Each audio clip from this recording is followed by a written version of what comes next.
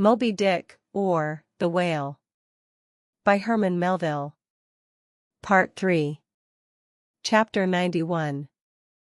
The Pequod meets the rosebud. In vain it was to rake for ambergris in the paunch of this leviathan, insufferable fader denying not inquiry. Sir T. Brown, V.E.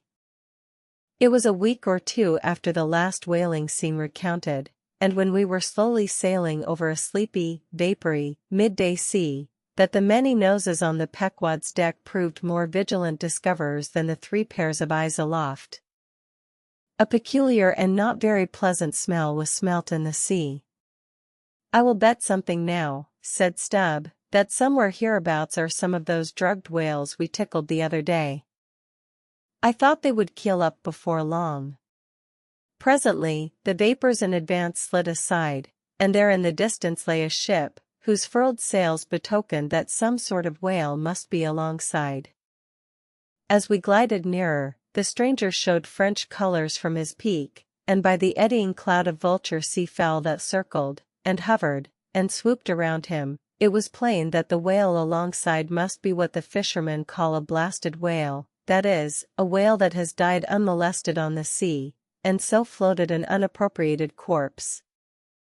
It may well be conceived what an unsavory odor such a mass must exhale, worse than an Assyrian city in the plague, when the living are incompetent to bury the departed.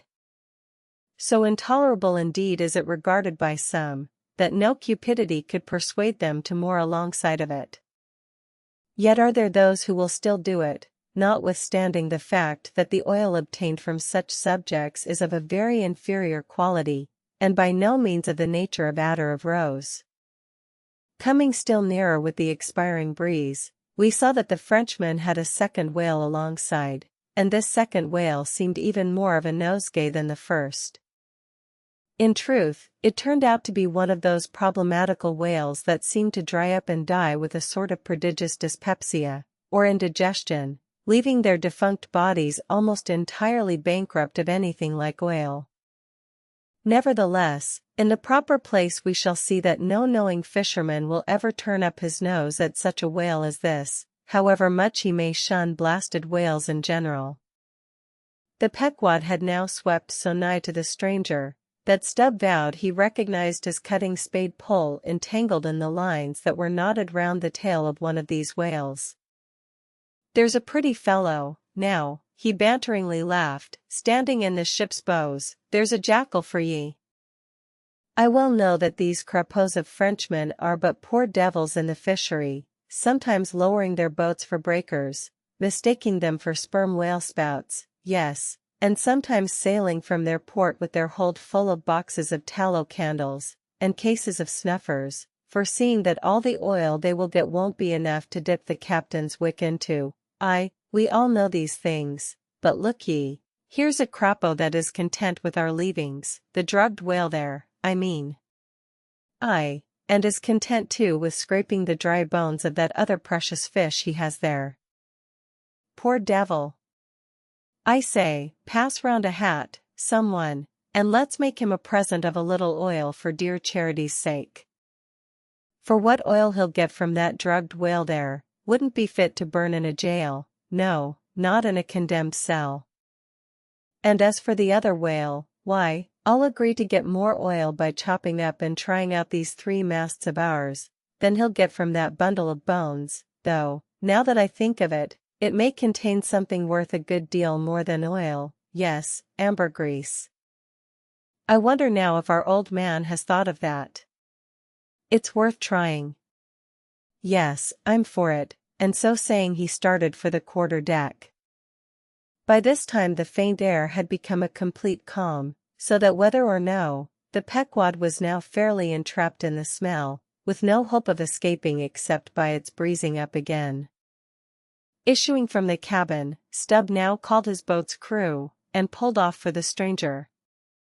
Drawing across her bow, he perceived that in accordance with the fanciful French taste, the upper part of her stem piece was carved in the likeness of a huge drooping stalk, was painted green, and for thorns had copper spikes projecting from it here and there, the whole terminating in a symmetrical folded bulb of a bright red color.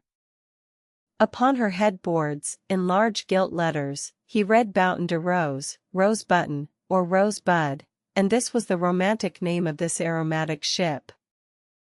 Though Stubb did not understand the Boughton part of the inscription, yet the word rose, and the bulbous figurehead put together, sufficiently explained the whole to him. A wooden rosebud, eh? He cried with his hand to his nose, that will do very well, but how like all creation it smells. Now in order to hold direct communication with the people on deck, he had to pull round the bows to the starboard side, and thus come close to the blasted whale, and so talk over it. Arrived then at this spot, with one hand still to his nose, he bawled Boughton de Rose, ahoy! Are there any of you Boughton de Roses that speak English? Yes, rejoined a Guernsey man from the bulwarks, who turned out to be the chief mate. Well, then, my Boughton de Rose bud, have you seen the white whale? What whale? The white whale, a sperm whale, Moby Dick, have you seen him? Never heard of such a whale. Cachalot Blanche. White whale, no. Very good, then, goodbye now, and I'll call again in a minute. Then rapidly pulling back towards the Pequod, and seeing Ahab leaning over the quarter-deck rail awaiting his report, he molded his two hands into a trumpet and shouted, "No, sir. No." Upon which Ahab retired, and Stubb returned to the Frenchman. He now perceived that the Guernsey man, who had just got into the chains, and was using a cutting spade, had slung his nose in a sort of bag. "What's the matter with your nose, there?" said Stubb. "Broke it? I wish it was broken, or that I didn't have any nose at all," answered the Guernsey man, who did not seem to relish the job he was at very much. "But what are you holding yours for?" "Oh, nothing. It's a wax nose, I have to hold it on. Fine day, ain't it? Rather gardeny, I should say. Throw us a bunch of posies, will ye, Boughton de Rose?" "What in the devil's name do you want here?" roared the Guernsey man, flying into a sudden passion. "Oh. Keep cool? Yes, that's the word. Why don't you pack those whales in ice while you're working at 'em? But joking aside, though, do you know, Rosebud, that it's all nonsense trying to get any oil out of such whales? As for that dried-up one, there, he hasn't a gill in his whole carcass. I know that well enough, but, d'ye see, the captain here won't believe it. This is his first voyage, he was a cologne manufacturer before. But come aboard, and mayhap he'll believe you, if he won't me, and so I'll get out of this dirty scrape." "Anything to oblige ye, my sweet and pleasant fellow," rejoined Stubb, and with that he soon mounted to the deck. There a queer scene presented itself. The sailors, in tasselled caps of red worsted, were getting the heavy tackles in readiness for the whales. But they worked rather slow and talked very fast, and seemed in anything but a good humor. All their noses upwardly projected from their faces like so many jib booms. Now and then pairs of them would drop their work, and run up to the masthead to get some fresh air. Some, thinking they would catch the plague, dipped oakum in coal tar, and at intervals held it to their nostrils. Others, having broken the stems of their pipes almost short off at the bowl, were vigorously puffing tobacco smoke, so that it constantly filled their olfactories. Stubb was struck by a shower of outcries and anathemas proceeding from the captain's roundhouse abaft, and looking in that direction saw a fiery face thrust from behind the door, which was held ajar from within. This was the tormented surgeon, who, after in vain remonstrating against the proceedings of the day, had bade ken himself to the captain's roundhouse, cabinet he called it, to avoid the pest, but still, could not help yelling out his entreaties and indignations at times. Marking all this, Stubb argued well for his scheme, and turning to the Guernsey man had a little chat with him, during which the stranger mate expressed his detestation of his captain as a conceited ignoramus, who had brought them all into so unsavory and unprofitable a pickle. Sounding him carefully, Stubb further perceived that the Guernsey man had not the slightest suspicion concerning the ambergris. He therefore held his peace on that head, but otherwise was quite frank and confidential with him, so that the two quickly concocted a little plan for both circumventing and satirizing the captain, without his at all dreaming of distrusting their sincerity. According to this little plan of theirs, the Guernsey man, under cover of an interpreter's office, was to tell the captain what he pleased, but as coming from Stubb, and as for Stubb, he was to utter any nonsense that should come uppermost in him during the interview. By this time their destined victim appeared from his cabin. He was a small and dark, but rather delicate-looking man for a sea captain, with large whiskers and mustache, however, and wore a red cotton velvet vest with watch seals at his side. To this gentleman, Stubb was now politely introduced by the Guernsey man, who at once ostentatiously put on the aspect of interpreting between them. "What shall I say to him first?" said he. "Why," said Stubb, eyeing the velvet vest and the watch and seals, "you may as well begin by telling him that he looks a sort of babyish to me, though I don't pretend to be a judge. He says, monsieur," said the Guernsey man, in French, turning to his captain, "that only yesterday his ship spoke a vessel, whose captain and chief mate, with 6 sailors, had all died of a fever caught from a blasted whale they had brought alongside." Upon this the captain started, and eagerly desired to know more. "What now?" said the Guernsey man to Stubb. "Why, since he takes it so easy, tell him that now I have eyed him carefully, I'm quite certain that he's no more fit to command a whale ship than a St. Iago monkey. In fact, tell him from me he's a baboon. He vows and declares, monsieur, that the other whale, the dried one, is far more deadly than the blasted one. In fine, monsieur, he conjures us, as we value our lives, to cut loose from these fish." Instantly the captain ran forward, and in a loud voice commanded his crew to desist from hoisting the cutting tackles, and at once cast loose the cables and chains confining the whales to the ship. "What now?" said the Guernsey man, when the captain had returned to them.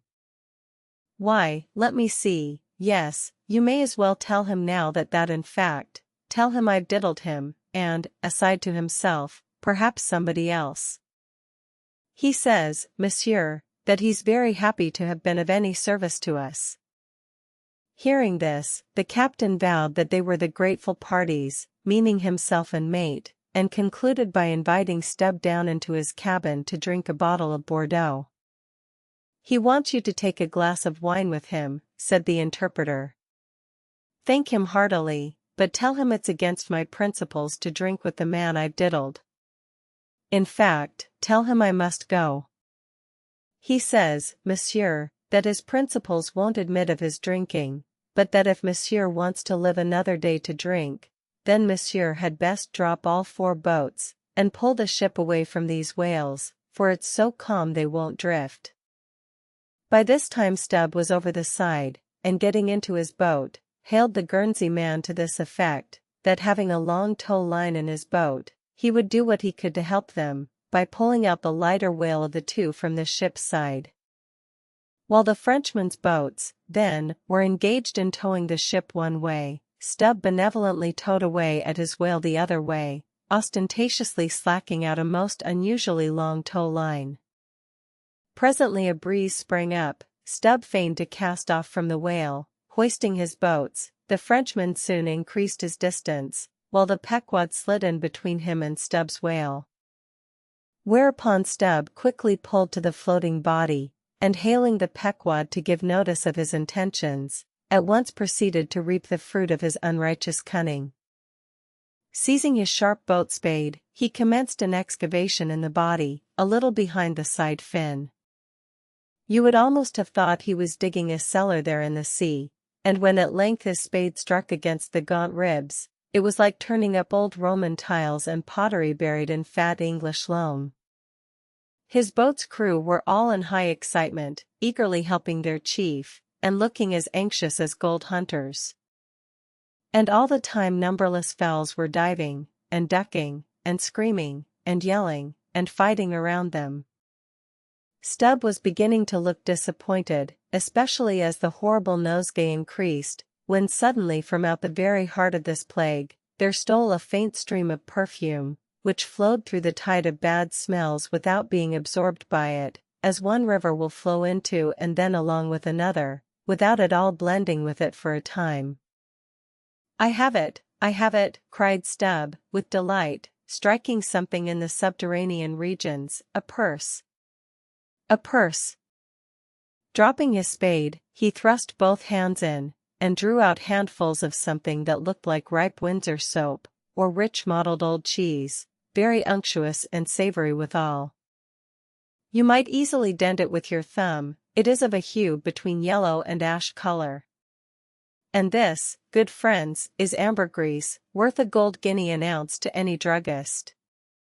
Some 6 handfuls were obtained, but more was unavoidably lost in the sea, and still more, perhaps, might have been secured were it not for impatient Ahab's loud command to Stubb to desist, and come on board, else the ship would bid them goodbye. Chapter 92. Ambergris. Now this ambergris is a very curious substance, and so important as an article of commerce, that in 1791 a certain Nantucket-born Captain Coffin was examined at the bar of the English House of Commons on that subject. For at that time, and indeed until a comparatively late day, the precise origin of ambergris remained, like amber itself, a problem to the learned.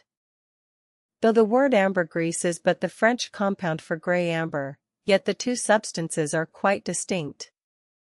For amber, though at times found on the sea-coast, is also dug up in some far inland soils, whereas ambergris is never found except upon the sea. Besides, amber is a hard, transparent, brittle, odorless substance, used for mouthpieces to pipes, for beads and ornaments, but ambergris is soft, waxy, and so highly fragrant and spicy, that it is largely used in perfumery, in pot tiles, precious candles, hair powders, and pomatum. The Turks use it in cooking, and also carry it to Mecca, for the same purpose that frankincense is carried to St. Peter's in Rome. Some wine merchants drop a few grains into claret, to flavor it. Who would think, then, that such fine ladies and gentlemen should regale themselves with an essence found in the inglorious bowels of a sick whale? Yet so it is. By some, ambergris is supposed to be the cause, and by others the effect, of the dyspepsia in the whale.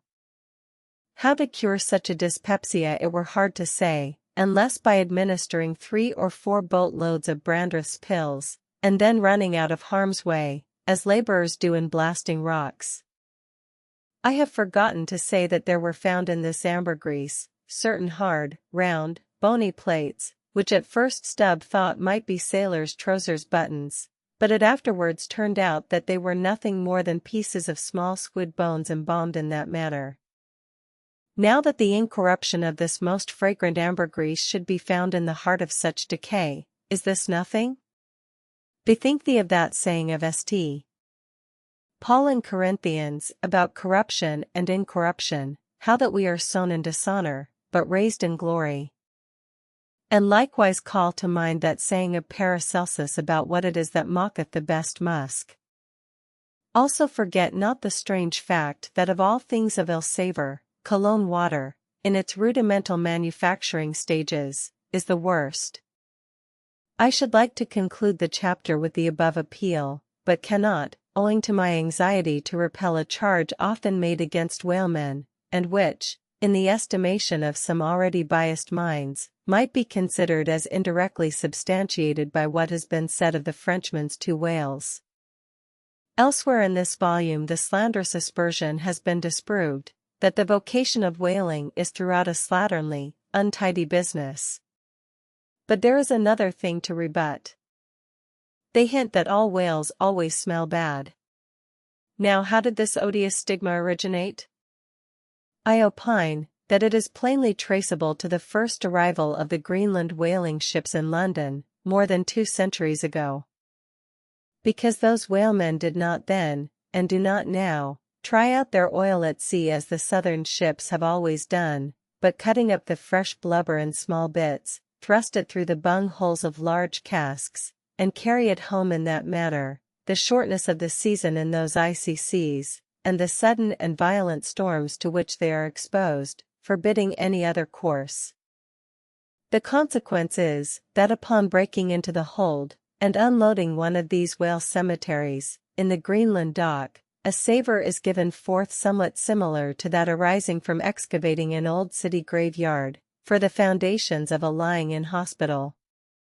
I partly surmise also, that this wicked charge against whalers may be likewise imputed to the existence on the coast of Greenland, in former times, of a Dutch village called Smerenberg or Smerenberg, which latter name is the one used by the learned Fogo van Slack, in his great work on smells, a textbook on that subject.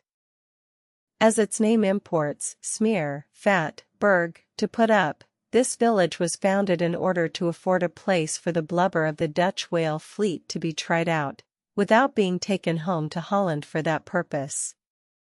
It was a collection of furnaces, fat kettles, and oil sheds, and when the works were in full operation certainly gave forth no very pleasant savour. But all this is quite different with a South Sea sperm whaler, which in a voyage of 4 years perhaps, after completely filling her hold with oil, does not, perhaps, consume 50 days in the business of boiling out, and in the state that it is casked, the oil is nearly scentless.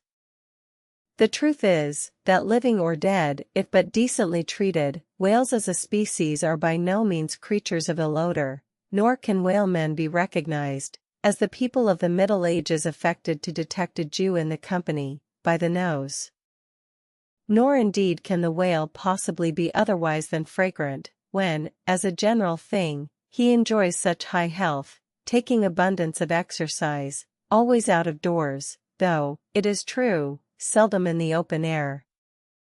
I say, that the motion of a sperm whale's flukes above water dispenses a perfume, as when a musk-scented lady rustles her dress in a warm parlor. What then shall I liken the sperm whale to for fragrance, considering his magnitude? Must it not be to that famous elephant, with jeweled tusks, and redolent with myrrh, which was led out of an Indian town to do honor to Alexander the Great? Chapter 93. The Castaway. It was but some few days after encountering the Frenchman, that a most significant event befell the most insignificant of the Pequod's crew, an event most lamentable, and which ended in providing the sometimes madly merry and predestinated craft with a living and ever-accompanying prophecy of whatever shattered sequel might prove her own. Now, in the whale ship, it is not every one that goes in the boats. Some few hands are reserved called ship-keepers, whose province it is to work the vessel while the boats are pursuing the whale. As a general thing, these ship-keepers are as hardy fellows as the men comprising the boat's crews. But if there happen to be an unduly slender, clumsy, or timorous wight in the ship, that wight is certain to be made a ship-keeper. It was so in the Pequod with the little negro Pippin by nickname, Pip by abbreviation. Poor Pip! Ye have heard of him before, ye must remember his tambourine on that dramatic midnight, so gloomy jolly. In outer aspect, Pip and Doughboy made a match, like a black pony and a white one, of equal developments, though of dissimilar color, driven in one eccentric span. But while hapless Doughboy was by nature dull and torpid in his intellects, Pip, though over-tender-hearted, was at bottom very bright, with that pleasant, genial, jolly brightness peculiar to his tribe, a tribe, which ever enjoy all holidays and festivities with finer, freer relish than any other race. For blacks, the year's calendar should show naught but 365 4th of Julys and New Year's days. Nor smile so, while I write that this little black was brilliant, for even blackness has its brilliancy. Behold yon lustrous ebony, panelled in king's cabinets. But Pip loved life, and all life's peaceable securities, so that the panic-striking business in which he had somehow unaccountably become entrapped, had most sadly blurred his brightness, though, as ere long will be seen, what was thus temporarily subdued in him, in the end was destined to be luridly illumined by strange wild fires, that fictitiously showed him off to 10 times the natural luster with which in his native Tolland County in Connecticut, he had once enlivened many a fiddler. Frolic on the green, and at melodious eventide, with his gay ha-ha, had turned the round horizon into one star-belled tambourine. So, though in the clear air of day, suspended against a blue-veined neck, the pure-watered diamond drop will healthful glow, yet, when the cunning jeweler would show you the diamond in its most impressive luster, he lays it against a gloomy ground, and then lights it up, not by the sun, but by some unnatural gases. Then come out those fiery effulgences, infernally superb, then the evil blazing diamond, once the divinest symbol of the crystal skies, looks like some crown jewel stolen from the king of hell. But let us to the story. It came to pass, that in the ambergris affair Stubbs after oarsman chanced so to sprain his hand, as for a time to become quite maimed, and, temporarily, Pip was put into his place.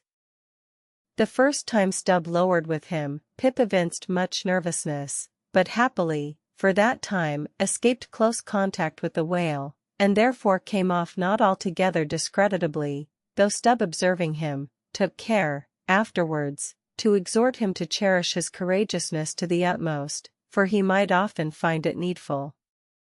Now upon the second lowering, the boat paddled upon the whale, and as the fish received the darted iron, it gave its customary rap, which happened, in this instance, to be right under poor Pip's seat. The involuntary consternation of the moment caused him to leap, paddle in hand, out of the boat, and in such a way, that part of the slack whale line coming against his chest, he breasted it overboard with him, so as to become entangled in it, when at last plumping into the water. That instant the stricken whale started on a fierce run, the line swiftly straightened, and presto! Poor Pip came all foaming up to the chocks of the boat, remorselessly dragged there by the line, which had taken several turns around his chest and neck. Tashtego stood in the bows. He was full of the fire of the hunt. He hated Pip for a poltroon. Snatching the boat knife from its sheath, he suspended its sharp edge over the line, and turning towards Stubb, exclaimed interrogatively, "Cut?" Meantime Pip's blue, choked face plainly looked, "Do, for God's sake." All passed in a flash. In less than half a minute, this entire thing happened. "Damn him, cut!" roared Stubb, and so the whale was lost and Pip was saved. So soon as he recovered himself, the poor little negro was assailed by yells and execrations from the crew. Tranquilly permitting these irregular cursings to evaporate, Stubb then in a plain, businesslike, but still half-humorous manner, cursed Pip officially, and that done, unofficially gave him much wholesome advice. The substance was, never jump from a boat, Pip, except but all the rest was indefinite, as the soundest advice ever is. Now, in general, stick to the boat, is your true motto in whaling, but cases will sometimes happen when leap from the boat, is still better. Moreover, as if perceiving at last that if he should give undiluted conscientious advice to Pip, he would be leaving him too wide a margin to jump in for the future, Stubb suddenly dropped all advice, and concluded with a peremptory command, "Stick to the boat, Pip, or by the Lord, I won't pick you up if you jump, mind that. We can't afford to lose whales by the likes of you. A whale would sell for 30 times what you would, Pip, in Alabama. Bear that in mind, and don't jump any more." Hereby perhaps Stubb indirectly hinted that though man loved his fellow, yet man is a money-making animal, which propensity too often interferes with his benevolence. But we are all in the hands of the gods, and Pip jumped again. It was under very similar circumstances to the first performance, but this time he did not breast out the line, and hence, when the whale started to run, Pip was left behind on the sea, like a hurried traveler's trunk. Alas! Stubb was but too true to his word. It was a beautiful, bounteous, blue day, the spangled sea calm and cool, and flatly stretching away, all round, to the horizon, like gold beater's skin hammered out to the extremist. Bobbing up and down in that sea, Pip's ebon head showed like a head of cloves. No boat knife was lifted when he fell so rapidly astern. Stubb's inexorable back was turned upon him, and the whale was winged. In 3 minutes, a whole mile of shoreless ocean was between Pip and Stubb. Out from the center of the sea, poor Pip turned his crisp, curling, black head to the sun, another lonely castaway, though the loftiest and the brightest. Now, in calm weather, to swim in the open ocean is as easy to the practiced swimmer as to ride in a spring carriage ashore. But the awful lonesomeness is intolerable. The intense concentration of self in the middle of such a heartless immensity, my God! Who can tell it? Mark, how when sailors in a dead calm bathe in the open sea, mark how closely they hug their ship and only coast along her sides. But had Stubb really abandoned the poor little negro to his fate? No, he did not mean to, at least.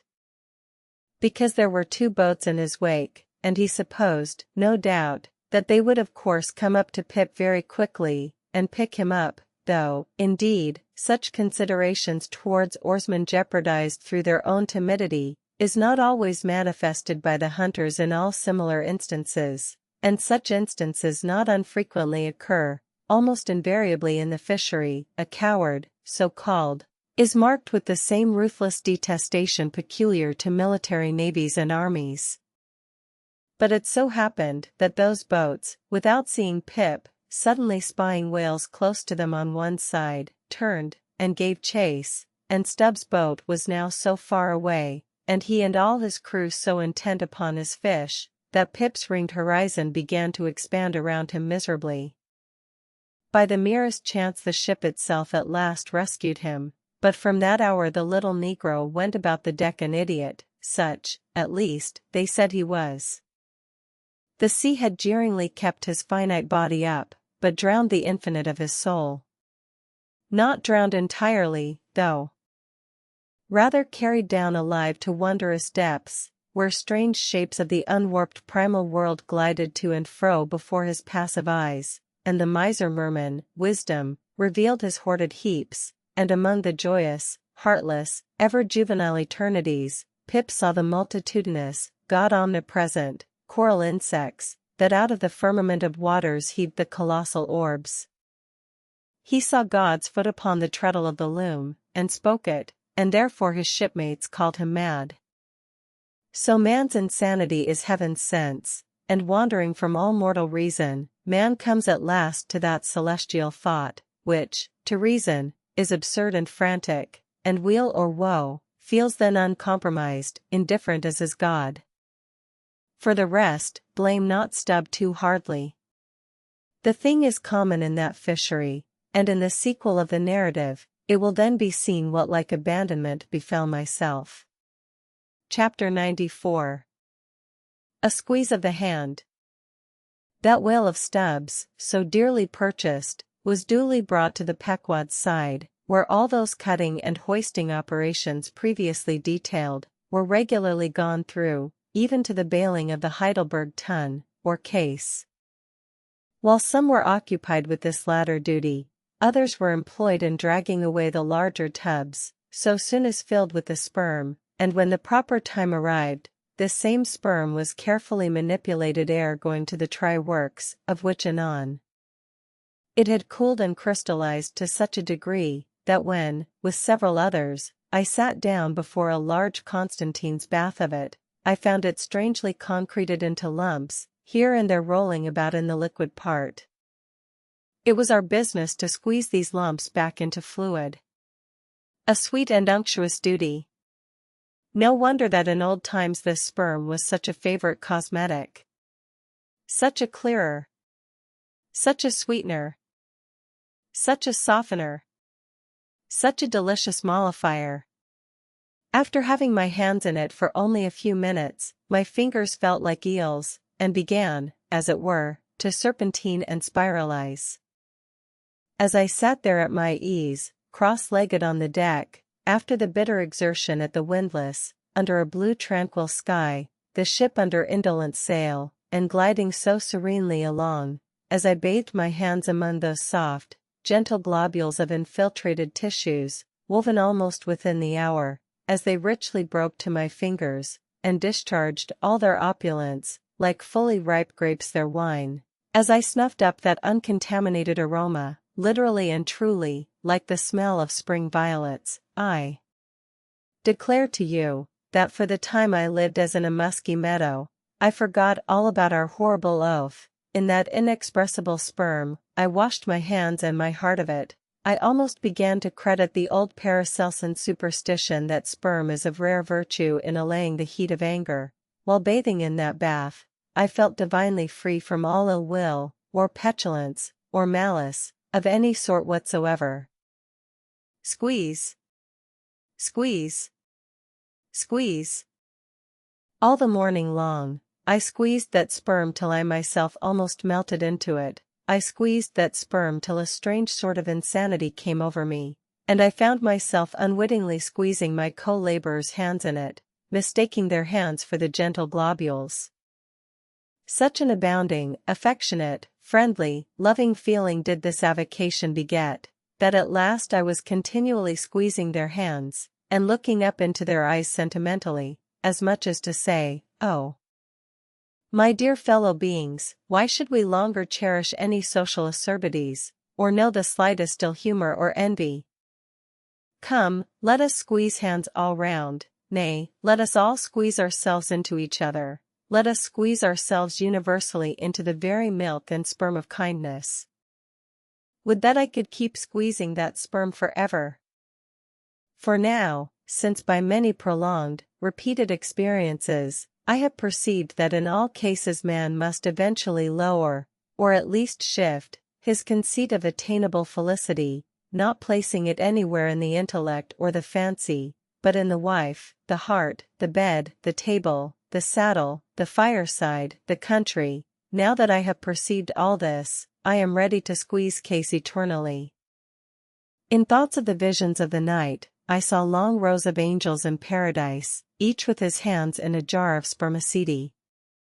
Now, while discoursing of sperm, it behooves to speak of other things akin to it, in the business of preparing the sperm whale for the try-works. First comes white horse, so called, which is obtained from the tapering part of the fish, and also from the thicker portions of his flukes. It is tough with congealed tendons, a wad of muscle, but still contains some oil. After being severed from the whale, the white horse is first cut into portable oblongs ere going to the mincer. They look much like blocks of Berkshire marble. Plum pudding is the term bestowed upon certain fragmentary parts of the whale's flesh, here and there adhering to the blanket of blubber, and often participating to a considerable degree in its unctuousness. It is a most refreshing, convivial, beautiful object to behold. As its name imports, it is of an exceedingly rich, mottled tint, with a bestreaked snowy and golden ground, dotted with spots of the deepest crimson and purple. It is plums of rubies, in pictures of citron. Spite of reason, it is hard to keep yourself from eating it. I confess, that once I stole behind the foremast to try it. It tasted something as I should conceive a royal cutlet from the thigh of Louis le Gros might have tasted, supposing him to have been killed the first day after the venison season, and that particular venison season contemporary with an unusually fine vintage of the vineyards of Champagne. There is another substance, and a very singular one, which turns up in the course of this business, but which I feel it to be very puzzling adequately to describe. It is called Slobgolion, an appellation original with the whalemen, and even so is the nature of the substance. It is an ineffably oozy, stringy affair, most frequently found in the tubs of sperm, after a prolonged squeezing, and subsequent decanting. I hold it to be the wondrously thin, ruptured membranes of the case, coalescing. Gurry, so called, is a term properly belonging to right whalemen, but sometimes incidentally used by the sperm fishermen. It designates the dark, glutinous substance which is scraped off the back of the Greenland or right whale, and much of which covers the decks of those inferior souls who hunt that ignoble leviathan. Nippers. Strictly, this word is not indigenous to the whale's vocabulary. But as applied by whalemen, it becomes so. A whaleman's nipper is a short firm strip of tendinous stuff cut from the tapering part of leviathan's tail. It averages an inch in thickness, and for the rest, is about the size of the iron part of a hoe. Edgewise moved along the oily deck, it operates like a leathern squilgee, and by nameless blandishments, as of magic, allures along with it all impurities. But to learn all about these recondite matters, your best way is at once to descend into the blubber room, and have a long talk with its inmates. This place has previously been mentioned as the receptacle for the blanket pieces, when stripped and hoisted from the whale. When the proper time arrives for cutting up its contents, this apartment is a scene of terror to all tyros, especially by night. On one side, lit by a dull lantern, a space has been left clear for the workmen. They generally go in pairs, a pike and gaffman and a spademan. The whaling pike is similar to a frigate's boarding weapon of the same name. The gaff is something like a boat hook. With his gaff, the gaffman hooks onto a sheet of blubber, and strives to hold it from slipping, as the ship pitches and lurches about. Meanwhile, the spademan stands on the sheet itself, perpendicularly chopping it into the portable horse pieces. This spade is sharp as hone can make it. The spademan's feet are shoeless, the thing he stands on will sometimes irresistibly slide away from him, like a sledge. If he cuts off one of his own toes, or one of his assistants, would you be very much astonished? Toes are scarce among veteran blubber-room men. Chapter 95. The Cassock. Had you stepped on board the Pequod at a certain juncture of this post-mortemizing of the whale, and had you strolled forward nigh the windlass, pretty sure am I that you would have scanned with no small curiosity a very strange, enigmatical object, which you would have seen there, lying along lengthwise in the lee scuppers. Not the wondrous cistern in the whale's huge head, not the prodigy of his unhinged lower jaw, not the miracle of his symmetrical tail, none of these would so surprise you, as half a glimpse of that unaccountable cone, longer than a Kentuckian is tall, nigh a foot in diameter at the base, and jet black as Yojo, the ebony idol of Queequeg. And an idol, indeed, it is, or, rather, in old times, its likeness was. Such an idol as that found in the secret groves of Queen Macha in Judea, and for worshipping which, King Asa, her son, did depose her, and destroyed the idol, and burnt it for an abomination at the brook Kedron, as darkly set forth in the 15th chapter of the first book of Kings. Look at the sailor, called the mincer, who now comes along, and assisted by two allies, heavily backs the grandissimus, as the mariners call it, and with bowed shoulders, staggers off with it as if he were a grenadier carrying a dead comrade from the field. Extending it upon the forecastle deck, he now proceeds cylindrically to remove its dark pelt, as an African hunter the pelt of a boa. This done, he turns the pelt inside out, like a pantaloon leg, gives it a good stretching, so as almost to double its diameter, and at last hangs it, well spread, in the rigging, to dry. Ere long, it is taken down, when removing some 3 feet of it, towards the pointed extremity, and then cutting 2 slits for arm-holes at the other end, he lengthwise slips himself bodily into it. The mincer now stands before you invested in the full canonicals of his calling.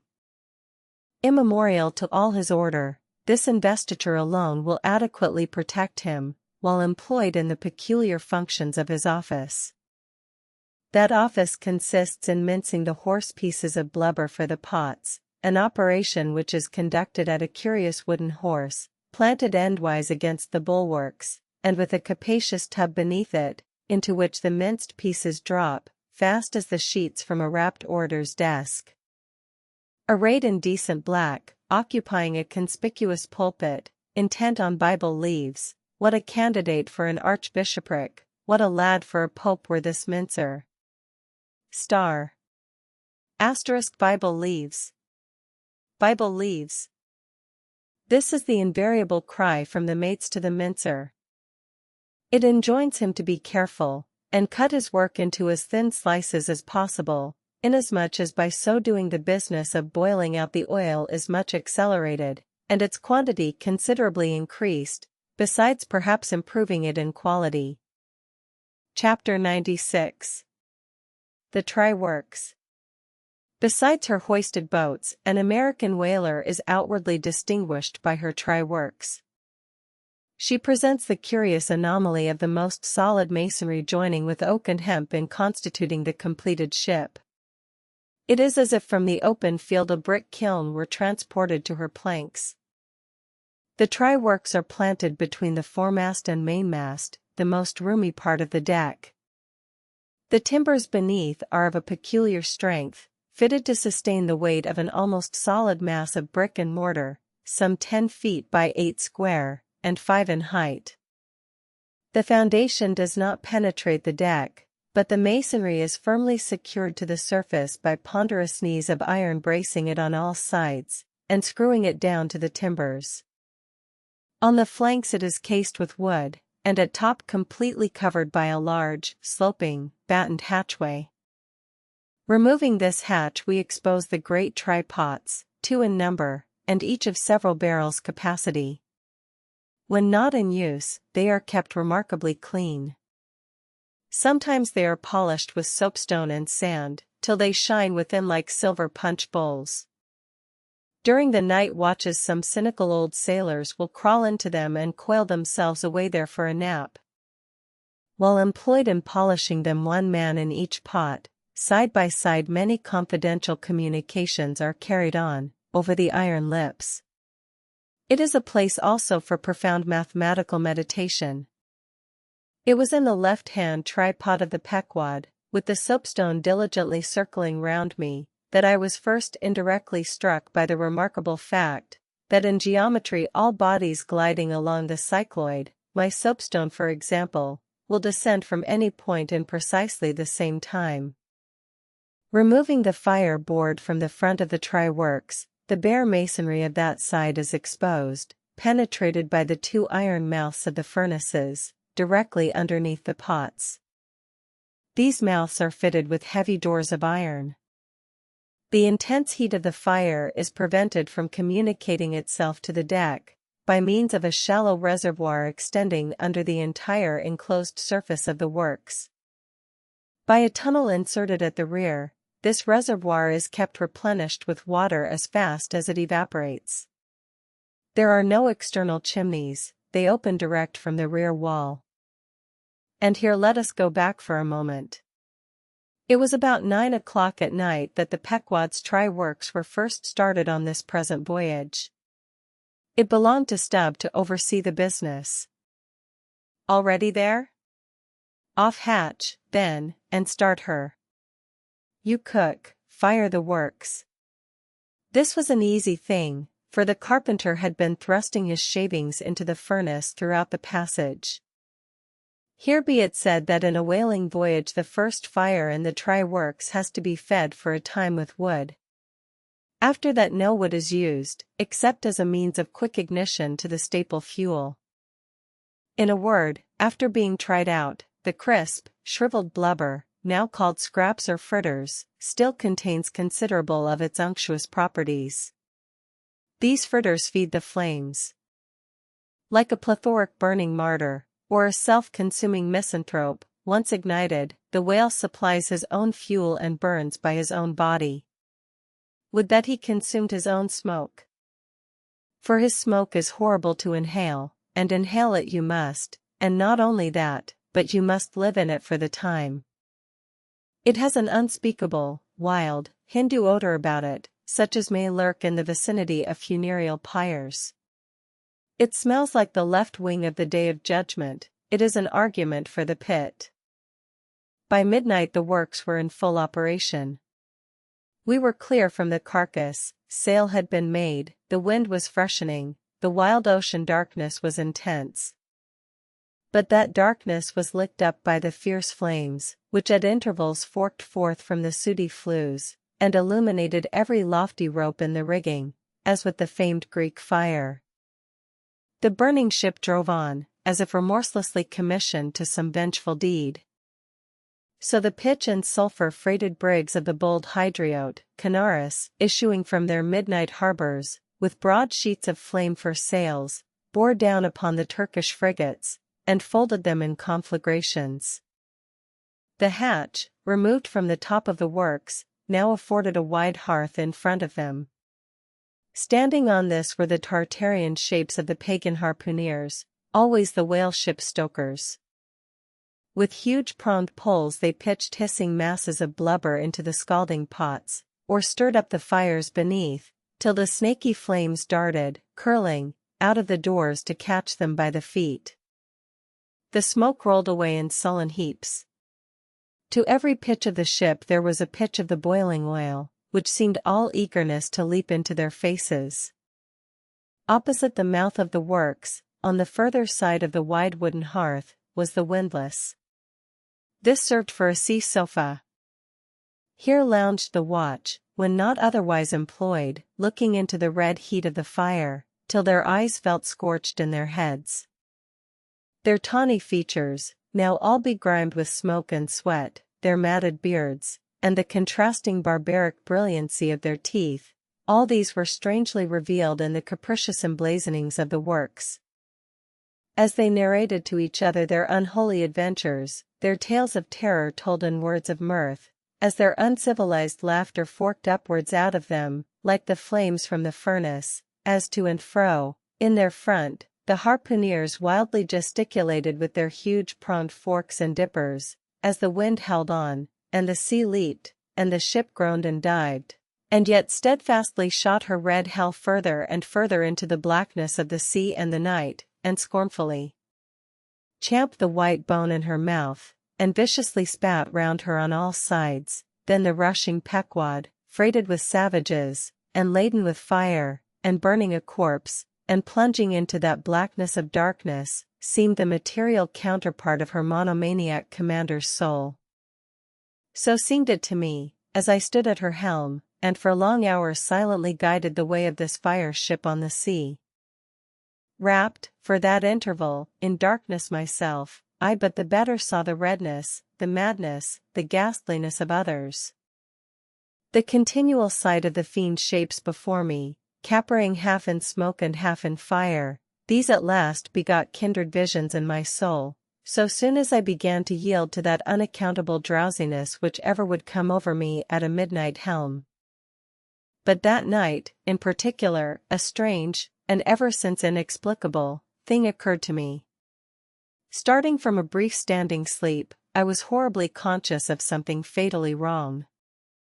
The jawbone tiller smote my side, which leaned against it. In my ears was the low hum of sails, just beginning to shake in the wind. I thought my eyes were open. I was half conscious of putting my fingers to the lids and mechanically stretching them still further apart.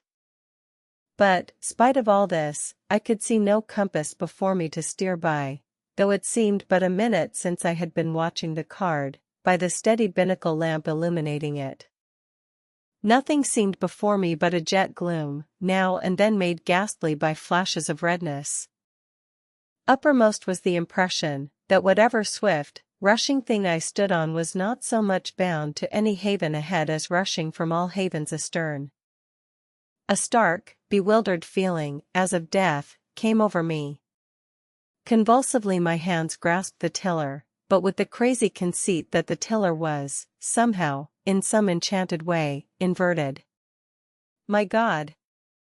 What is the matter with me? Thought I, lo! In my brief sleep I had turned myself about, and was fronting the ship's stern, with my back to her prow and the compass. In an instant I faced back, just in time to prevent the vessel from flying up into the wind, and very probably capsizing her.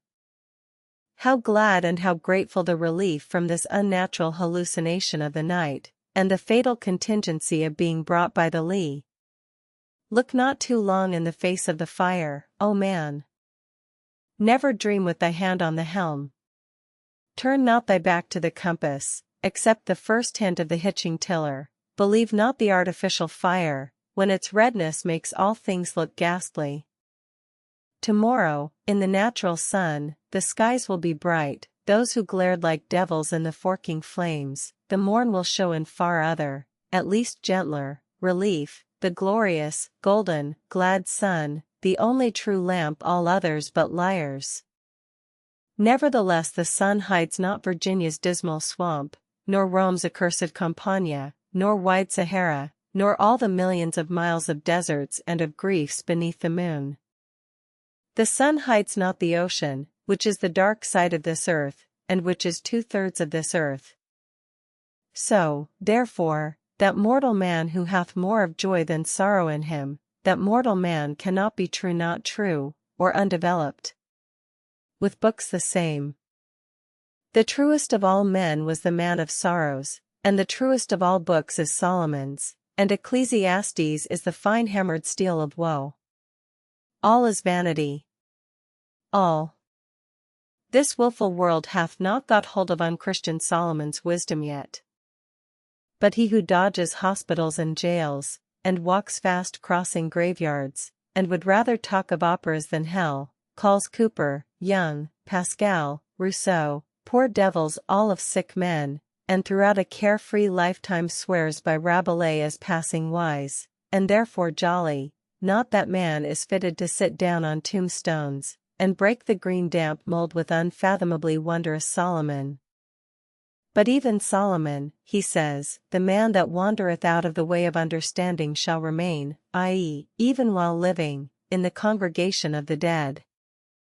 Give not thyself up, then, to fire, lest it invert thee, deaden thee, as for the time it did me. There is a wisdom that is woe, but there is a woe that is madness. And there is a Catskill eagle in some souls that can alike dive down into the blackest gorges, and soar out of them again and become invisible in the sunny spaces. And even if he forever flies within the gorge, that gorge is in the mountains, so that even in his lowest swoop the mountain eagle is still higher than other birds upon the plain, even though they soar. Chapter 97. The Lamp. Had you descended from the Pequod's try-works to the Pequod's forecastle, where the off-duty watch were sleeping, for one single moment you would have almost thought you were standing in some illuminated shrine of canonized kings and counselors. There they lay in their triangular oaken vaults, each mariner a chiseled muteness, a score of lamps flashing upon his hooded eyes. In merchantmen, oil for the sailor is more scarce than the milk of queens. To dress in the dark, and eat in the dark, and stumble in darkness to his pallet, this is his usual lot. But the whaleman, as he seeks the food of light, so he lives in light.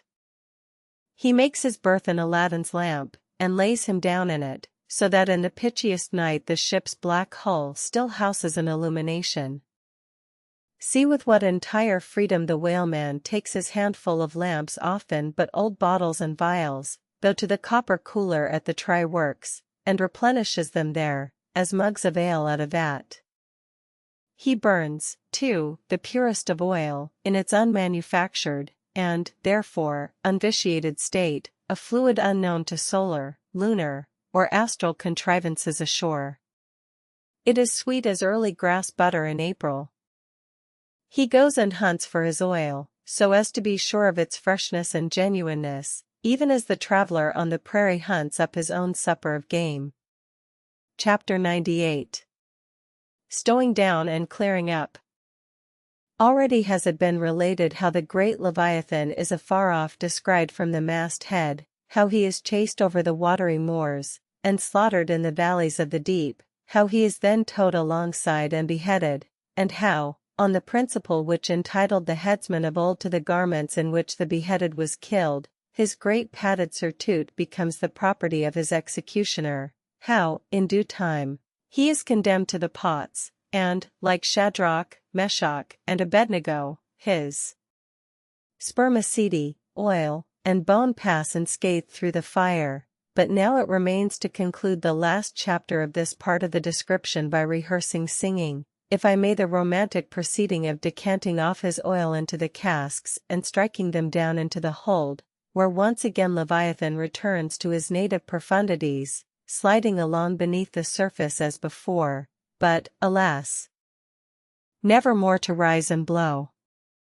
While still warm, the oil, like hot punch, is received into the 6-barrel casks, and while, perhaps, the ship is pitching and rolling this way and that in the midnight sea, the enormous casks are slewed round and headed over, end for end, and sometimes perilously skewed across the slippery deck, like so many landslides, till at last manhandled and stayed in their course, and all round the hoops, rap, rap, go as many hammers as can play upon them, for now, ex officio, every sailor is a cooper. At length, when the last pint is casked, and all is cool, then the great hatchways are unsealed, the bowels of the ship are thrown open, and down go the casks to their final rest in the sea. This done, the hatches are replaced, and hermetically closed, like a closet walled up. In the sperm fishery, this is perhaps one of the most remarkable incidents in all the business of whaling. One day the planks stream with freshets of blood and oil. On the sacred quarter-deck enormous masses of the whale's head are profanely piled, great rusty casks lie about, as in a brewery yard, the smoke from the try-works has besooted all the bulwarks, the mariners go about suffused with unctuousness, the entire ship seems great Leviathan himself, while on all hands the din is deafening.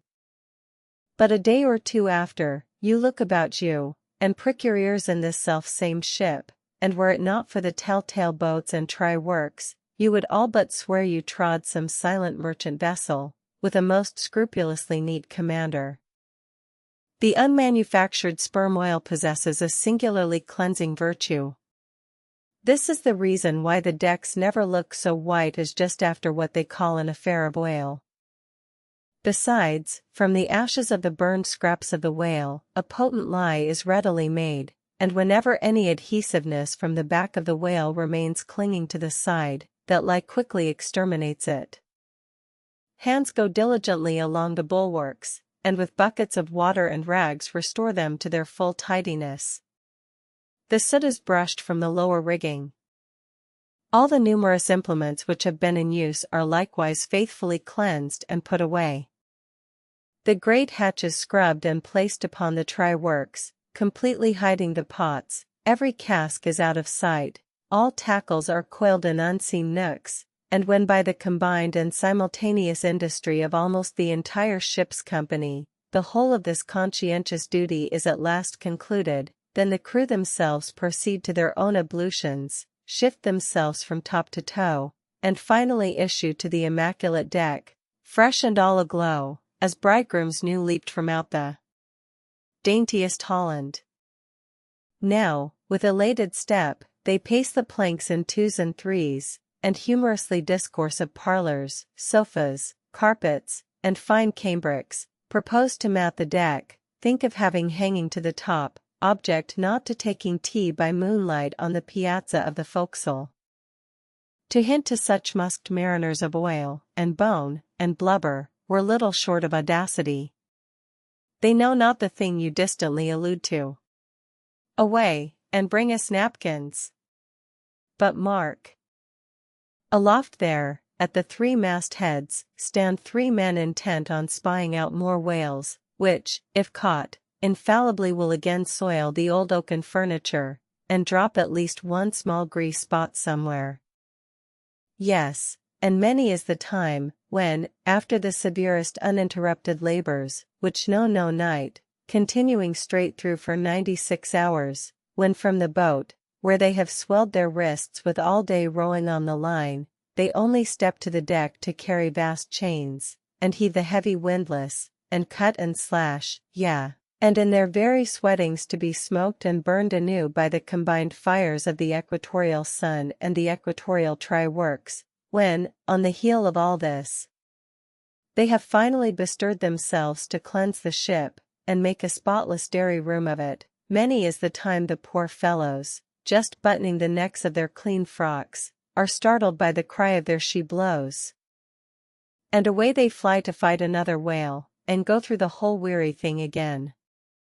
Oh, my friends, but this is man-killing. Yet this is life.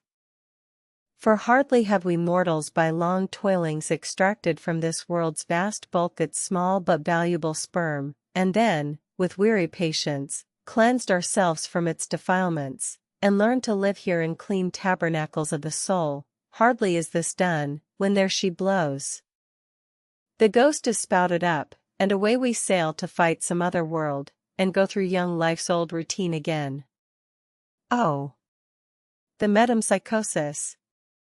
Oh, Pythagoras, that in bright Greece, 2000 years ago, did die, so good, so wise, so mild. I sailed with thee along the Peruvian coast last voyage and, foolish as I am, taught thee, a green simple boy, how to splice a rope.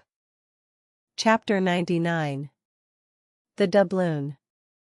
Ere now it has been related how Ahab was wont to pace his quarter-deck, taking regular turns at either limit, the binnacle and mainmast, but in the multiplicity of other things requiring narration it has not been added how that sometimes in these walks, when most plunged in his mood, he was wont to pause in turn at each spot, and stand there strangely eyeing the particular object before him.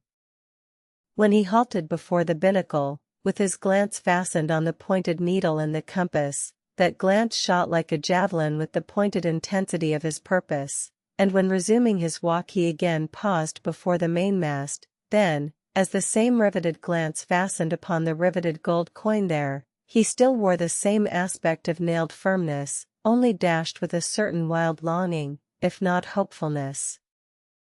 But one morning, turning to pass the doubloon, he seemed to be newly attracted by the strange figures and inscriptions stamped on it, as though now for the first time beginning to interpret for himself in some monomaniac way whatever significance might lurk in them.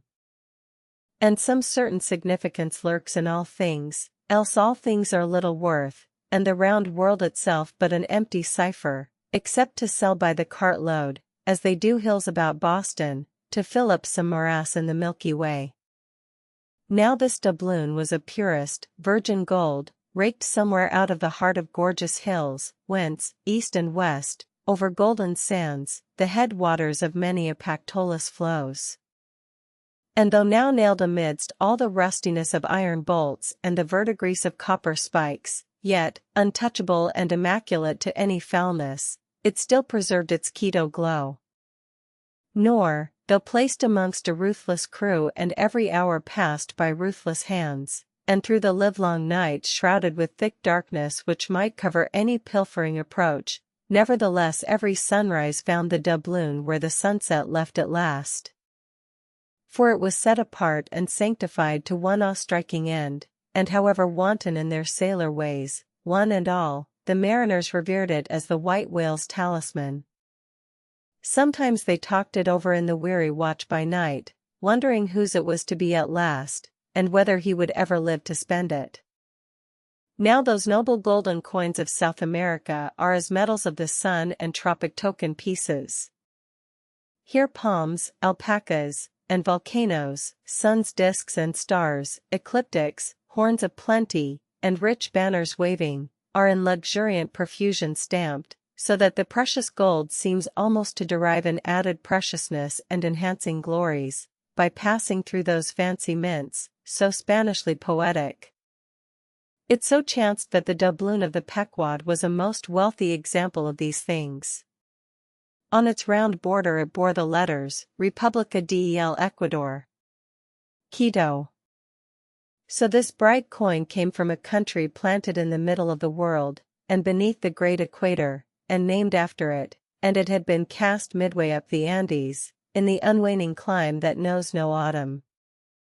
Zoned by those letters you saw the likeness of 3 Andes summits, from one a flame, a tower on another, on the third a crowing cock, while arching over all was a segment of the partition zodiac, the signs all marked with their usual cabalistics, and the keystone sun entering the equinoctial point at Libra. Before this equatorial coin, Ahab, not unobserved by others, was now pausing. There's something ever egotistical in mountain tops and towers, and all other grand and lofty things. Look here, 3 peaks as proud as Lucifer. The firm tower, that is Ahab, the volcano, that is Ahab, the courageous, the undaunted, and victorious fowl, that, too, is Ahab, all are Ahab, and this round gold is but the image of the rounder globe, which, like a magician's glass, to each and every man in turn but mirrors back his own mysterious self. Great pains, small gains for those who ask the world to solve them, it cannot solve itself. Methinks now this coin's sun wears a ruddy face, but see. He enters the sign of storms, the equinox. And but 6 months before he wheeled out of a former equinox at Aries. From storm to storm. So be it, then. Born in throes, 'tis fit that man should live in pains and die in pangs. So be it, then. Here's stout stuff for woe to work on. So be it, then. No fairy fingers can have pressed the gold, but devil's claws must have left their moldings there since yesterday, murmured Starbuck to himself, leaning against the bulwarks. The old man seems to read Belshazzar's awful writing. I have never marked the coin inspectingly. He goes below, let me read. A dark valley between 3 mighty, heaven-abiding peaks, that almost seem the Trinity, in some faint earthly symbol. So in this vale of death, God girds us round, and over all our gloom, the sun of righteousness still shines a beacon and a hope. If we bend down our eyes, the dark veil shows her mouldy soil, but if we lift them, the bright sun meets our glance halfway, to cheer. Yet, oh, the great sun is no fixture, and if, at midnight, we would fain snatch some sweet solace from him, we gaze for him in vain. This coin speaks wisely, mildly, truly, but still sadly to me. I will quit it, lest truth shake me falsely. There now's the old mogul, soliloquized Stubb by the try-works, he's been twigging it, and there goes Starbuck from the same, and both with faces which I should say might be somewhere within 9 fathoms long. And all from looking at a piece of gold, which did I have it now on Negro Hill or in Corlaer's Hook, I'd not look at it very long ere spending it. Humph. In my poor, insignificant opinion, I regard this as queer. I have seen doubloons before now in my voyagings, your doubloons of old Spain, your doubloons of Peru, your doubloons of Chile, your doubloons of Bolivia, your doubloons of Popayan, with plenty of gold moidores and pistoles, and joes, and half-joes, and quarter-joes. What then should there be in this doubloon of the equator that is so killing wonderful? By Golconda. Let me read it once. Hello. Here's signs and wonders truly. That, now, is what old Bowditch in his epitome calls the zodiac, and what my almanac below calls ditto. I'll get the almanac, and as I have heard devils can be raised with Dable's arithmetic, I'll try my hand at raising a meaning out of these queer curvicues here with the Massachusetts calendar. Here's the book. Let's see now.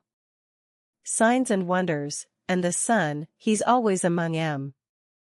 Hem, here they go all alive. Aries, or the ram, Taurus, or the bull and Gemini. Here's Gemini himself, or the twins. Well, the sun he wheels among 'em. Here on the coin he's just crossing the threshold between 2 of 12 sitting rooms all in a ring. Book. You lie there, the fact is, you books must know your places. You'll do to give us the bare words and facts, but we come in to supply the thoughts. That's my small experience, so far as the Massachusetts calendar, and Bowditch's navigator, and Dable's arithmetic go. Signs and wonders, eh? Pity if there is nothing wonderful in signs, and significant in wonders. There's a clue somewhere, wait a bit, hissed Hark. By Jove, I have it. Look you, doubloon, your zodiac here is the life of man in one round chapter, and now I'll read it off, straight out of the book. Come, almanac. To begin. There's Aries, or the round lecherous dog, he begets us, then, Taurus, or the bull he bumps us the first thing, then Gemini, or the twins that is, virtue and vice, we try to reach virtue, when lo! Comes Cancer the crab, and drags us back, and here, going from virtue, Leo, a roaring lion, lies in the path he gives a few fierce bites and surly dabs with his paw, we escape, and hail Virgo, the virgin. That's our first love, we marry and think to be happy for aye, when pop comes Libra, or the scales happiness weighed and found wanting, and while we are very sad about that, Lord, how we suddenly jump, as Scorpio, or the scorpion, stings us in the rear, we are curing the wound, when weighing come the arrows all round, Sagittarius, or the archer, is amusing himself. As we pluck out the shafts, stand aside.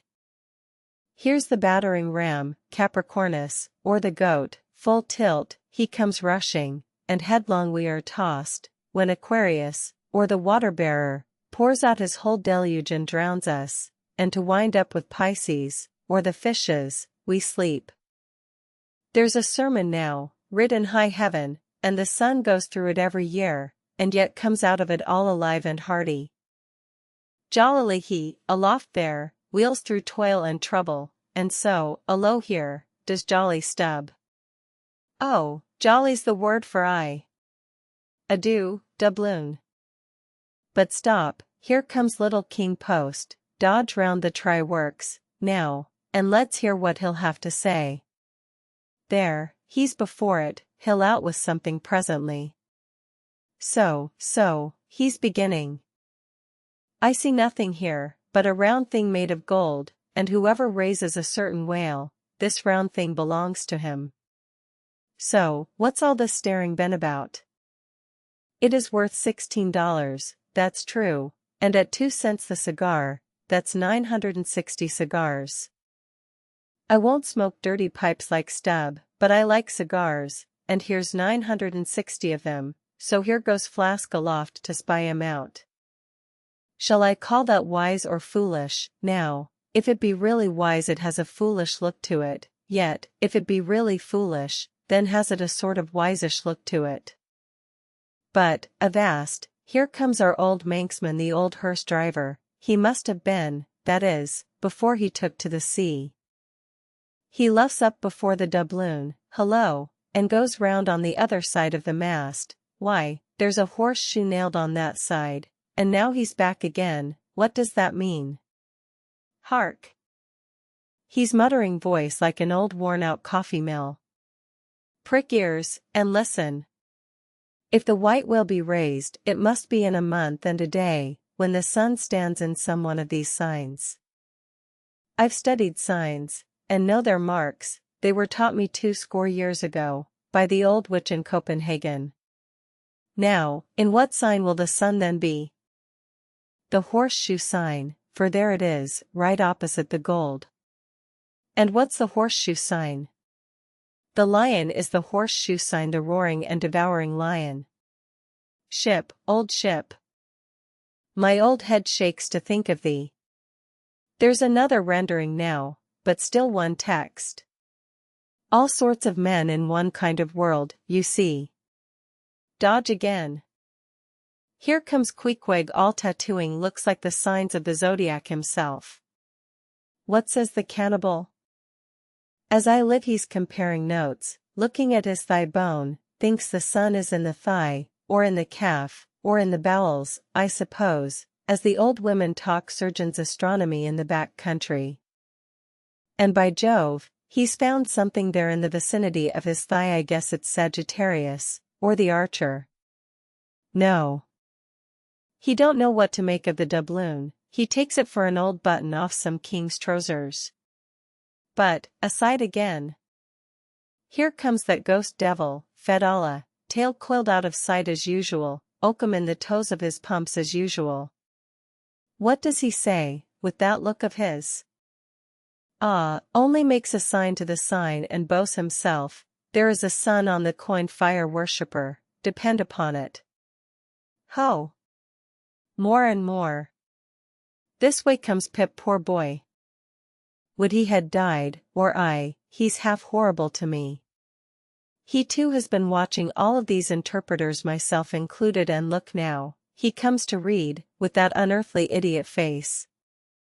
Stand away again and hear him. Hark! I look, you look, he looks, we look, ye look, they look. Upon my soul, he's been studying Murray's grammar. Improving his mind, poor fellow. But what's that he says now? Hissed. I look, you look, he looks, we look, ye look, they look. Why, he's getting it by heart. Hissed. Again. I look, you look, he looks, we look, ye look, they look. Well, that's funny. And I, you, and he, and we, ye, and they, are all bats, and I'm a crow, especially when I stand atop of this pine tree here. Caw. Caw. Caw. Caw. Caw. Caw. Ain't I a crow? And where's the scarecrow? There he stands, 2 bones stuck into a pair of old trousers, and 2 more poked into the sleeves of an old jacket. Wonder if he means me? Complimentary. Poor lad. I could go hang myself. Anyway, for the present, I'll quit Pip's vicinity. I can stand the rest, for they have plain wits, but he's too crazy witty for my sanity. So, I leave him muttering. Here's the ship's navel, this doubloon here, and they are all on fire to unscrew it. But, unscrew your navel, and what's the consequence? Then again, if it stays here, that is ugly, too, for when aught's nailed to the mast it's a sign that things grow desperate. Ha, ha. Old Ahab. The white whale, he'll nail ye. This is a pine tree. My father, in old Tolland County, cut down a pine tree once, and found a silver ring grown over in it, some old darkie's wedding ring. How did it get there? And so they'll say in the resurrection, when they come to fish up this old mast, and find a doubloon lodged in it, with bedded oysters for the shaggy bark. Oh, the gold! The precious, precious, gold! The green miser'll hoard ye soon. Hish! Hish! God goes 'mong the world's blackberrying. Cook! Ho, cook! And cook us! Jenny! Hey, hey, hey, hey, hey, Jenny, Jenny! And get your hoe cake done. Chapter 100. Leg and arm. The Pequod of Nantucket meets the Samuel Enderby of London. Ship, ahoy! Hast seen the white whale? So cried Ahab, once more hailing a ship showing English colors, bearing down under the stern. Trumpet to mouth, the old man was standing in his hoisted quarter boat, his ivory leg plainly revealed to the stranger captain, who was carelessly reclining in his own boat's bow. He was a darkly tanned, burly, good-natured, fine-looking man, of 60 or thereabouts, dressed in a spacious roundabout, that hung round him in festoons of blue pilot cloth, and one empty arm of this jacket streamed behind him like the broidered arm of a hussar's surcoat. Hast seen the white whale? See you this? And withdrawing it from the folds that had hidden it, he held up a white arm of sperm whale bone, terminating in a wooden head like a mallet. Man my boat! cried Ahab, impetuously, and tossing about the oars near him stand by to lower. In less than a minute, without quitting his little craft, he and his crew were dropped to the water, and were soon alongside of the stranger. But here a curious difficulty presented itself.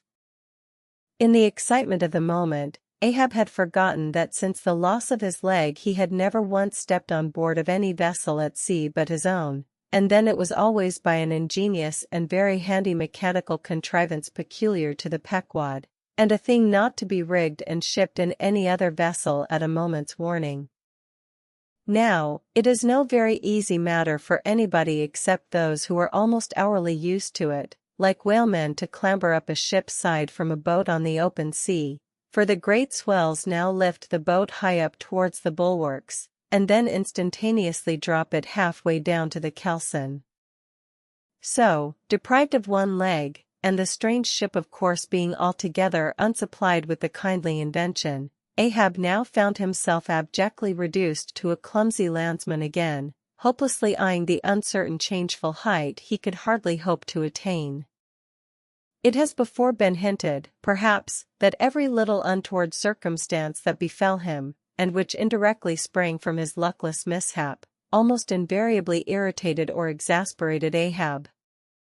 And in the present instance, all this was heightened by the sight of the two officers of the strange ship, leaning over the side, by the perpendicular ladder of nailed cleats there, and swinging towards him a pair of tastefully ornamented man-ropes, for at first they did not seem to bethink them that a one-legged man must be too much of a cripple to use their sea banisters.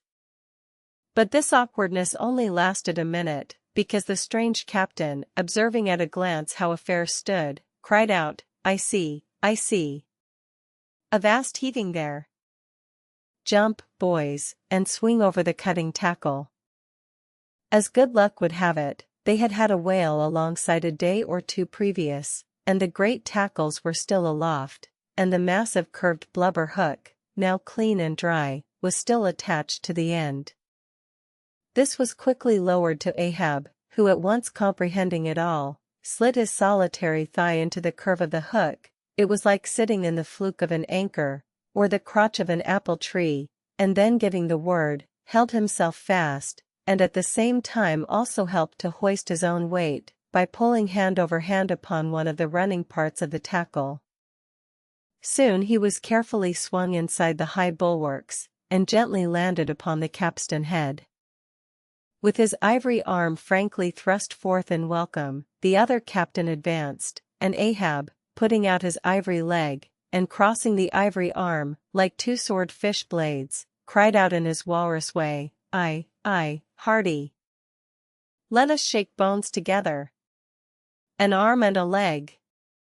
An arm that never can shrink, D.C., and a leg that never can run. Where didst thou see the white whale? How long ago?" "The white whale," said the Englishman, pointing his ivory arm towards the east, and taking a rueful sight along it, as if it had been a telescope, "there I saw him, on the line, last season." "And he took that arm off, did he?" asked Ahab, now sliding down from the capstan, and resting on the Englishman's shoulder, as he did so. "Aye, he was the cause of it, at least, and that leg, too?" "Spin me the yarn," said Ahab. "How was it?" "It was the first time in my life that I ever cruised on the line," began the Englishman. "I was ignorant of the white whale at that time. Well, one day we lowered for a pot of 4 or 5 whales, and my boat fastened to one of them, a regular circus horse he was, too, that went milling and milling round so, that my boat's crew could only trim dish, by sitting all their sterns on the outer gunwale. Presently up breaches from the bottom of the sea a bouncing great whale, with a milky white head and hump, all crow's feet and wrinkles." It was he," cried Ahab, suddenly letting out his suspended breath. "And harpoon sticking in near his starboard fin." Aye, they were mine, my irons," cried Ahab, exultingly, "but on." "Give me a chance, then," said the Englishman, good-humoredly. "Well, this old great-grandfather, with the white head and hump, runs all afoam into the pod, and goes to snapping furiously at my fast line. I see. Wanted to part it, free the fast fish, an old trick, I know him. How it was exactly, continued the one-armed commander, I do not know, but in biting the line, it got foul of his teeth, caught there somehow, but we didn't know it then, so that when we afterwards pulled on the line, bounce we came plump onto his hump. Instead of the other whales, that went off to windward, all fluking. Seeing how matters stood, and what a noble great whale it was, the noblest and biggest I ever saw, sir, in my life, I resolved to capture him, spite of the boiling rage he seemed to be in. And thinking the haphazard line would get loose, or the tooth it was tangled to might draw, for I have a devil of a boat's crew for a pull on a whale line, seeing all this, I jumped into my first mate's boat, Mr. Mounttop's here, by the way, Captain Mounttop the captain. As I was saying, I jumped into Mounttop's boat, which, D.C., was gunwale and gunwale with mine, then, and snatching the first harpoon, let this old great-grandfather have it. But, Lord, look you, sir, hearts and souls alive, man, the next instant, in a jiff, I was blind as a bat, both eyes out, all befogged and bedeadened with black foam, the whale's tail looming straight up out of it, perpendicular in the air, like a marble steeple. No use sterning all, then, but as I was groping at midday, with a blinding sun, all crown jewels, as I was groping, after the second iron, to toss it overboard, down comes the tail like a Lima tower, cutting my boat in two, leaving each half in splinters, and, flukes first, the white hump backed through the wreck, as though it was all chips. We all struck out. To escape his terrible flailings, I seized hold of my harpoon pole sticking in him, and for a moment clung to that like a sucking fish. But a combing sea dashed me off, and at the same instant, the fish, taking one good dart forwards, went down like a flash, and the barb of that cursed second iron towing along near me caught me here, clapping his hand just below his shoulder, yes, caught me just here, and bore me down to hell's flames. I was thinking, when, all of a sudden, thank the good God, the barb ripped its way along the flesh clear along the whole length of my arm, came out nigh my wrist, and up I floated, and that gentleman there will tell you the rest, by the way, Captain Dr. Bunger, ship's surgeon. Bunger, my lad, the captain. Now, Bunger boy, spin your part of the yarn. The professional gentleman thus familiarly pointed out, had been all the time standing near them, with nothing specific visible, to denote his gentlemanly rank on board. His face was an exceedingly round but sober one. He was dressed in a faded blue woolen frock or shirt, and patched trousers, and had thus far been dividing his attention between a marling-spike he held in one hand, and a pill-box held in the other, occasionally casting a critical glance at the ivory limbs of the two crippled captains. But, at his superior's introduction of him to Ahab, he politely bowed, and straightway went on to do his captain's bidding. It was a shocking bad wound, began the whale surgeon, and, taking my advice, Captain Boomer here, stood our old Sammy. Samuel Enderby is the name of my ship, interrupted the one-armed captain, addressing Ahab, go on, boy. Stood our old Sammy off to the northward, to get out of the blazing hot weather there on the line. But it was no use, I did all I could, sat up with him nights, was very severe with him in the matter of diet. Oh, very severe, chimed in the patient himself, then suddenly altering his voice, drinking hot rum toddies with me every night, till he couldn't see to put on the bandages, and sending me to bed, half seas over, about 3 o'clock in the morning. Oh, ye stars! He sat up with me indeed, and was very severe in my diet. Oh! A great watcher, and very dietetically severe, is Dr. Bunger. Bunger, you dog, laugh out. Why don't ye? You know you're a precious jolly rascal. But, heave ahead, boy, I'd rather be killed by you than kept alive by any other man. My captain, you must have ere this perceived, respected sir, said the imperturbable godly-looking Bunger, slightly bowing to Ahab is apt to be facetious at times, he spins us many clever things of that sort. But I may as well say en passant, as the French remark, that I myself, that is to say, Jack Bunger, late of the reverend clergy, am a strict total abstinence man, I never drink water, cried the captain. He never drinks it, it's a sort of fits to him, fresh water throws him into the hydrophobia, but go on with the arm story. Yes, I may as well, said the surgeon, coolly. I was about observing, sir, before Captain Boomer's facetious interruption, that spite of my best and severest endeavors, the wound kept getting worse and worse. The truth was, sir, it was as ugly gaping wound as surgeon ever saw, more than 2 feet and several inches long. I measured it with the lead line. In short, it grew black, I knew what was threatened, and off it came. But I had no hand in shipping that ivory arm there. That thing is against all rule, pointing at it with the marling-spike. That is the captain's work, not mine. He ordered the carpenter to make it. He had that club hammer there put to the end, to knock someone's brains out with, I suppose, as he tried mine once. He flies into diabolical passions sometimes.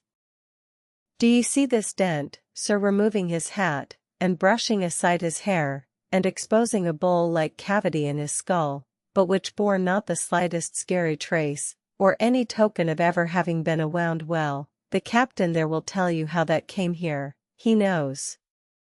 No, I don't, said the captain, but his mother did, he was born with it. Oh, you solemn rogue, you Bunger. Was there ever such another Bunger in the watery world? Bunger, when you die, you ought to die in pickle, you dog, you should be preserved to future ages, you rascal. What became of the white whale? Now cried Ahab, who thus far had been impatiently listening to this by-play between the two Englishmen. Oh! Cried the one-armed captain, oh, yes.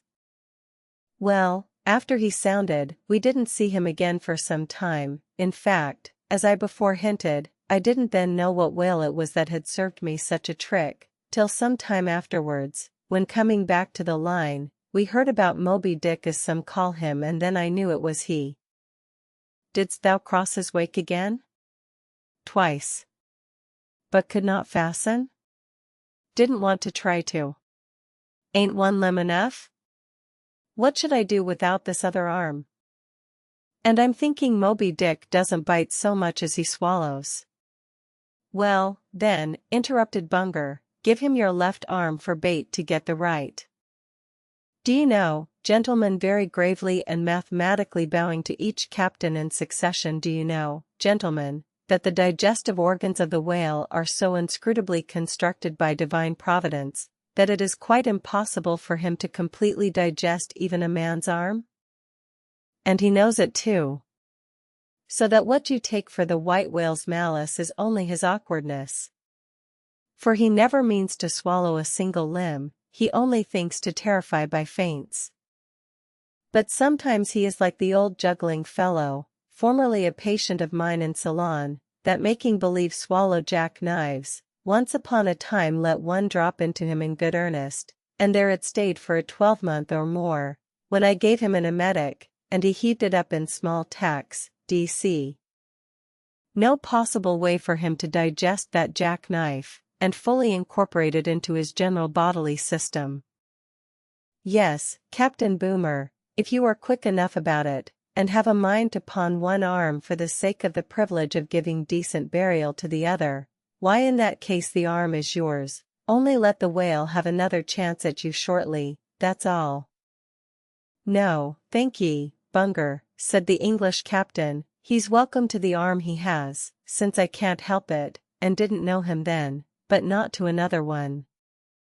No more white whales for me, I've lowered for him once, and that has satisfied me.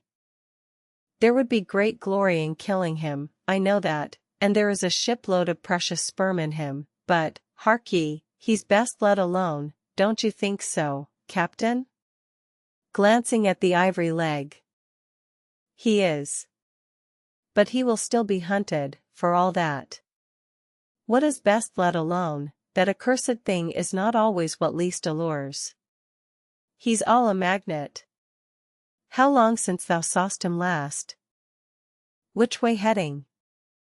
Bless my soul, and curse the foul fiends, cried Bunger, stoopingly walking round Ahab, and like a dog, strangely snuffing, this man's blood bring the thermometer.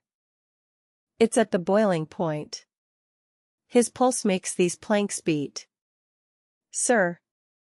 Taking a lancet from his pocket, and drawing near to Ahab's arm. Avast! Roared Ahab, dashing him against the bulwarks. Man the boat. Which way heading? Good God! Cried the English captain, to whom the question was put. What's the matter? He was heading east, I think. Is your captain crazy? Whispering Fedallah. But Fedallah, putting a finger on his lip, slid over the bulwarks to take the boat's steering oar, and Ahab, swinging the cutting tackle towards him, commanded the ship's sailors to stand by to lower. In a moment he was standing in the boat's stern, and the Manila men were springing to their oars. In vain the English captain hailed him. With back to the stranger's ship, and face set like a flint to his own, Ahab stood upright till alongside of the Pequod. Chapter 101. The Decanter.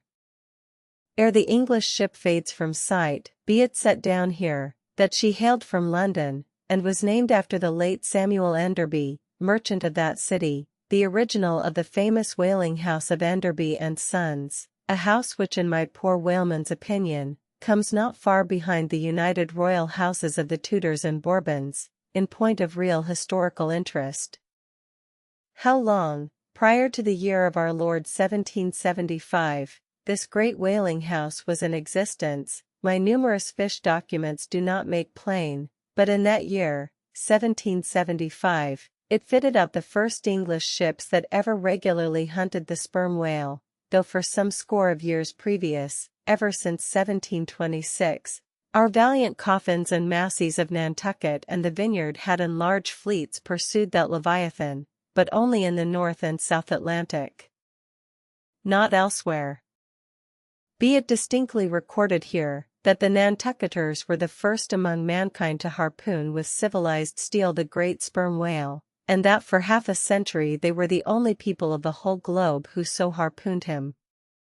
In 1778, a fine ship, the Amelia, fitted out for the express purpose, and at the sole charge of the vigorous Enderbys, boldly rounded Cape Horn, and was the first among the nations to lower a whale boat of any sort in the Great South Sea. The voyage was a skillful and lucky one, and returning to her berth with her hold full of the precious sperm, the Amelia's example was soon followed by other ships, English and American, and thus the vast sperm whale grounds of the Pacific were thrown open. But not content with this good deed, the indefatigable house again bestirred itself. Samuel and all his sons, how many, their mother only knows, and under their immediate auspices, and partly, I think, at their expense, the British government was induced to send the sloop of war Rattler on a whaling voyage of discovery into the South Sea. Commanded by a naval post captain, the Rattler made a rattling voyage of it, and did some service, how much does not appear. But this is not all. In 1819, the same house fitted out a discovery whale ship of their own, to go on a tasting cruise to the remote waters of Japan. That ship, well called the Siren, made a noble experimental cruise, and it was thus that the great Japanese whaling ground first became generally known. The Siren in this famous voyage was commanded by a Captain Coffin, a Nantucketer. All honor to the Enderbys, therefore, whose house, I think, exists to the present day, though doubtless the original Samuel must long ago have slipped his cable for the great South Sea of the other world. The ship named after him was worthy of the honor, being a very fast sailor and a noble craft every way. I boarded her once at midnight somewhere off the Patagonian coast, and drank good flip down in the forecastle. It was a fine gam we had, and they were all trumps every soul on board. A short life to them and a jolly death.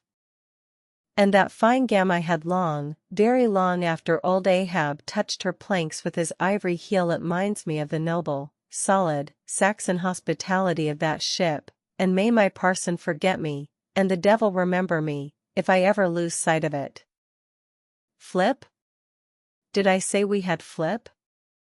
Yes, and we flipped it at the rate of 10 gallons the hour, and when the squall came, for it's squally off there by Patagonia, and all hands visitors and all were called to reef topsails, we were so top-heavy that we had to swing each other aloft in bowlines, and we ignorantly furled the skirts of our jackets into the sails, so that we hung there, reefed fast in the howling gale, a warning example to all drunken tars. However, the masts did not go overboard, and by we scrambled down, so sober, that we had to pass the flip again, though the savage salt spray bursting down the forecastle scuttle, rather too much diluted and pickled it to my taste. The beef was fine tough, but with body in it. They said it was bull beef, others, that it was dromedary beef, but I do not know, for certain, how that was. They had dumplings too, small, but substantial, symmetrically globular, and indestructible dumplings. I fancied that you could feel them, and roll them about in you after they were swallowed. If you stooped over too far forward, you risked their pitching out of you like billiard balls. The bread, but that couldn't be helped, besides, it was an anti-scorbutic. In short, the bread contained the only fresh fare they had. But the forecastle was not very light, and it was very easy to step over into a dark corner when you ate it. But all in all, taking her from truck to helm, considering the dimensions of the cook's boilers, including his own live parchment boilers, fore and aft, I say, the Samuel Enderby was a jolly ship, of good fare and plenty, fine flip and strong, crack fellows all, and capital from boot heels to hat band. But why was it, think ye, that the Samuel Enderby, and some other English whalers I know of not although were such famous, hospitable ships, that passed round the beef, and the bread, and the can, and the joke, and were not soon weary of eating, and drinking, and laughing? I will tell you. The abounding good cheer of these English whalers is matter for historical research. Nor have I been at all sparing of historical whale research, when it has seemed needed. The English were preceded in the whale fishery by the Hollanders, Zealanders, and Danes, from whom they derived many terms still extant in the fishery, and what is yet more, their fat old fashions, touching plenty to eat and drink. For, as a general thing, the English merchant ship scrimps her crew, but not so the English whaler. Hence, in the English, this thing of whaling good cheer is not normal and natural, but incidental and particular, and, therefore, must have some special origin, which is here pointed out, and will be still further elucidated. During my researches in the Leviathanic histories, I stumbled upon an ancient Dutch volume, which, by the musty whaling smell of it, I knew must be about whalers. The title was Dan Koopman, wherefore I concluded that this must be the invaluable memoirs of some Amsterdam cooper in the fishery, as every whale ship must carry its cooper. I was reinforced in this opinion by seeing that it was the production of one Fitz Swackhammer. But my friend Dr. Snodhead, a very learned man, professor of Low Dutch and High German in the College of Santa Claus and St. Potts, to whom I handed the work for translation, giving him a box of sperm candles for his trouble. This same Dr. Snodhead, so soon as he spied the book, assured me that Dan Koopman did not mean the cooper, but the merchant. In short, this ancient and learned Low Dutch book treated of the commerce of Holland, and, among other subjects, contained a very interesting account of its whale fishery. And in this chapter it was headed, Smear, or fat, that I found a long detailed list of the outfits for the larders and cellars of 180 sail of Dutch whalemen, from which list, as translated by Dr.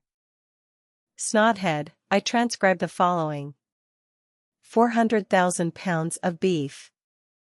60,000 pounds. Friesland pork. 150,000 pounds of stock fish. 550,000 pounds of biscuit. 72,000 pounds of soft bread. 2,800 firkins of butter. 20,000 pounds. Texel and Leyden cheese. 144,000 pounds cheese, probably an inferior article. 550 anchors of Geneva. 10,800 barrels of beer.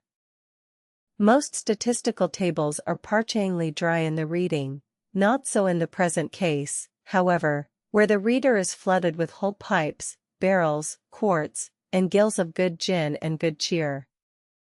At the time, I devoted 3 days to the studious digesting of all this beer, beef, and bread, during which many profound thoughts were incidentally suggested to me, capable of a transcendental and Platonic application, and, furthermore, I compiled supplementary tables of my own, touching the probable quantity of stock fish, etc. consumed by every Low Dutch harpooner in that ancient Greenland and Spitzbergen whale fishery. In the first place, the amount of butter, and Texel and Leyden cheese consumed, seems amazing. I impute it, though, to their naturally unctuous natures, being rendered still more unctuous by the nature of their vocation, and especially by their pursuing their game in those frigid polar seas, on the very coasts of that Eskimo country where the convivial natives pledge each other in bumpers of train oil.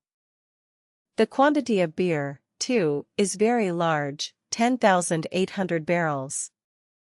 Now, as those polar fisheries could only be prosecuted in the short summer of that climate, so that the whole cruise of one of these Dutch whalemen, including the short voyage to and from the Spitzbergen Sea, did not much exceed 3 months, say, and reckoning 30 men to each of their fleet of 180 sail, we have 5,400 Low Dutch seamen in all. Therefore, I say, we have precisely 2 barrels of beer per man, for a 12 weeks' allowance, exclusive of his fair proportion of that 550 anchors of gin.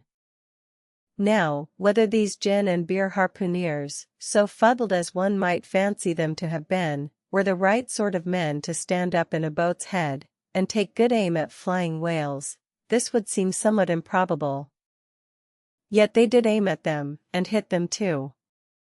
But this was very far north, be it remembered, where beer agrees well with the constitution. Upon the equator, in our southern fishery, beer would be apt to make the harpooner sleepy at the masthead and boozy in his boat, and grievous loss might ensue to Nantucket and New Bedford. But no more. Enough has been said to show that the old Dutch whalers of 2 or 3 centuries ago were high livers, and that the English whalers have not neglected so excellent an example. For, say they, when cruising in an empty ship, if you can get nothing better out of the world, get a good dinner out of it, at least. And this empties the decanter. Chapter 102. A Bower in the Arsacides. Hitherto, in descriptively treating of the sperm whale, I have chiefly dwelt upon the marvels of his outer aspect, or separately and in detail upon some few interior structural features. But to a large and thorough sweeping comprehension of him, it behooves me now to unbutton him still further, and untagging the points of his hose, unbuckling his garters, and casting loose the hooks and the eyes of the joints of his innermost bones, set him before you in his ultimatum, that is to say, in his unconditional skeleton. But how now, Ishmael? How is it, that you, a mere oarsman in the fishery, pretend to know aught about the subterranean parts of the whale? Did erudite Stubb, mounted upon your capstan, deliver lectures on the anatomy of the cetacea, and by help of the windlass, hold up a specimen rib for exhibition? Explain thyself, Ishmael. Can you land a full-grown whale on your deck for examination, as a cook dishes a roast pig? Surely not. A veritable witness have you hitherto been, Ishmael, but have a care how you seize the privilege of Jonah alone, the privilege of discoursing upon the joists and beams, the rafters, ridge-pole, sleepers, and underpinnings, making up the framework of Leviathan, and belike of the tallow vats, dairy rooms, butteries, and cheeseries in his bowels. I confess, that since Jonah, few whalemen have penetrated very far beneath the skin of the adult whale. Nevertheless, I have been blessed with an opportunity to dissect him in miniature. In a ship I belonged to, a small cub sperm whale was once bodily hoisted to the deck for his poke or bag, to make sheaths for the barbs of the harpoons, and for the heads of the lances. Think you I let that chance go, without using my boat hatchet and jackknife, and breaking the seal and reading all the contents of that young cub? And as for my exact knowledge of the bones of the Leviathan in their gigantic, full-grown development, for that rare knowledge I am indebted to my late royal friend Tranquo, king of Tranquet, one of the Arsacides.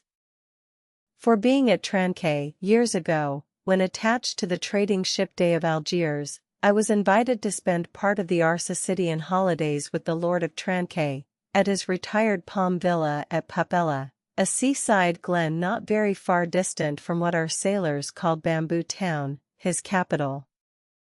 Among many other fine qualities, my royal friend Tranquo, being gifted with a devout love for all matters of barbaric virtue, had brought together in Papella whatever rare things the more ingenious of his people could invent, chiefly carved woods of wonderful devices, chiseled shells, inlaid spears, costly paddles, aromatic canoes, and all these distributed among whatever natural wonders, the wonder-freighted, tribute-rendering waves had cast upon his shores. Chief among these latter was a great sperm whale, which, after an unusually long raging gale, had been found dead and stranded, with his head against a cocoa-nut tree, whose plumage-like, tufted droopings seemed his verdant jet. When the vast body had at last been stripped of its fathom-deep enfoldings, and the bones become dust-dry in the sun, then the skeleton was carefully transported up the Papella Glen, where a grand temple of lordly palms now sheltered it. The ribs were hung with trophies, the vertebrae were carved with Arsacidian annals, in strange hieroglyphics. In the skull, the priests kept up an unextinguished aromatic flame, so that the mystic head again sent forth its vapory spout, while, suspended from a bough, the terrific lower jaw vibrated over all the devotees, like the hair-hung sword that so affrighted Damocles. It was a wondrous sight. The wood was green as mosses of the icy glen, the trees stood high and haughty, feeling their living sap, the industrious earth beneath was as a weaver's loom, with a gorgeous carpet on it, whereof the ground vine tendrils formed the warp and woof, and the living flowers the figures. All the trees, with all their laden branches, all the shrubs, and ferns, and grasses, the message-carrying air, all these unceasingly were active. Through the lacings of the leaves, the great sun seemed a flying shuttle weaving the unwearied verdure. Oh, busy weaver! Unseen weaver! Pause. One word. Whither flows the fabric? What palace may it deck? Wherefore all these ceaseless toilings? Speak, weaver. Stay thy hand. But one single word with thee. Nay, the shuttle flies, the figures float from forth the loom, the freshet rushing carpet forever slides away. The weaver god, he weaves, and by that weaving is he deafened, that he hears no mortal voice, and by that humming, we, too, who look on the loom are deafened, and only when we escape it shall we hear the thousand voices that speak through it. For even so it is in all material factories. The spoken words that are inaudible among the flying spindles, those same words are plainly heard without the walls, bursting from the opened casements. Thereby have villainies been detected. Ah, mortal! Then, be heedful, for so, In all this din of the great world's loom, thy subtlest thinkings may be overheard afar. Now, amid the green, life-restless loom of that our Sicydian wood, the great, white, worshipped skeleton lay lounging a gigantic idler. Yet, as the ever-woven verdant warp and woof intermixed and hummed around him, the mighty idler seemed the cunning weaver, himself all woven over with the vines, every month assuming greener, fresher verdure, but himself a skeleton. Life folded death, death trellised life, the grim god wived with youthful life, and begot him curly-headed glories. Now, when with royal tranquil I visited this wondrous whale, and saw the skull an altar, and the artificial smoke ascending from where the real jet had issued, I marveled that the king should regard a chapel as an object of virtue. He laughed. But more I marveled that the priest should swear that smoky jet of his was genuine. To and fro I paced before the skeleton, brushed the vines aside, broke through the ribs, and with a ball of our Sicydian twine, wandered, eddied long amid its many winding, shaded colonnades and arbors. But soon my line was out, and following it back, I emerged from the opening where I entered. I saw no living thing within, naught was there but bones. Cutting me a green measuring rod, I once more dived within the skeleton. From their arrow slit in the skull, the priests perceived me taking the altitude of the final rib. How now? They shouted, darest thou measure this our god? That's for us. Aye, priests well, how long do ye make him, then?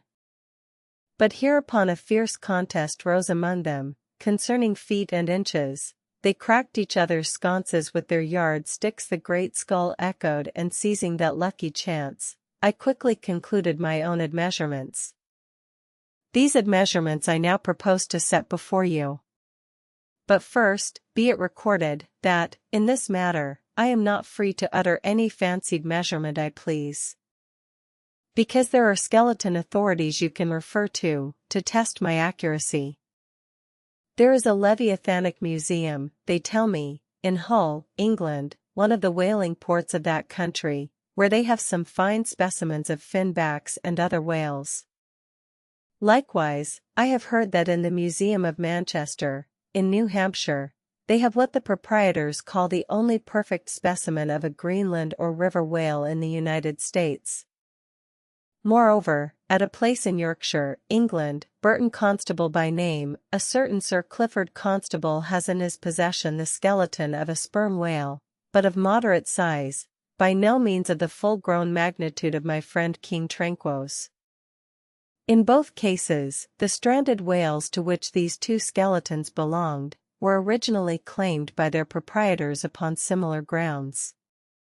King Tranquo seizing his because he wanted it, and Sir Clifford, because he was lord of the seigneuries of those parts. Sir Clifford's whale has been articulated throughout, so that, like a great chest of drawers, you can open and shut him, in all his bony cavities, spread out his ribs like a gigantic fan, and swing all day upon his lower jaw. Locks are to be put upon some of his trapdoors and shutters, and a footman will show round future visitors with a bunch of keys at his side. Sir Clifford thinks of charging twopence for a peep at the whispering gallery in the spinal column, threepence to hear the echo in the hollow of his cerebellum, and sixpence for the unrivalled view from his forehead. The skeleton dimensions I shall now proceed to set down are copied verbatim from my right arm, where I had them tattooed, as in my wild wanderings at that period, there was no other secure way of preserving such valuable statistics. But as I was crowded for space, and wished the other parts of my body to remain a blank page for a poem I was then composing, at least, what untattooed parts might remain, I did not trouble myself with the odd inches, nor, indeed, should inches at all enter into a congenial admeasurement of the whale. Chapter 103. Measurement of the whale's skeleton. In the first place, I wish to lay before you a particular, plain statement, touching the living bulk of this Leviathan, whose skeleton we are briefly to exhibit. Such a statement may prove useful here.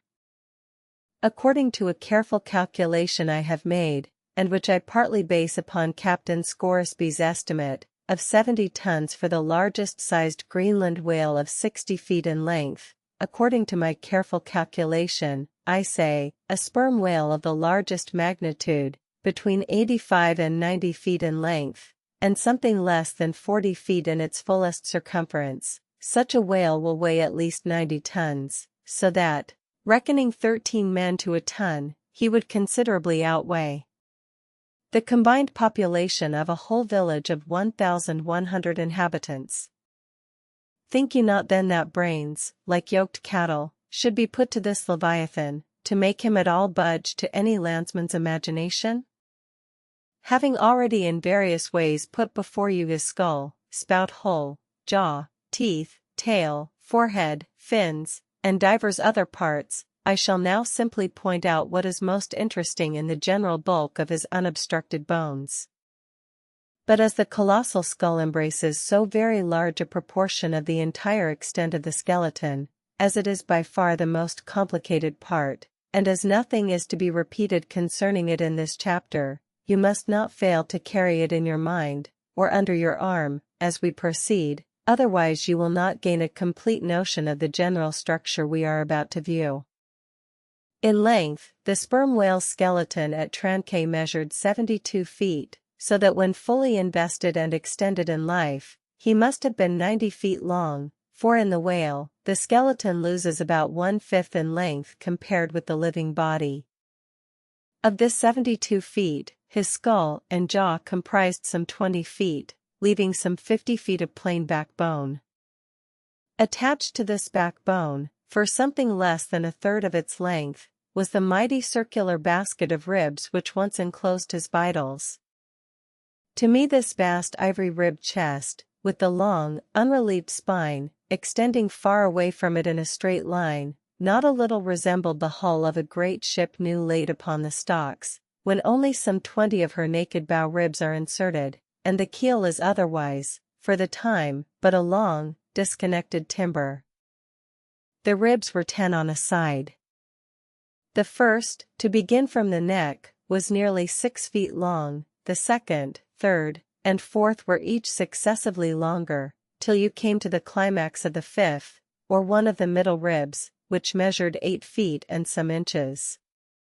From that part, the remaining ribs diminished, till the 10th and last only spanned 5 feet and some inches. In general thickness, they all bore a seemly correspondence to their length. The middle ribs were the most arched. In some of the arsacides they are used for beams whereon to lay footpath bridges over small streams. In considering these ribs, I could not but be struck anew with the circumstance, so variously repeated in this book, that the skeleton of the whale is by no means the mold of his invested form. The largest of the Trancay ribs, one of the middle ones, occupied that part of the fish which, in life, is greatest in depth. Now, the greatest depth of the invested body of this particular whale must have been at least 16 feet, whereas, the corresponding rib measured but little more than 8 feet. So that this rib only conveyed half of the true notion of the living magnitude of that part. Besides, for some way, where I now saw but a naked spine, all that had been once wrapped round with tons of added bulk in flesh, muscle, blood, and bowels.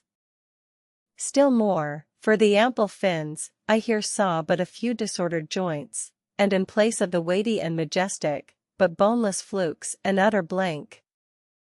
How vain and foolish, then, thought I, for a timid and travelled man to try to comprehend aright this wondrous whale, by merely poring over his dead attenuated skeleton, stretched in this peaceful wood. No. Only in the heart of quickest perils, only when within the eddyings of his angry flukes, only on the profound unbounded sea, can the fully invested whale be truly and livingly found out. But the spine. For that, the best way we can consider it is, with a crane, to pile its bones high up on end. No speedy enterprise. But now it's done, it looks much like Pompey's pillar. There are 40 and odd vertebrae in all, which in the skeleton are not locked together. They mostly lie like the great knobbed blocks on a Gothic spire, forming solid courses of heavy masonry. The largest, a middle one, is in width something less than 3 feet, and in depth more than 4. The smallest, where the spine tapers away into the tail, is only 2 inches in width, and looks something like a white billiard ball.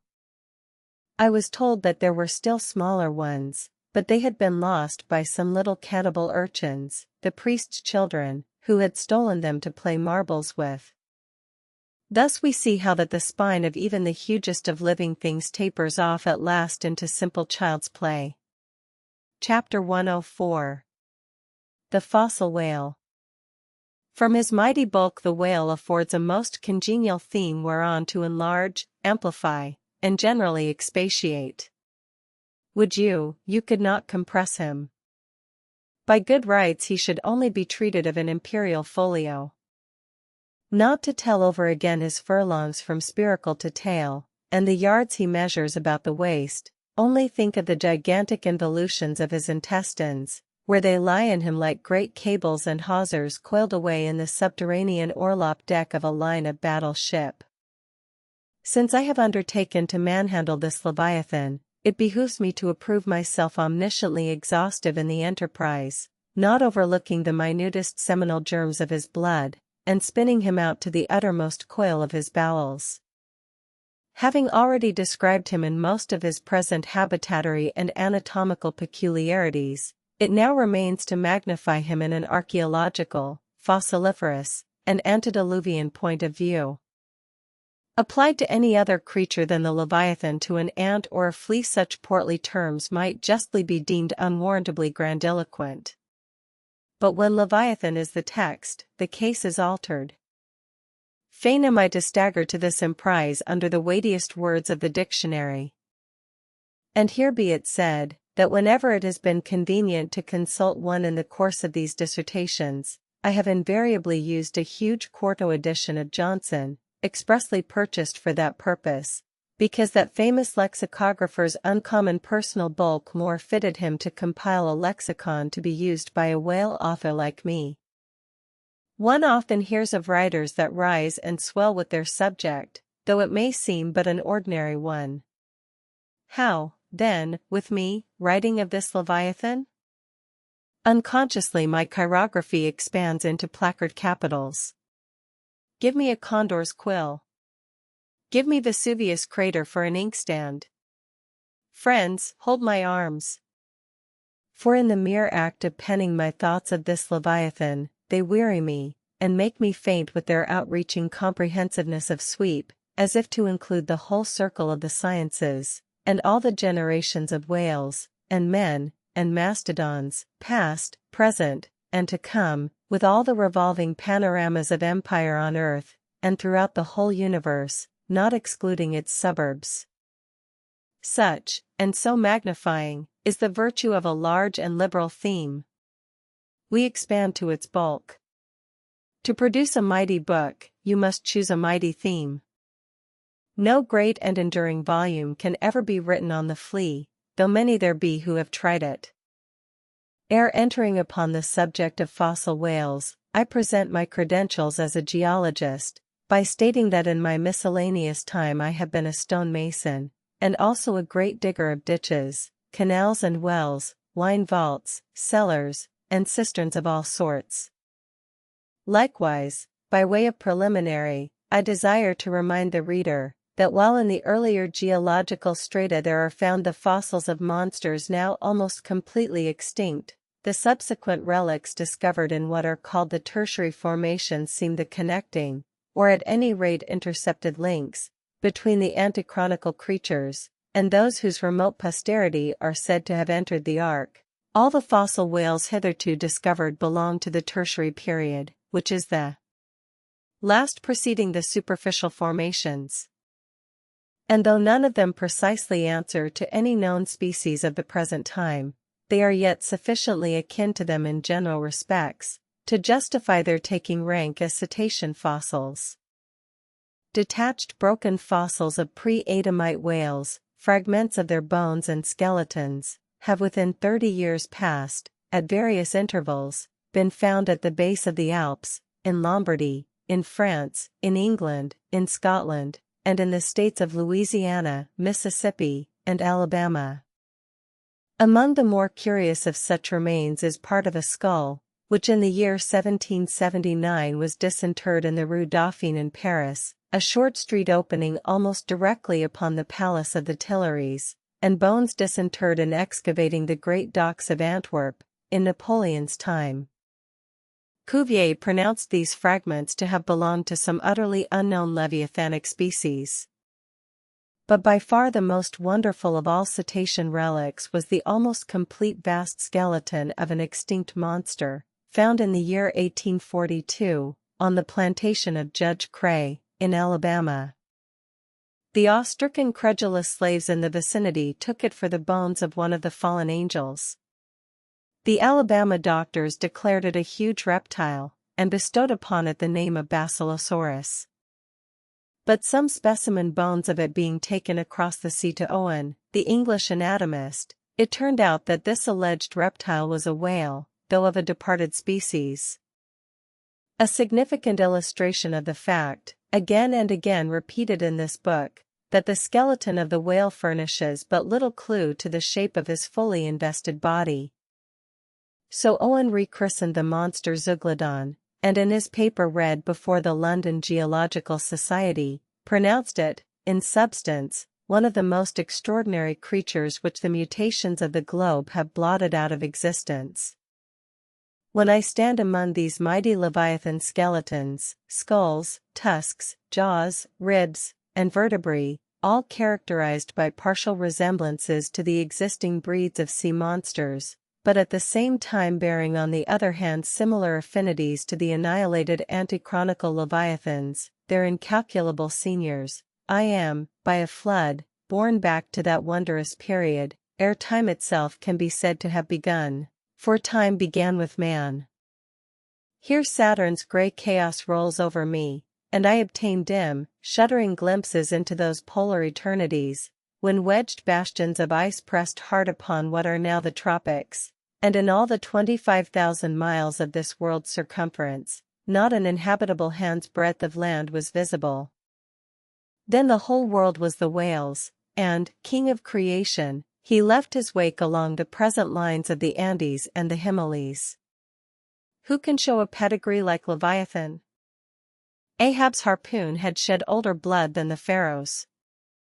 Methuselah seems a schoolboy. I look round to shake hands with Shem.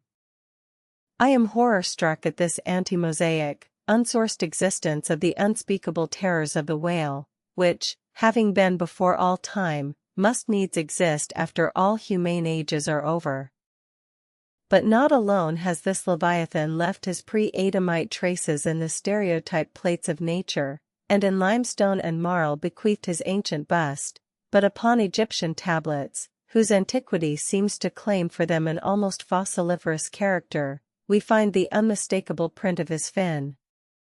In an apartment of the great temple of Dendera, some 50 years ago, there was discovered upon the granite ceiling a sculptured and painted planisphere, abounding in centaurs, griffins, and dolphins, similar to the grotesque figures on the celestial globe of the moderns.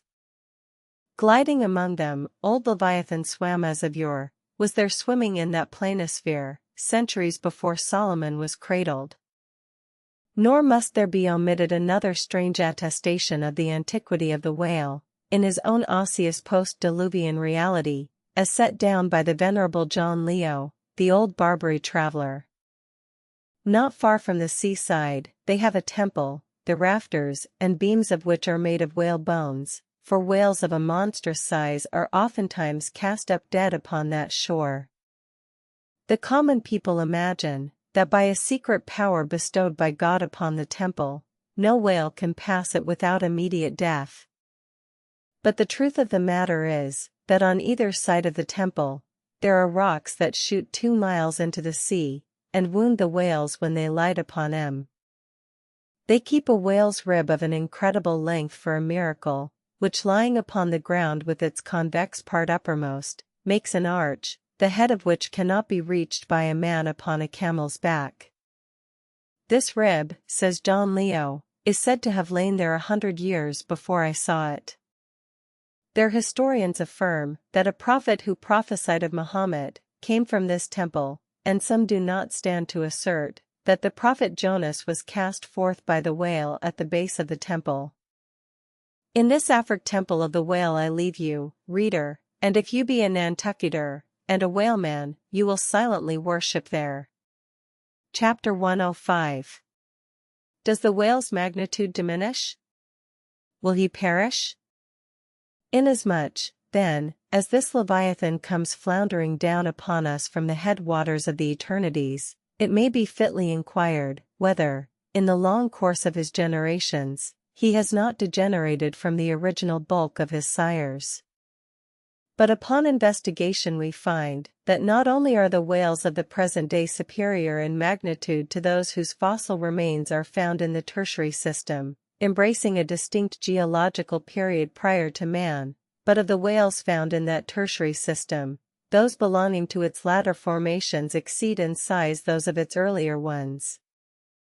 Of all the pre-Adamite whales yet exhumed, by far the largest is the Alabama one mentioned in the last chapter, and that was less than 70 feet in length in the skeleton. Whereas, we have already seen that the tape measure gives 72 feet for the skeleton of a large-sized modern whale. And I have heard, on whalemen's authority, that sperm whales have been captured near 100 feet long at the time of capture. But may it not be that while the whales of the present hour are an advance in magnitude upon those of all previous geological periods, may it not be that since Adam's time they have degenerated? Assuredly, we must conclude so, if we are to credit the accounts of such gentlemen as Pliny, and the ancient naturalists generally. For Pliny tells us of whales that embraced acres of living bulk, and Aldrovandus of others which measured 800 feet in length, rope walks and Thames tunnels of whales. And even in the days of Banks and Solander, Cook's naturalists, we find a Danish member of the Academy of Sciences setting down certain Iceland whales, Redan-sisker, or wrinkled bellies, at 120 yards, that is, 360 feet. And Lacepede, the French naturalist, in his elaborate history of whales, in the very beginning of his work, page 3, sets down the right whale at 100 meters, 328 feet. And this work was published so late as AD 1825. But will any whaleman believe these stories? No. The whale of today is as big as his ancestors in Pliny's time. And if ever I go where Pliny is, I, a whaleman, more than he was, will make bold to tell him so. Because I cannot understand how it is, that while the Egyptian mummies that were buried thousands of years before even Pliny was born, do not measure so much in their coffins as a modern Kentuckian in his socks, and while the cattle and other animals sculptured on the oldest Egyptian and Nineveh tablets, by the relative proportions in which they are drawn, just as plainly prove that the high-bred, stall-fed, prize cattle of Smithfield, not only equal, but far exceed in magnitude the fattest of Pharaoh's fat kine. In the face of all this, I will not admit that of all animals the whale alone should have degenerated. But still another inquiry remains, one often agitated by the more recondite Nantucketers. Whether owing to the almost omniscient lookouts at the mastheads of the whale ships, now penetrating even through Bering Straits, and into the remotest secret drawers and lockers of the world, and the 1,000 harpoons and lances darted along all continental coasts, the moot point is, whether Leviathan can long endure so wide a chase, and so remorseless a havoc, whether he must not at last be exterminated from the waters, and the last whale, like the last man, smoke his last pipe, and then himself evaporate in the final puff. Comparing the humped herds of whales with the humped herds of buffalo, which, not 40 years ago, overspread by tens of thousands the prairies of Illinois and Missouri, and shook their iron manes and scowled with their thunder-clouded brows upon the sites of populous river capitals, where now the polite broker sells you land at $1 an inch, in such a comparison an irresistible argument would seem furnished, to show that the hunted whale cannot now escape speedy extinction. But you must look at this matter in every light. Though so short a period ago, not a good lifetime, the census of the buffalo in Illinois exceeded the census of men now in London, and though at the present day not one horn or hoof of them remains in all that region, and though the cause of this wondrous extermination was the spear of man, yet the far different nature of the whale hunt peremptorily forbids so inglorious an end to the Leviathan. 40 men in one ship hunting the sperm whales for 48 months think they have done extremely well, and thank God, if at last they carry home the oil of 40 fish. Whereas, in the days of the old Canadian and Indian hunters and trappers of the West, when the far West, in whose sunset suns still rise, was a wilderness and a virgin, the same number of moccasined men, for the same number of months, mounted on horse instead of sailing in ships, would have slain not 40, but 40,000 and more buffaloes, a fact that, if need were, could be statistically stated. Nor, considered aright, does it seem any argument in favor of the gradual extinction of the sperm whale, for example, that in former years, the latter part of the last century, say, these leviathans, in small pods, were encountered much oftener than at present, and, in consequence, the voyages were not so prolonged, and were also much more remunerative. Because, as has been elsewhere noticed, those whales, influenced by some views to safety, now swim the seas in immense caravans, so that to a large degree the scattered solitaries, yolks, and pods, and schools of other days are now aggregated into vast but widely separated, unfrequent armies. That is all. And equally fallacious seems the conceit, that because the so-called whalebone whales no longer haunt many grounds in former years abounding with them, hence that species also is declining. For they are only being driven from promontory to cape, and if one coast is no longer enlivened with their jets, then, be sure, some other and remoter strand has been very recently startled by the unfamiliar spectacle. Furthermore, concerning these last-mentioned leviathans, they have 2 firm fortresses, which, in all human probability, will forever remain impregnable. And as upon the invasion of their valleys, the frosty Swiss have retreated to their mountains, so, hunted from the savannas and glades of the Middle Seas, the whalebone whales can at last resort to their polar citadels, and diving under the ultimate glassy barriers and walls there, come up among icy fields and floes, and in a charmed circle of everlasting December, bid defiance to all pursuit from man. But as perhaps 50 of these whalebone whales are harpooned for one cachalot, some philosophers of the forecastle have concluded that this positive havoc has already very seriously diminished their battalions. But though for some time past a number of these whales, not less than 13,000, have been annually slain on the northwest coast by the Americans alone, yet there are considerations which render even this circumstance of little or no account as an opposing argument in this matter. Natural as it is to be somewhat incredulous concerning the populousness of the more enormous creatures of the globe, yet what shall we say to Harto, the historian of Goa, when he tells us that at one hunting the king of Siam took 4,000 elephants, that in those regions elephants are numerous as droves of cattle in the temperate climes.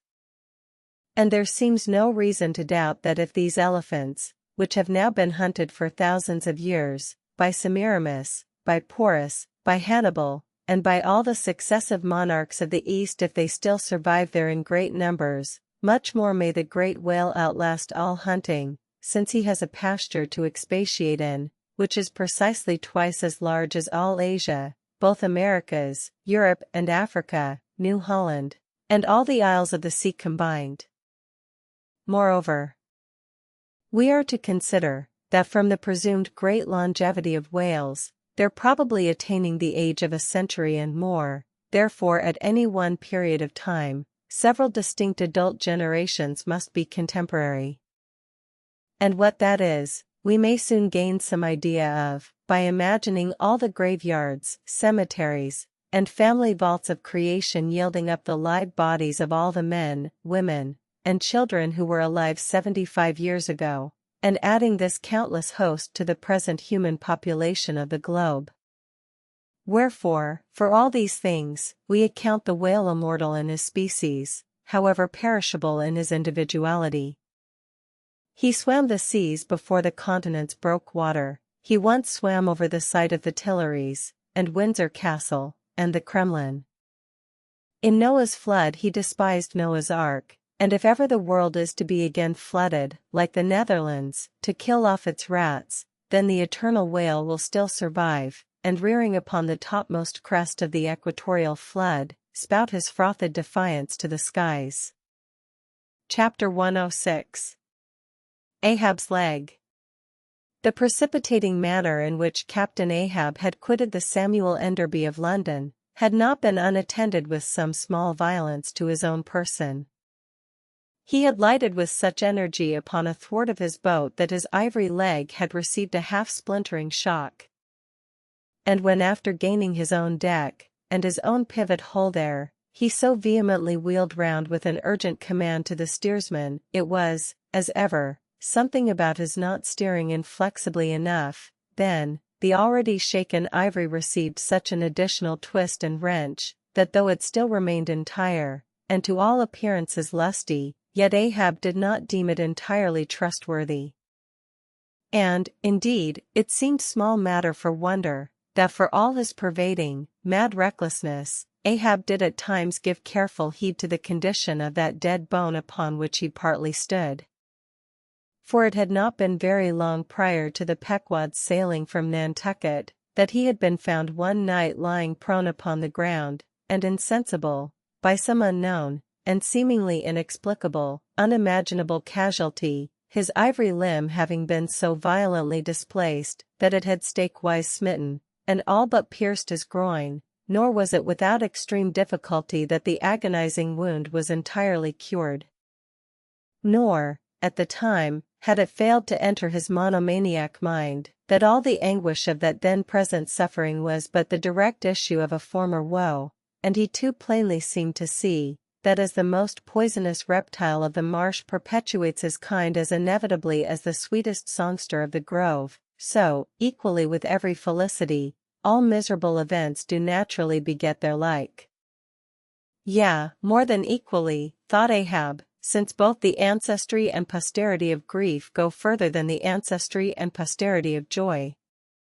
For, not to hint of this, that it is an inference from certain canonic teachings, that while some natural enjoyments here shall have no children born to them for the other world, but, on the contrary, shall be followed by the joy-childlessness of all hell's despair, whereas, some guilty mortal miseries shall still fertilely beget to themselves an eternally progressive progeny of griefs beyond the grave, not at all to hint of this, there still seems an inequality in the deeper analysis of the thing. For, thought Ahab, while even the highest earthly felicities ever have a certain unsignifying pettiness lurking in them, but, at bottom, all heart woes, a mystic significance, and, in some men, an archangelic grandeur, so do their diligent tracings out not belie the obvious deduction. To trail the genealogies of these high mortal miseries, carries us at last among the sourceless primogenitures of the gods, so that, in the face of all the glad, hay-making suns, and soft cymbaling, round harvest moons, we must needs give in to this, that the gods themselves are not forever glad. The ineffaceable, sad birthmark in the brow of man, is but the stamp of sorrow in the signers. Unwittingly here a secret has been divulged, which perhaps might more properly, in set way, have been disclosed before. With many other particulars concerning Ahab, always had it remained a mystery to some, why it was, that for a certain period, both before and after the sailing of the Pequod, he had hidden himself away with such grand llama-like exclusiveness, and, for that one interval, sought speechless refuge, as it were, among the marble senate of the dead. Captain Peleg's bruited reason for this thing appeared by no means adequate, though, indeed, as touching all Ahab's deeper part, every revelation partook more of significant darkness than of explanatory light. But, in the end, it all came out, this one matter did, at least. That direful mishap was at the bottom of his temporary recluseness. And not only this, but to that ever-contracting, dropping circle ashore, who, for any reason, possessed the privilege of a less banned approach to him, to that timid circle the above-hinted casualty remaining, as it did, moodily unaccounted for by Ahab invested itself with terrors, not entirely underived from the land of spirits and of whales. So that, through their zeal for him, they had all conspired, so far as in them lay, to muffle up the knowledge of this thing from others, and hence it was, that not till a considerable interval had elapsed, did it transpire upon the Pequod's decks.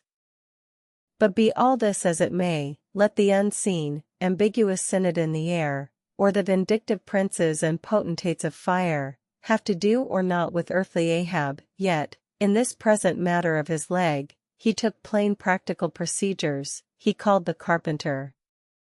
And when that functionary appeared before him, he bade him without delay set about making a new leg, and directed the mates to see him supplied with all the studs and joists of jaw ivory, sperm whale, which had thus far been accumulated on the voyage, in order that a careful selection of the stoutest, clearest grained stuff might be secured.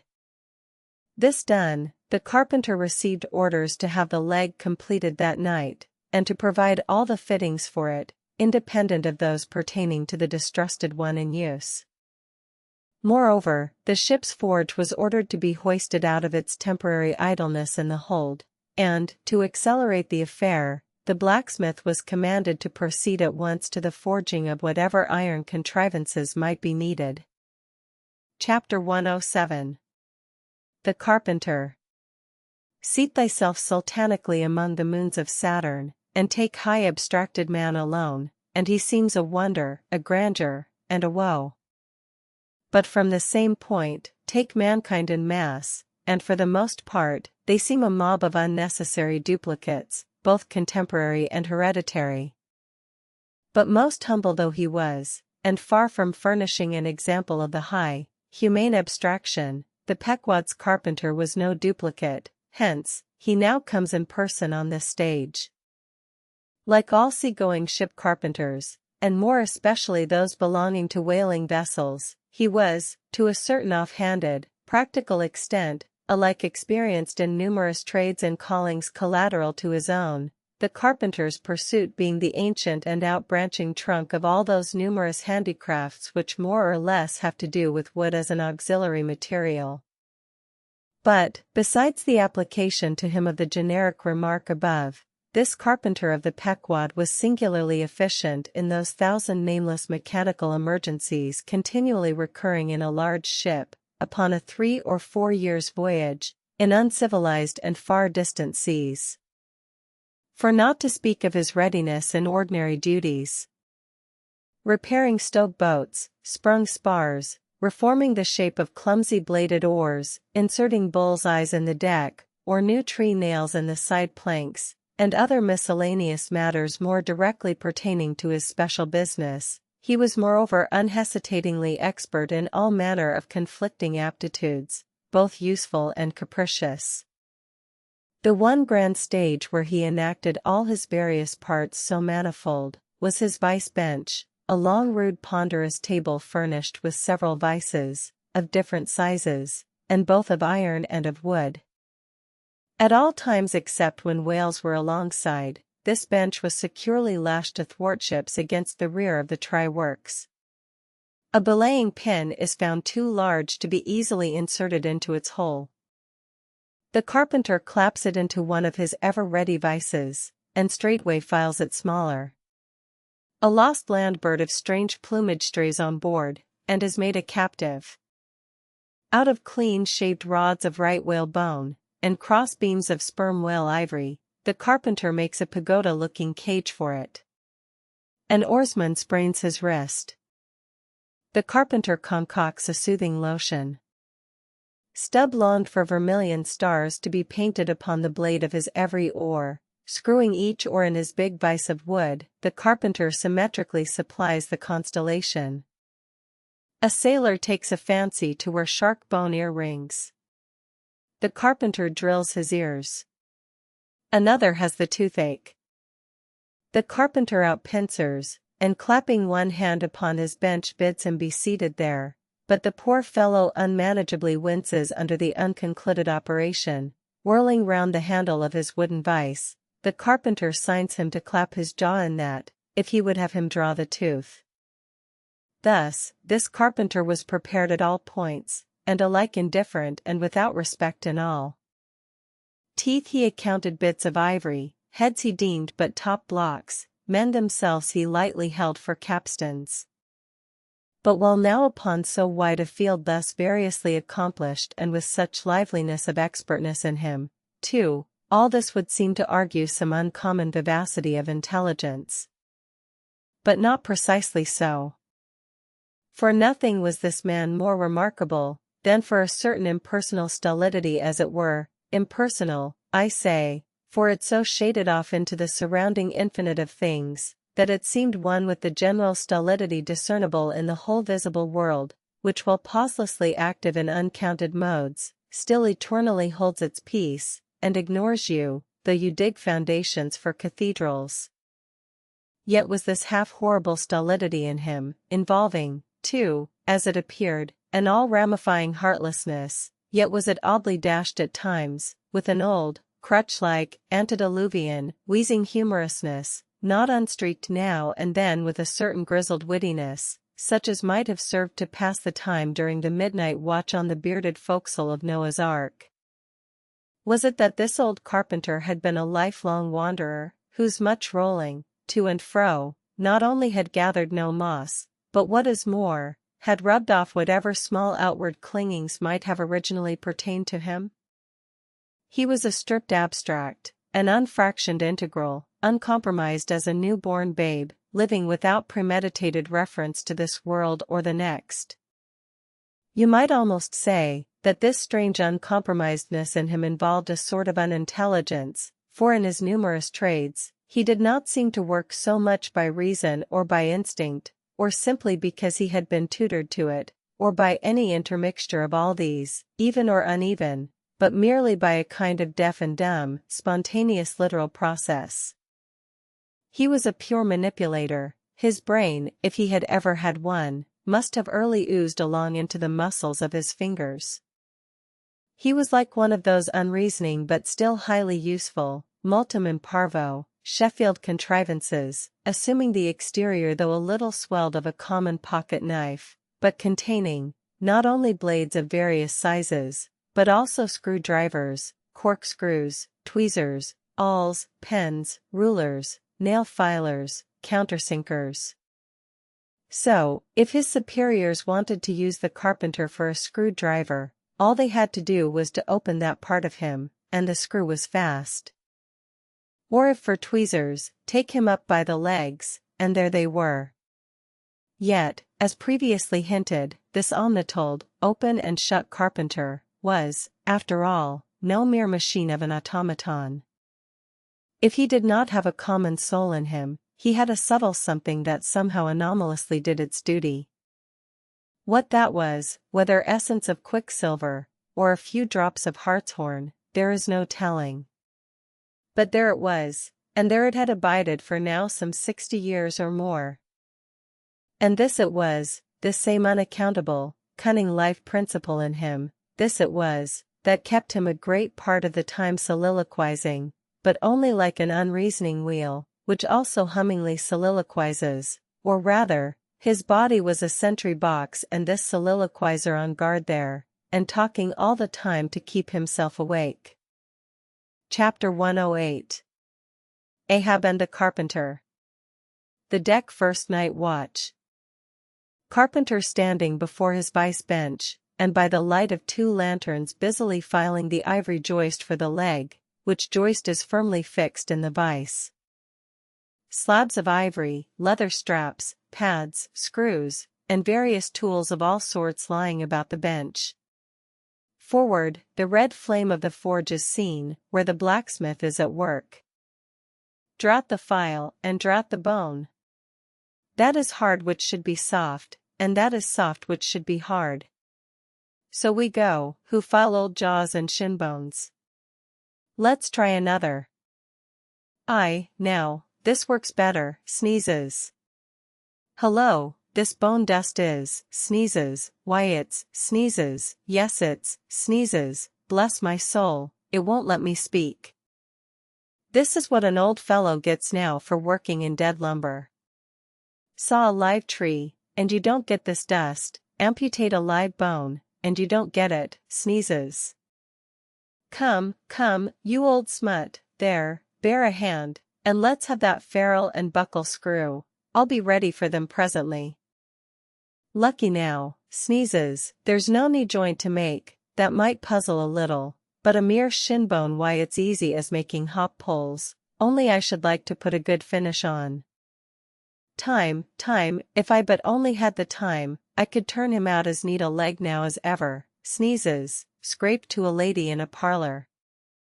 Those buckskin legs and calves of legs I've seen in shop windows wouldn't compare at all. They soak water, they do, and of course get rheumatic, and have to be doctored, sneezes, with washes and lotions, just like live legs. There, before I saw it off, now, I must call his old mogulship, and see whether the length will be all right, too short, if anything, I guess. That's the heel, we are in luck, here he comes, or it's somebody else, that's certain.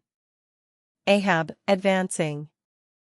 During the ensuing scene, the carpenter continues sneezing at times. Well, man-maker. Just in time, sir. If the captain pleases, I will now mark the length. Let me measure, sir. Measured for a leg. Good. Well, it's not the first time. About it. There, keep thy finger on it. This is a cogent vice thou hast here, carpenter, let me feel its grip once. So, it does pinch some. Oh, sir, it will break bones, beware. No fear, I like a good grip, I like to feel something in this slippery world that can hold, man. What's Prometheus about there? The blacksmith, I mean what's he about? He must be forging the buckle screw, sir, now. Right. It's a partnership, he supplies the muscle part. He makes a fierce red flame there. Aye, sir, he must have the white heat for this kind of fine work. So he must. I do deem it now a most meaning thing, that old Greek, Prometheus, who made men, they say, should have been a blacksmith, and animated them with fire, for what's made in fire must properly belong to fire, and so hell's probable. How the soot flies. This must be the remainder the Greek made the Africans of. Carpenter, when he's through with that buckle, tell him to forge a pair of steel shoulder blades. There's a peddler aboard with a crushing pack. Sir? Hold, while Prometheus is about it, I'll order a complete man after a desirable pattern. Imprimis, 50 feet high in his socks, then, chest modeled after the Thames Tunnel, then, legs with roots to stay in one place, then, arms 3 feet through the wrist, no heart at all, brass forehead, and about 1/4 acre of fine brains. And let me see, shall I order eyes to see outwards?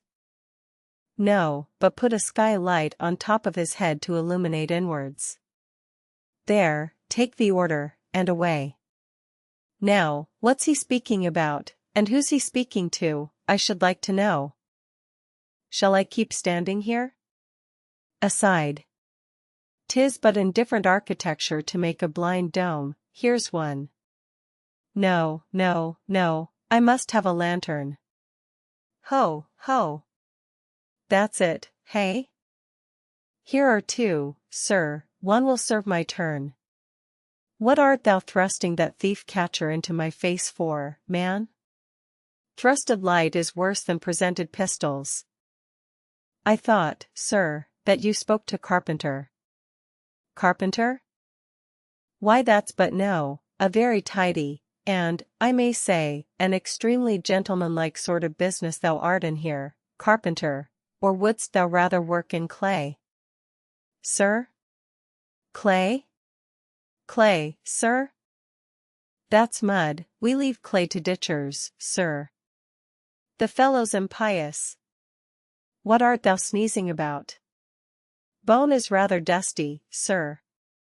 Take the hint, then, and when thou art dead, never bury thyself under living people's noses. Sir? Oh. Ah. I guess so, yes, oh, dear. Look ye, Carpenter, I dare say thou callest thyself a right good workmanlike workman, eh? Well, then, will it speak thoroughly well for thy work, if, when I come to mount this leg thou makest, I shall nevertheless feel another leg in the same identical place with it, that is, Carpenter, my old lost leg, the flesh and blood one, I mean. Canst thou not drive that old Adam away? Truly, sir, I begin to understand somewhat now. Yes, I have heard something curious on that score, sir, how that a dismasted man never entirely loses the feeling of his old spar, but it will be still pricking him at times. May I humbly ask if it be really so, sir? It is, man. Look, put thy live leg here in the place where mine once was, so, now, here is only one distinct leg to the eye, yet two to the soul. Where thou feelest tingling life, there, exactly there to a hair, do I. Is't a riddle? I should humbly call it a poser, sir. Hist, then. How dost thou know that some entire, living, thinking thing may not be invisibly and uninterpenetratingly standing precisely where thou now standest, aye, and standing there in thy spite? In thy most solitary hours, then, dost thou not fear eavesdroppers? Hold, don't speak. And if I still feel the smart of my crushed leg, though it be now so long dissolved, then, why mayst not thou, Carpenter, feel the fiery pains of hell forever, and without a body? Ha! Good Lord! Truly, sir, if it comes to that, I must calculate over again. I think I didn't carry a small figure, sir. Look ye, pudding heads should never grant premises. How long before the leg is done? Perhaps an hour, sir. Bungle away at it then, and bring it to me, turns to go. Oh, life! Here I am, proud as Greek god, and yet standing debtor to this blockhead for a bone to stand on. Cursed be that mortal inter-indebtedness which will not do away with ledgers. I would be free as air, and I'm down in the whole world's books. I am so rich, I could have given bid for bid with the wealthiest praetorians at the auction of the Roman Empire, which was the world's, and yet I owe for the flesh and the tongue I brag with. By heavens! I'll get a crucible, and into it, and dissolve myself down to one small, compendious vertebra. So. Carpenter, resuming his work. Well, well, well. Stubb knows him best of all, and Stubb always says he's queer, says nothing but that one sufficient little word queer. He's queer, says Stubb, he's queer, queer, queer, and keeps stinning it into Mr. Starbuck all the time, queer, sir, queer, queer, very queer. And here's his leg. Yes, now that I think of it, here's his bedfellow. Has a stick of whale's jawbone for a wife. And this is his leg, he'll stand on this. What was that now about one leg standing in 3 places, and all 3 places standing in one hell? How was that? Oh. I don't wonder he looked so scornful at me. I'm a sort of strange-thoughted sometimes, they say, but that's only haphazard like. Then, a short, little old body like me, should never undertake to wade out into deep waters with tall, heron-built captains. The water chucks you under the chin pretty quick, and there's a great cry for lifeboats. And here's the heron's leg. Long and slim, sure enough. Now, for most folks one pair of legs lasts a lifetime, and that must be because they use them mercifully, as a tender-hearted old lady uses her roly-poly old coach horses. But Ahab, oh he's a hard driver. Look, driven one leg to death, and spavined the other for life, and now wears out bone legs by the cord. Hello, there, you smut. Bear a hand there with those screws, and let's finish it before the resurrection fellow comes a-calling with his horn for all legs, true or false, as brewery men go round collecting old beer barrels, to fill 'em up again. What a leg this is! It looks like a real live leg, filed down to nothing but the core. He'll be standing on this tomorrow, he'll be taking altitudes on it. Hello! I almost forgot the little oval slate, smoothed ivory, where he figures up the latitude. So, chisel, file, and sandpaper, now. Chapter 109. Ahab and Starbuck in the cabin. According to usage they were pumping the ship next morning, and lo! No inconsiderable oil came up with the water, the casks below must have sprung a bad leak. Much concern was shown, and Starbuck went down into the cabin to report this unfavorable affair. In sperm whalemen with any considerable quantity of oil on board, it is a regular semi-weekly duty to conduct a hose into the hold, and drench the casks with sea water, which afterwards, at varying intervals, is removed by the ship's pumps. Hereby the casks are sought to be kept damply tight, while by the changed character of the withdrawn water, the mariners readily detect any serious leakage in the precious cargo. Now, from the south and west the Pequod was drawing nigh to Formosa and the Bahia Isles, between which lies one of the tropical outlets from the China waters into the Pacific. And so Starbuck found Ahab with a general chart of the Oriental archipelago spread before him, and another separate one representing the long eastern coasts of the Japanese islands Niffen, Matsumae, and Sakoki. With his snow-white new ivory leg braced against the screwed leg of his table, and with a long pruning hook of a jackknife in his hand, the wondrous old man, with his back to the gangway door, was wrinkling his brow, and tracing his old courses again. Who's there? Hearing the footstep at the door, but not turning round to it. On deck. Begone. Captain Ahab mistakes, it is I. The oil in the hold is leaking, sir. We must up Burton's and break out.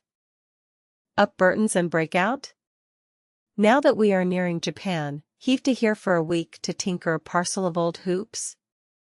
Either do that, sir, or waste in one day more oil than we may make good in a year.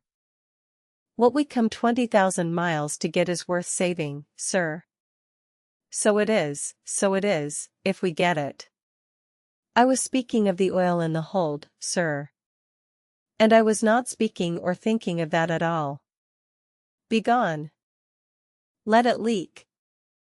I'm all a leak myself. Aye. Leaks and leaks.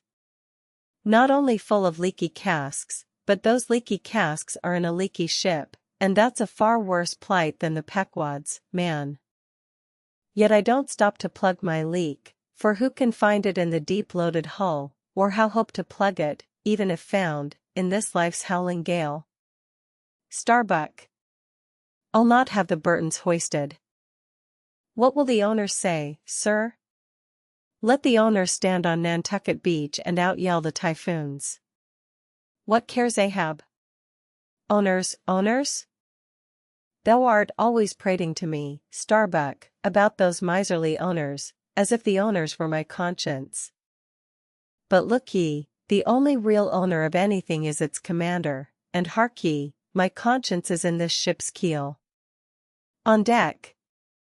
Captain Ahab, said the reddening mate, moving further into the cabin, with a daring so strangely respectful and cautious that it almost seemed not only every way seeking to avoid the slightest outward manifestation of itself, but within also seemed more than half distrustful of itself, a better man than I might well pass over in thee what he would quickly enough resent in a younger man, aye, and in a happier, Captain Ahab.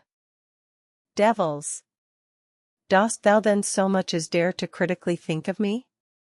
On deck? Nay, sir, not yet, I do entreat. And I do dare, sir, to be forbearing. Shall we not understand each other better than hitherto, Captain Ahab? Ahab seized a loaded musket from the rack, forming part of most South Sea men's cabin furniture, and pointing it towards Starbuck, exclaimed, "There is one God that is Lord over the earth, and one Captain that is Lord over the Pequod." On deck. For an instant in the flashing eyes of the mate, and his fiery cheeks, you would have almost thought that he had really received the blaze of the leveled tube. But, mastering his emotion, he half calmly rose, and as he quitted the cabin, paused for an instant and said, "Thou hast outraged, not insulted me, sir, but for that I ask thee not to beware of Starbuck. Thou wouldst but laugh, but let Ahab beware of Ahab, beware of thyself, old man. He waxes brave, but nevertheless obeys, most careful bravery that," murmured Ahab, as Starbuck disappeared. "What's that he said, Ahab, beware of Ahab, there's something there." Then unconsciously using the musket for a staff, with an iron brow he paced to and fro in the little cabin, but presently the thick plates of his forehead relaxed, and returning the gun to the rack, he went to the deck. "Thou art but too good a fellow, Starbuck," he said lowly to the mate, then raising his voice to the crew. "Furl the t'gallant sails, and close reef the topsails, fore and aft, back the main yard, up Burton, and break out in the main hold." It were perhaps vain to surmise exactly why it was, that as respecting Starbuck, Ahab thus acted. It may have been a flash of honesty in him, or mere prudential policy which, under the circumstance, imperiously forbade the slightest symptom of open disaffection, however transient, in the important chief officer of his ship. However it was, his orders were executed, and the Burtons were hoisted. Chapter 110. Queequeg in his coffin. Upon searching, it was found that the casks last struck into the hold were perfectly sound, and that the leak must be further off. So, it being calm weather, they broke out deeper and deeper, disturbing the slumbers of the huge ground tier butts, and from that black midnight sending those gigantic moles into the daylight above. So deep did they go, and so ancient, and corroded, and weedy the aspect of the lowermost puncheons, that you almost looked next for some mouldy corner-stone cask containing coins of Captain Noah, with copies of the posted placards, vainly warning the infatuated old world from the flood. Tiers after tiers, too, of water, and bread, and beef, and shooks of staves, and iron bundles of hoops, were hoisted out, till at last the piled decks were hard to get about, and the hollow hull echoed underfoot, as if you were treading over empty catacombs, and reeled and rolled in the sea like an air-freighted demijohn. Top-heavy was the ship as a dinnerless student with all Aristotle in his head. Well was it that the typhoons did not visit them then.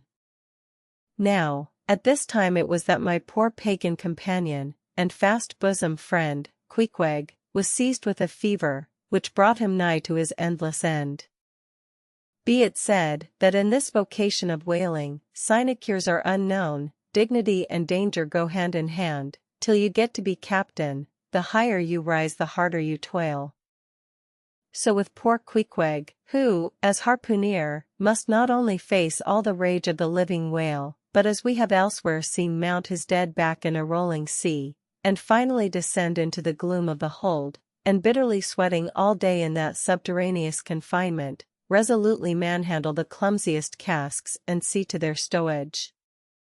To be short, among whalemen, the harpooners are the holders, so called. Poor Queequeg! When the ship was about half disemboweled, you should have stooped over the hatchway, and peered down upon him there, where, stripped to his woolen drawers, the tattooed savage was crawling about amid that dampness and slime, like a green-spotted lizard at the bottom of a well. And a well, or an ice-house, it somehow proved to him, poor pagan, where, strange to say, for all the heat of his sweatings, he caught a terrible chill which lapsed into a fever, and at last, after some days' suffering, laid him in his hammock, close to the very sill of the door of death. How he wasted and wasted away in those few long lingering days, till there seemed but little left of him but his frame and tattooing. But as all else in him thinned, and his cheekbones grew sharper, his eyes, nevertheless, seemed growing fuller and fuller. They became of a strange softness of luster, and mildly but deeply looked out at you there from his sickness, a wondrous testimony to that immortal health in him which could not die, or be weakened. And like circles on the water, which, as they grow fainter, expand, so his eyes seemed rounding and rounding, like the rings of eternity. An awe that cannot be named would steal over you as you sat by the side of this waning savage, and saw as strange things in his face, as any beheld who were bystanders when Zoroaster died. For whatever is truly wondrous and fearful in man, never yet was put into words or books. And the drawing near of death, which alike levels all, alike impresses all with a last revelation, which only an author from the dead could adequately tell.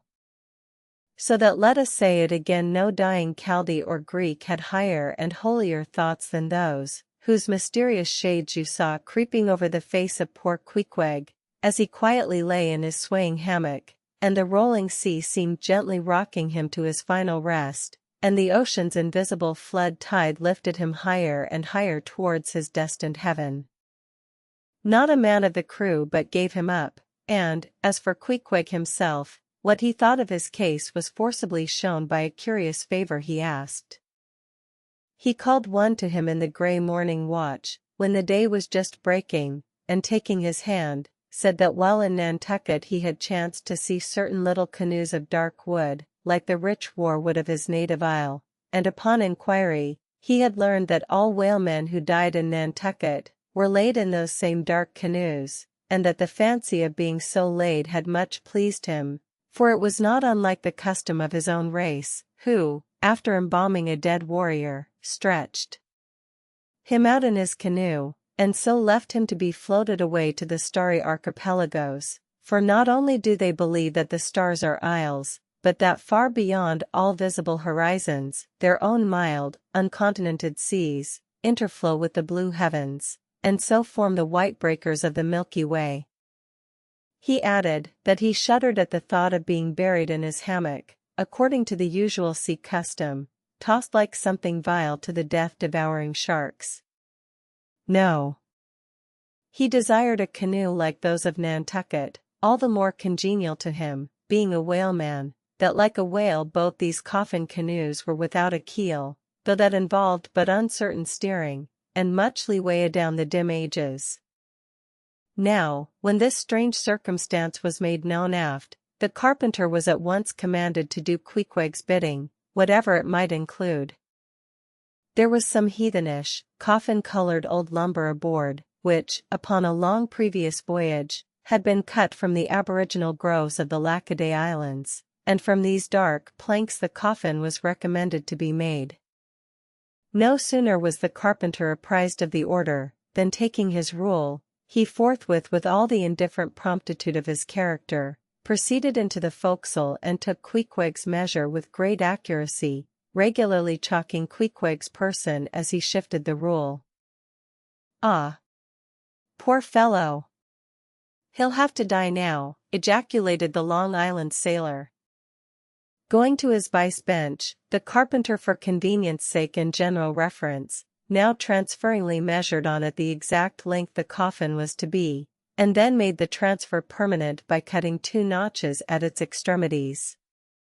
This done, he marshalled the planks and his tools, and to work. When the last nail was driven, and the lid duly planed and fitted, he lightly shouldered the coffin and went forward with it, inquiring whether they were ready for it yet in that direction.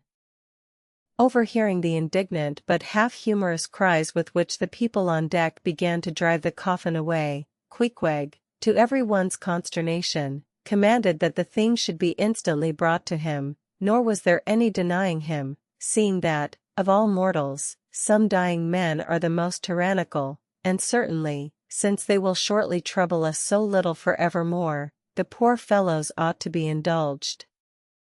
Leaning over in his hammock, Queequeg long regarded the coffin with an attentive eye. He then called for his harpoon, had the wooden stock drawn from it, and then had the iron part placed in the coffin along with one of the paddles of his boat. All by his own request, also, biscuits were then ranged round the sides within. A flask of fresh water was placed at the head, and a small bag of woody earth scraped up in the hold at the foot, and a piece of sailcloth being rolled up for a pillow. Queequeg now entreated to be lifted into his final bed, that he might make trial of its comforts, if any it had. He lay without moving a few minutes, then told one to go to his bag and bring out his little god, Yojo. Then crossing his arms on his breast with Yojo between, he called for the coffin lid, hatch he called it, to be placed over him.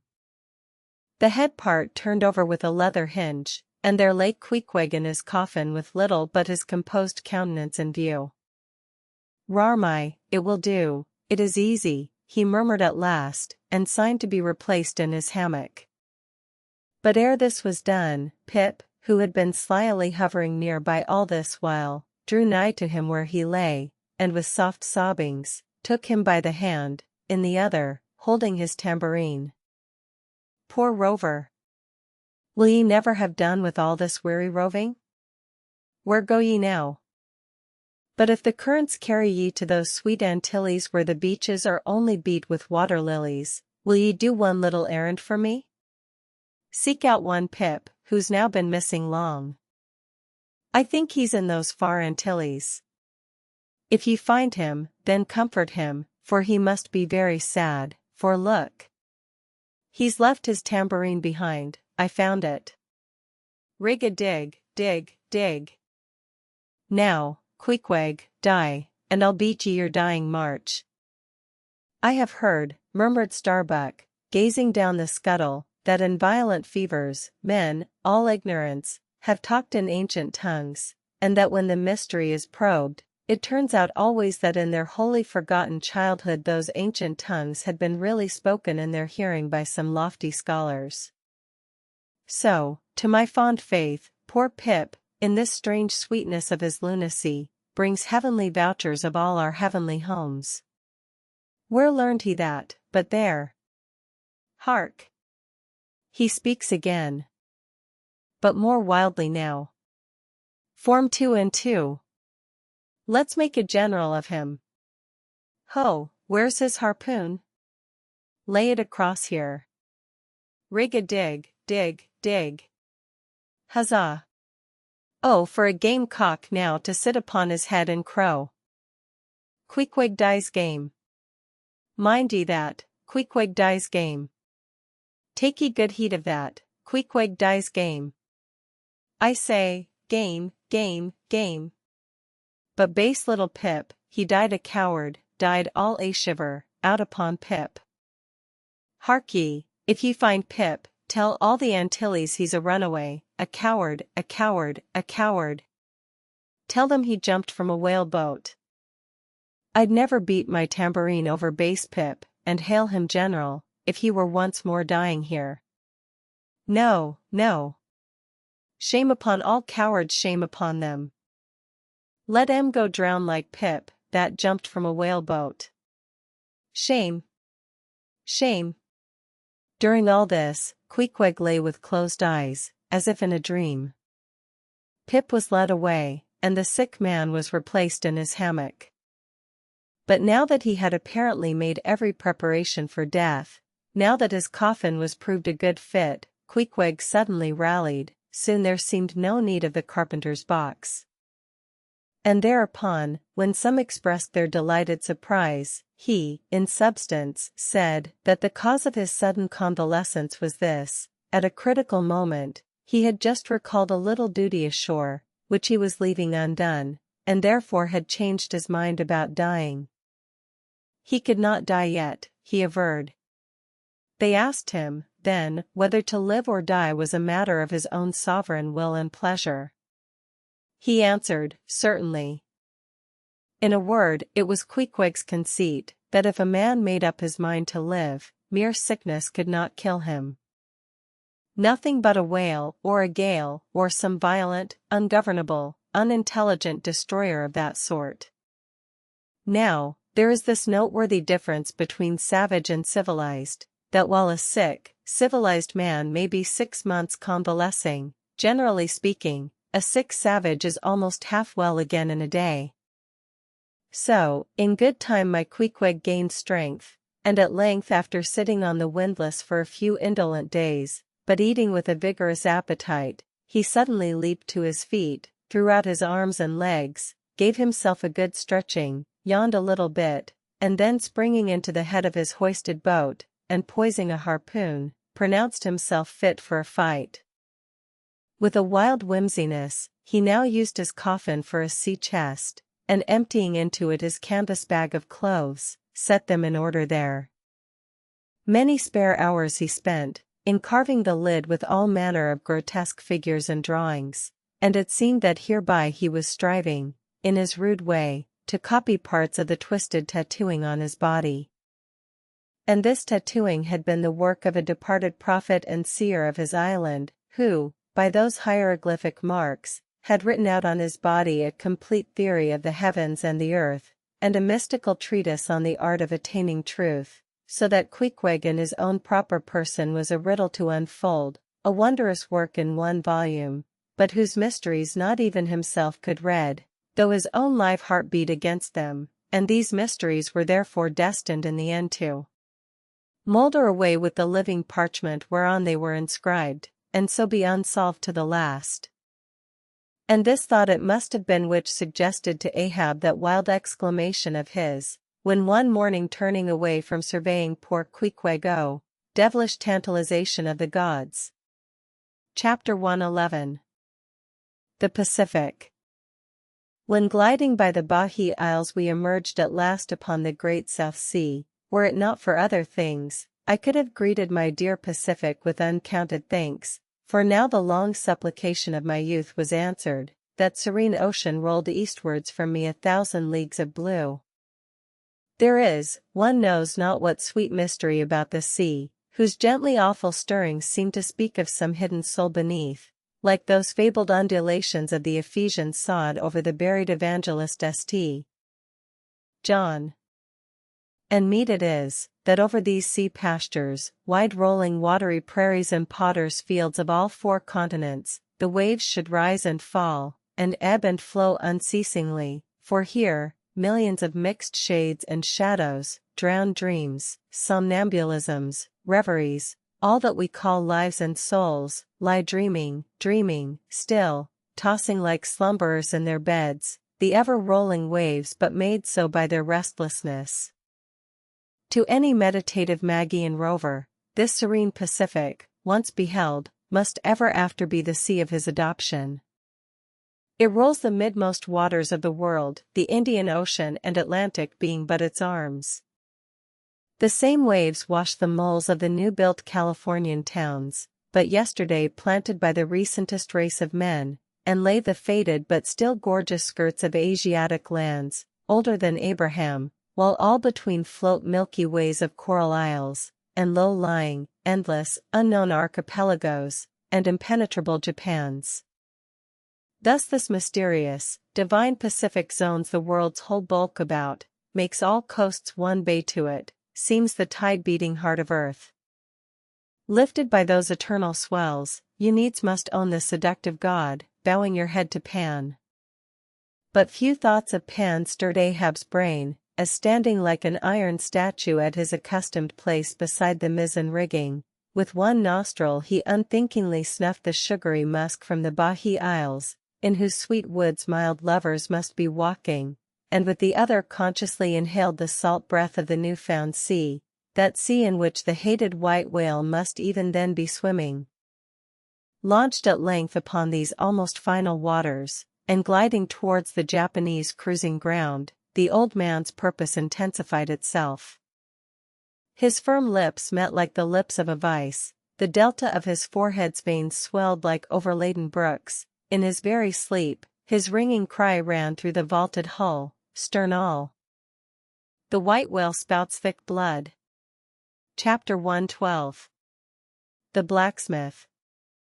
Availing himself of the mild, summer-cool weather that now reigned in these latitudes, and in preparation for the peculiarly active pursuits shortly to be anticipated, Perth, the begrimed, blistered old blacksmith, had not removed his portable forge to the hold again, after concluding his contributory work for Ahab's leg, but still retained it on deck, fast lashed to ringbolts by the foremast, being now almost incessantly invoked by the headsmen, and harpooneers, and bowsmen to do some little job for them, altering, or repairing, or new shaping their various weapons and boat furniture. Often he would be surrounded by an eager circle, all waiting to be served, holding boat spades, pike heads, harpoons, and lances, and jealously watching his every sooty movement, as he toiled. Nevertheless, this old man's was a patient hammer wielded by a patient arm. No murmur, no impatience, no petulance did come from him.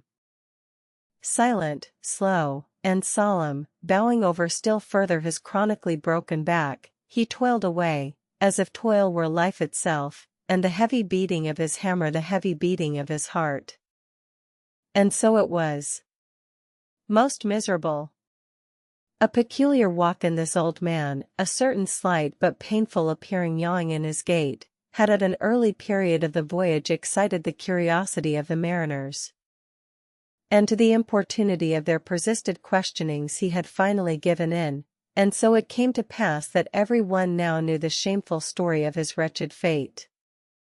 Belated, and not innocently, one bitter winter's midnight, on the road running between two country towns, the blacksmith half stupidly felt the deadly numbness stealing over him, and sought refuge in a leaning, dilapidated barn. The issue was, the loss of the extremities of both feet. Out of this revelation, part by part, at last came out the 4 acts of the gladness, and the one long, and as yet uncatastrophed 5th act of the grief of his life's drama. He was an old man, who, at the age of nearly 60, had postponedly encountered that thing in sorrow's technicals called ruin. He had been an artisan of famed excellence, and with plenty to do, owned a house and garden, embraced a youthful, daughter-like, loving wife, and 3 blithe, ruddy children, every Sunday went to a cheerful-looking church, planted in a grove. But one night, under cover of darkness, and further concealed in a most cunning disguisement, a desperate burglar slid into his happy home, and robbed them all of everything. And darker yet to tell, the blacksmith himself did ignorantly conduct this burglar into his family's heart. It was the bottle conjurer. Upon the opening of that fatal cork, forth flew the fiend, and shriveled up his home. Now, for prudent, most wise, and economic reasons, the blacksmith's shop was in the basement of his dwelling, but with a separate entrance to it, so that always had the young and loving healthy wife listened with no unhappy nervousness, but with vigorous pleasure, to the stout ringing of her young-armed old husband's hammer, whose reverberations, muffled by passing through the floors and walls, came up to her, not unsweetly, in her nursery, and so, to stout labor's iron lullaby, the blacksmith's infants were rocked to slumber. Oh, woe on woe! Oh, death, why canst thou not sometimes be timely? Hadst thou taken this old blacksmith to thyself ere his full ruin came upon him, then had the young widow had a delicious grief, and her orphans a truly venerable, legendary sire to dream of in their after years, and all of them a care-killing competency. But death plucked down some virtuous elder brother, on whose whistling daily toil solely hung the responsibilities of some other family, and left the worse than useless old man standing, till the hideous rod of life should make him easier to harvest. Why tell the whole? The blows of the basement hammer every day grew more and more between, and each blow every day grew fainter than the last. The wife sat frozen at the window, with tearless eyes, glitteringly gazing into the weeping faces of her children. The bellows fell, the forge choked up with cinders, the house was sold, the mother dived down into the long churchyard grass, her children twice followed her thither, and the houseless, familyless old man staggered off a vagabond in crape, his every woe unreverenced, his grey head a scorn to flaxen curls. Death seems the only desirable sequel for a career like this, but death is only a launching into the region of the strange untried. It is but the first salutation to the possibilities of the immense remote, the wild, the watery, the unshored. Therefore, to the death-longing eyes of such men, who still have left in them some interior compunctions against suicide, does the all-contributed and all-receptive ocean alluringly spread forth his whole plain of unimaginable, taking terrors, and wonderful, new life adventures, and from the hearts of infinite Pacifics, the thousand mermaids sing to them, come hither, broken-hearted, here is another life without the guilt of intermediate death, here are wonders supernatural, without dying for them. Come hither. Bury thyself in a life which, to your now equally abhorred and abhorring, landed world, is more oblivious than death. Come hither. Put up thy gravestone, too, within the churchyard, and come hither, till we marry thee. Hearkening to these voices, east and west, by early sunrise, and by fall of eve, the blacksmith's soul responded, I come. And so Perth went a-wailing. Chapter 113. The Forge. With matted beard, and swathed in a bristling shark-skin apron, about midday, Perth was standing between his forge and anvil, the latter placed upon an ironwood log, with one hand holding a pike head in the coals, and with the other at his forge's lungs, when Captain Ahab came along, carrying in his hand a small rusty-looking leathern bag. While yet a little distance from the forge, moody Ahab paused, till at last, Perth, withdrawing his iron from the fire, began hammering it upon the anvil, the red mass sending off the sparks in thick hovering flights, some of which flew close to Ahab. Are these thy mother Carrie's chickens, Perth? They are always flying in thy wake, birds of good omen, too, but not to all. Look here, they burn, but thou livest among them without a scorch. Because I am scorched all over, Captain Ahab, answered Perth, resting for a moment on his hammer. I am past scorching, not easily canst thou scorch a scar. Well, no more. Thy shrunk voice sounds too calmly, sanely woeful to me. In no paradise myself, I am impatient of all misery in others that is not mad. Thou shouldst go mad, blacksmith, say, why dost thou not go mad? How canst thou endure without being mad? Do the heavens yet hate thee, that thou canst not go mad? What wert thou making there? Welding an old pike head, sir, there were seams and dents in it. And canst thou make it all smooth again, blacksmith, after such hard usage as it had? I think so, sir. And I suppose thou canst smooth almost any seams and dents, never mind how hard the metal, blacksmith? Aye, sir, I think I can, all seams and dents but one. Look ye here, then, cried Ahab, passionately advancing, and leaning with both hands on Perth's shoulders, look ye here, can ye smooth out a seam like this, blacksmith, sweeping one hand across his ribbed brow. If thou couldst, blacksmith, glad enough would I lay my head upon thy anvil, and feel thy heaviest hammer between my eyes. Answer. Canst thou smooth this seam? Oh. That is the one, sir. Said I not all seams and dents but one? Aye, blacksmith, it is the one. Aye, man, it is unsmoothable, for though thou only seest it here in my flesh, it is worked down into the bone of my skull that is all wrinkles. But, away with child's play, no more gaffs and pikes today. Look ye here. jingling the leathern bag as if it were full of gold coins. I, too, want a harpoon made, one that 1,000 yoke of fiends could not part, Perth, something that will stick in a whale like his own fin bone. There's the stuff, flinging the pouch upon the anvil. Look ye, blacksmith, these are the gathered nail stubs of the steel shoes of racing horses. Horseshoe stubs, sir? Why, Captain Ahab, thou hast here, then, the best and stubbornest stuff we blacksmiths ever work.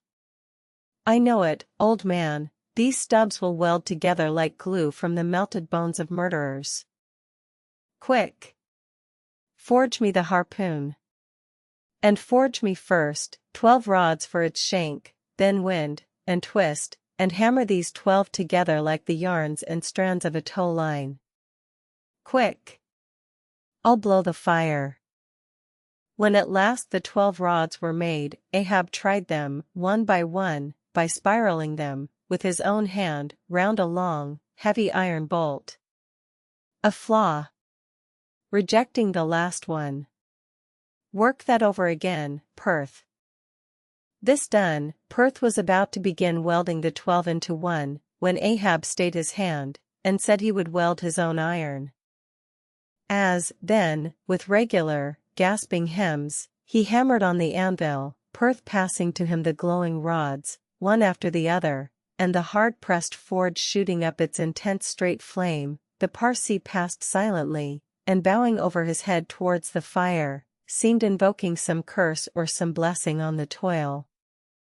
But, as Ahab looked up, he slid aside. "What's that bunch of lucifers dodging about there for?" muttered Stubb, looking on from the forecastle. "That Parsee smells fire like a fusee, and smells of it himself, like a hot musket's powder pan." At last the shank, in one complete rod, received its final heat, and as Perth, to temper it, plunged it all hissing into the cask of water nearby, the scalding steam shot up into Ahab's bent face. "Wouldst thou brand me, Perth?" Wincing for a moment with the pain, "Have I been but forging my own branding iron, then?" "Pray God, not that, yet I fear something, Captain Ahab." "Is not this harpoon for the white whale?" "For the white fiend. But now for the barbs, thou must make them thyself, man.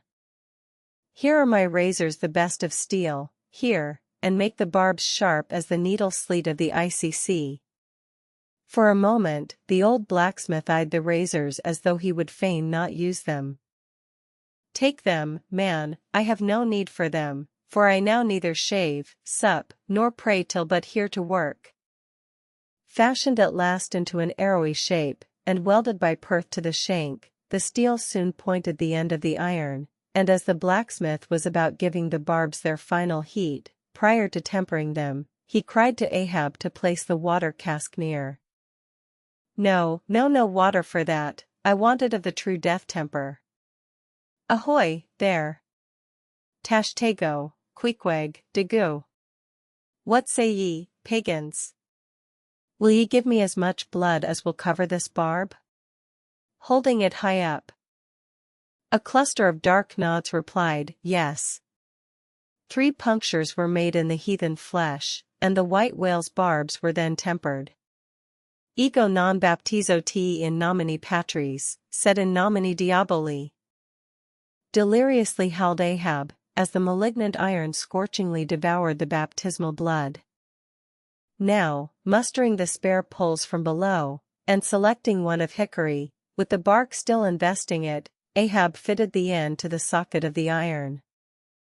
A coil of new tow line was then unwound, and some fathoms of it taken to the windlass, and stretched to a great tension. Pressing his foot upon it, till the rope hummed like a harp string, then eagerly bending over it, and seeing no strandings, Ahab exclaimed, "Good! And now for the seizings." At one extremity the rope was unstranded, and the separate spread yarns were all braided and woven round the socket of the harpoon. The pole was then driven hard up into the socket. From the lower end the rope was traced half-way along the pole's length, and firmly secured so, with intertwistings of twine.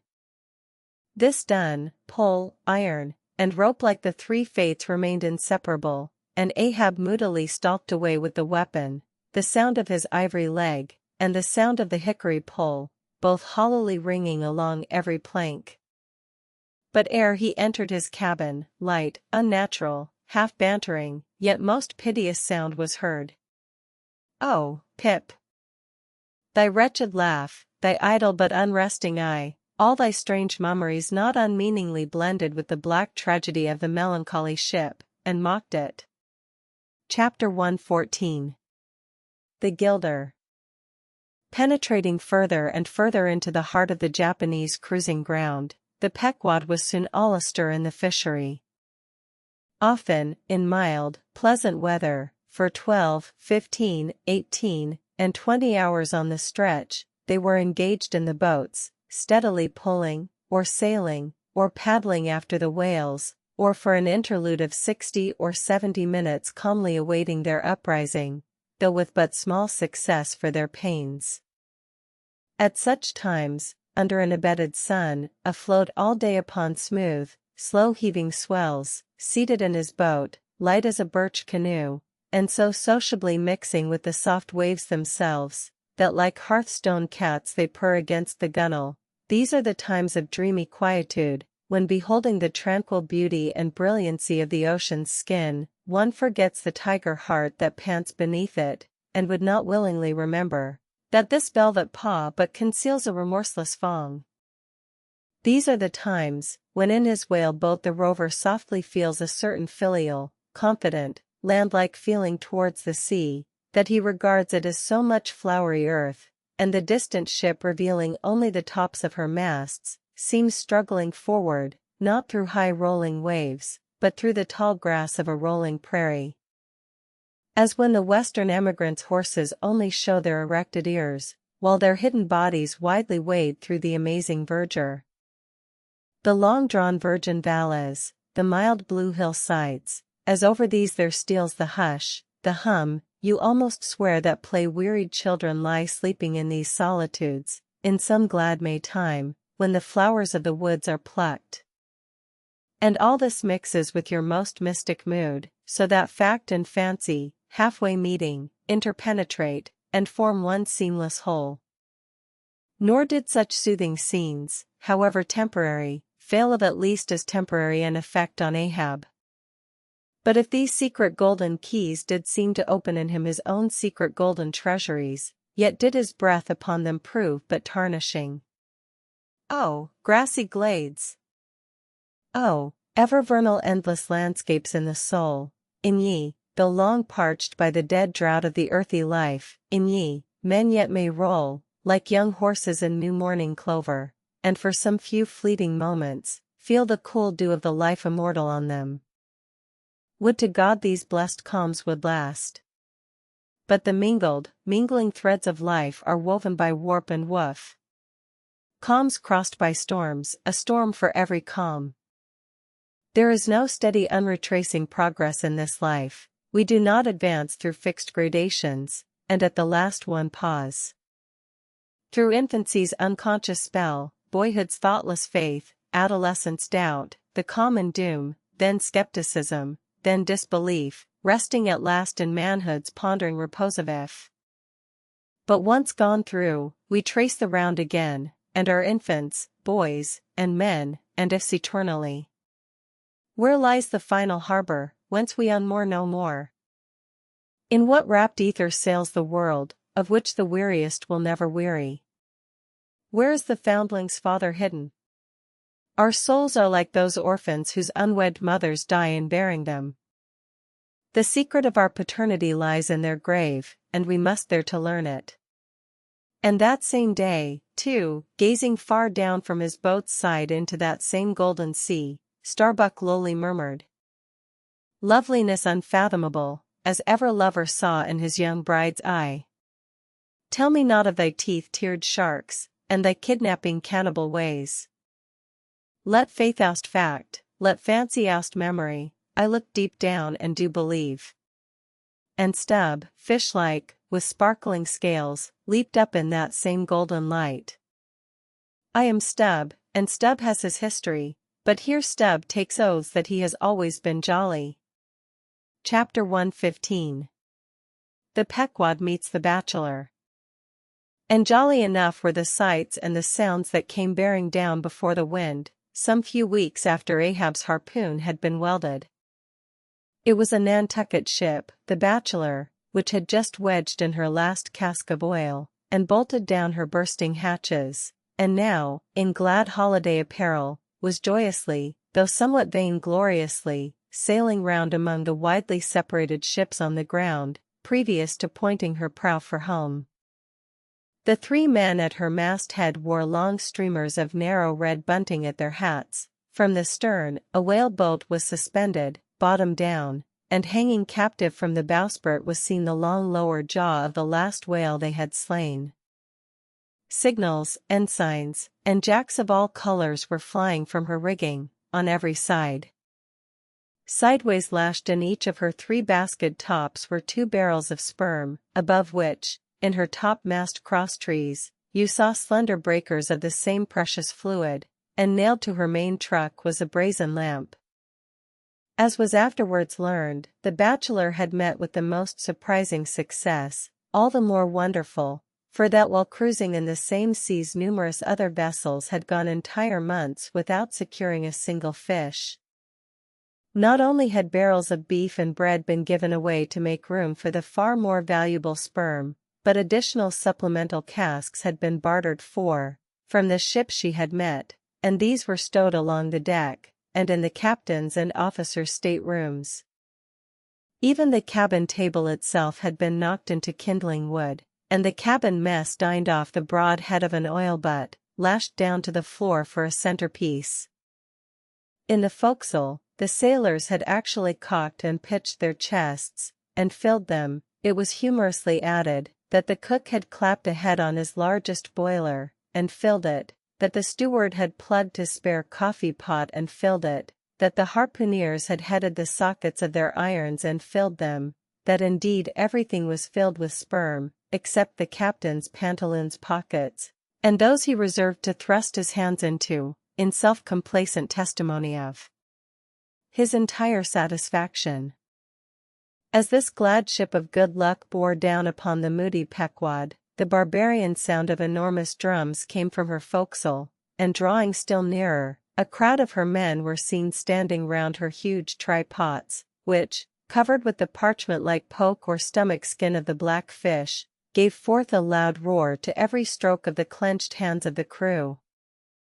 On the quarter-deck, the mates and harpooneers were dancing with the olive-hued girls who had eloped with them from the Polynesian Isles, while suspended in an ornamented boat, firmly secured aloft between the foremast and mainmast, 3 Long Island negroes, with glittering fiddle bows of whale ivory, were presiding over the hilarious jig.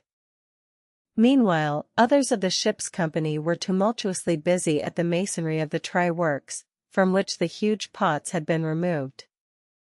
You would have almost thought they were pulling down the cursed Bastille, such wild cries they raised, as the now useless brick and mortar were being hurled into the sea.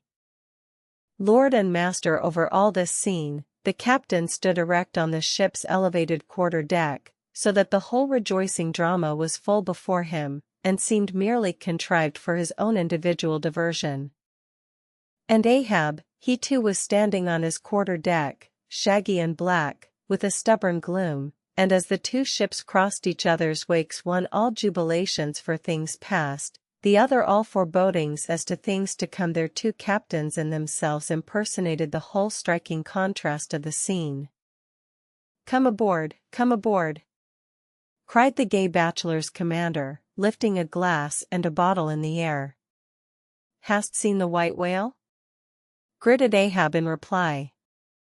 "No, only heard of him, but don't believe in him at all," said the other good-humoredly. "Come aboard. Thou art too damn jolly. Sail on. Hast lost any men?" "Not enough to speak of 2 islanders, that's all, but come aboard, old hearty, come along. I'll soon take that black from your brow. Come along, will ye, merry's the play, a full ship and homeward bound." how wondrous familiar is a fool! Muttered Ahab, then aloud, Thou art a full ship and homeward bound, thou say'st, well, then, call me an empty ship, and outward bound. So go thy ways, and I will mine. Forward there! Set all sail, and keep her to the wind. And thus, while the one ship went cheerily before the breeze, the other stubbornly fought against it, and so the two vessels parted, the crew of the Pequod looking with grave, lingering glances towards the receding bachelor, but the bachelor's men never heeding their gaze for the lively revelry they were in. And as Ahab, leaning over the taffrail, eyed the homeward-bound craft, he took from his pocket a small vial of sand, and then looking from the ship to the vial, seemed thereby bringing two remote associations together, for that vial was filled with Nantucket soundings. Chapter 116. The Dying Whale. Not seldom in this life, when, on the right side, fortune's favorites sail close by us, we, though all adroit before, catch somewhat of the rushing breeze, and joyfully feel our bagging sails fill out. So seemed it with the Pequod. For next day after encountering the gay bachelor, whales were seen and 4 were slain, and one of them by Ahab. It was far down the afternoon, and when all the spearings of the crimson fight were done, and floating in the lovely sunset sea and sky, sun and whale both stilly died together, then, such a sweetness and such plaintiveness, such enwreathing orisons curled up in that rosy air, that it almost seemed as if far over from the deep green convent valleys of the Manila Isles, the Spanish land breeze, wantonly turned sailor, had gone to sea, freighted with these vesper hymns. Soothed again, but only soothed to deeper gloom, Ahab, who had sterned off from the whale, sat intently watching his final wanings from the now tranquil boat. For that strange spectacle observable in all sperm whales dying the turning sunwards of the head, and so expiring that strange spectacle, beheld of such a placid evening, somehow to Ahab conveyed a wondrousness unknown before. He turns and turns him to it, how slowly, but how steadfastly, his homage rendering and invoking brow, with his last dying motions. He too worships fire, most faithful, broad, baronial vassal of the sun. Oh, that these two favoring eyes should see these two favoring sights! Look! Here, far water-locked, beyond all hum of human weal or woe, in these most candid and impartial seas, where to traditions no rocks furnish tablets, where for long Chinese ages, the billows have still rolled on speechless and unspoken to, as stars that shine upon the Niger's unknown source, here, too, life dies sunwards full of faith, but see! No sooner dead, than death whirls round the corpse, and it heads some other way. Oh, thou dark Hindu half of nature, who of drowned bones hast builded thy separate throne somewhere in the heart of these unverdured seas, thou art an infidel, thou queen, and too truly speakest to me in the wide slaughtering typhoon, and the hushed burial of its after calm. Nor has this thy whale sunwards turned his dying head, and then gone round again, without a lesson to me. Oh, trebly hooped and welded hip of power! Oh, high aspiring, rainbow jet! That one strivest, this one jettest all in vain. In vain, O whale, dost thou seek intercedings with yon all-quickening sun, that only calls forth life, but gives it not again. Yet dost thou, darker half, rock me with a prouder, if a darker faith. All thy unnameable imminglings float beneath me here, I am buoyed by breaths of once living things, exhaled as air, but water now. Then hail, forever hail, O sea, in whose eternal tossings the wild fowl finds his only rest. Born of earth, yet suckled by the sea, though hill and valley mothered me, ye billows are my foster brothers. Chapter 117. The Whale Watch. The 4 whales slain that evening had died wide apart, one, far to windward, one, less distant, to leeward, one ahead, one astern. These last 3 were brought alongside ere nightfall, but the windward one could not be reached till morning, and the boat that had killed it lay by its side all night, and that boat was Ahab's. The wave pole was thrust upright into the dead whale's spout hole, and the lantern hanging from its top cast a troubled flickering glare upon the black, glossy back, and far out upon the midnight waves, which gently chafed the whale's broad flank, like soft surf upon a beach. Ahab and all his boat's crew seemed asleep but the Parsee, who crouching in the bow, sat watching the sharks, that spectrally played round the whale, and tapped the light cedar planks with their tails. A sound like the moaning in squadrons over asphaltites of unforgiven ghosts of Gomorrah ran shuddering through the air. Started from his slumbers, Ahab, face to face, saw the Parsee, and hooped round by the gloom of the night they seemed the last men in a flooded world. "I have dreamed it again," said he. "Of the hearses? Have I not said, old man, that neither hearse nor coffin can be thine? And who are hearsed that die on the sea? But I said, old man, that ere thou couldst die on this voyage, 2 hearses must verily be seen by thee on the sea, the first not made by mortal hands, and the visible wood of the last one must be grown in America." Aye. A strange sight that, Parsee. A hearse and its plumes floating over the ocean with the waves for the pallbearers. Ha! Such a sight we shall not soon see. Believe it or not, thou canst not die till it be seen, old man. And what was that saying about thyself? Though it come to the last, I shall still go before thee thy pilot.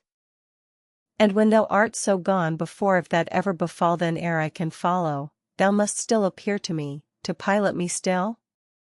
Was it not so? Well, then, did I believe all ye say, O my pilot. I have here 2 pledges that I shall yet slay Moby Dick and survive it.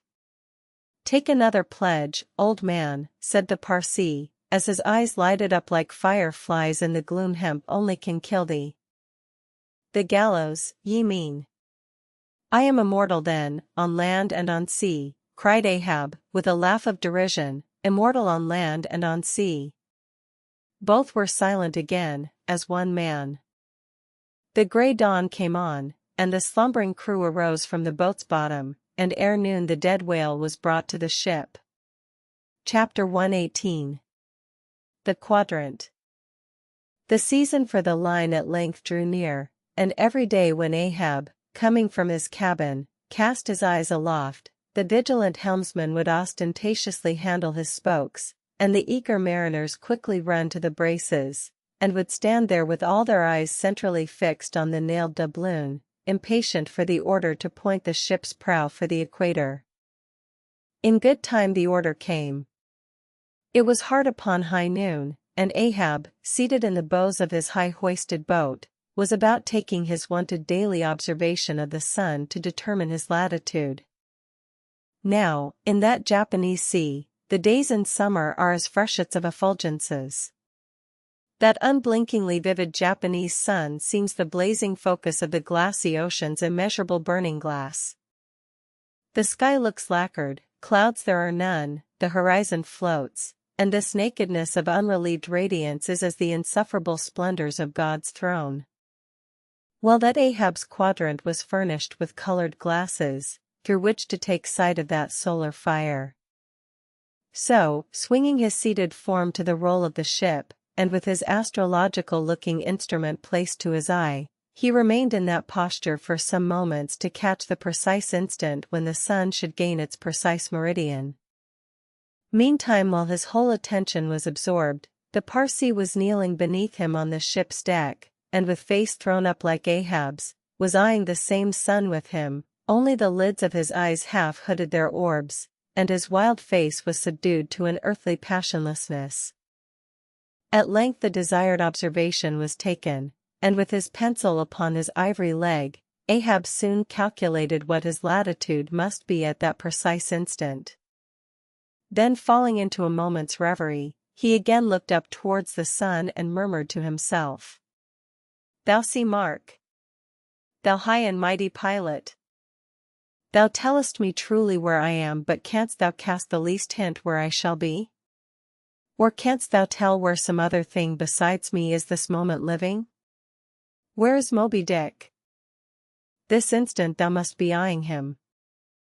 These eyes of mine look into the very eye that is even now beholding him, aye, and into the eye that is even now equally beholding the objects on the unknown, thither side of thee, thou sun.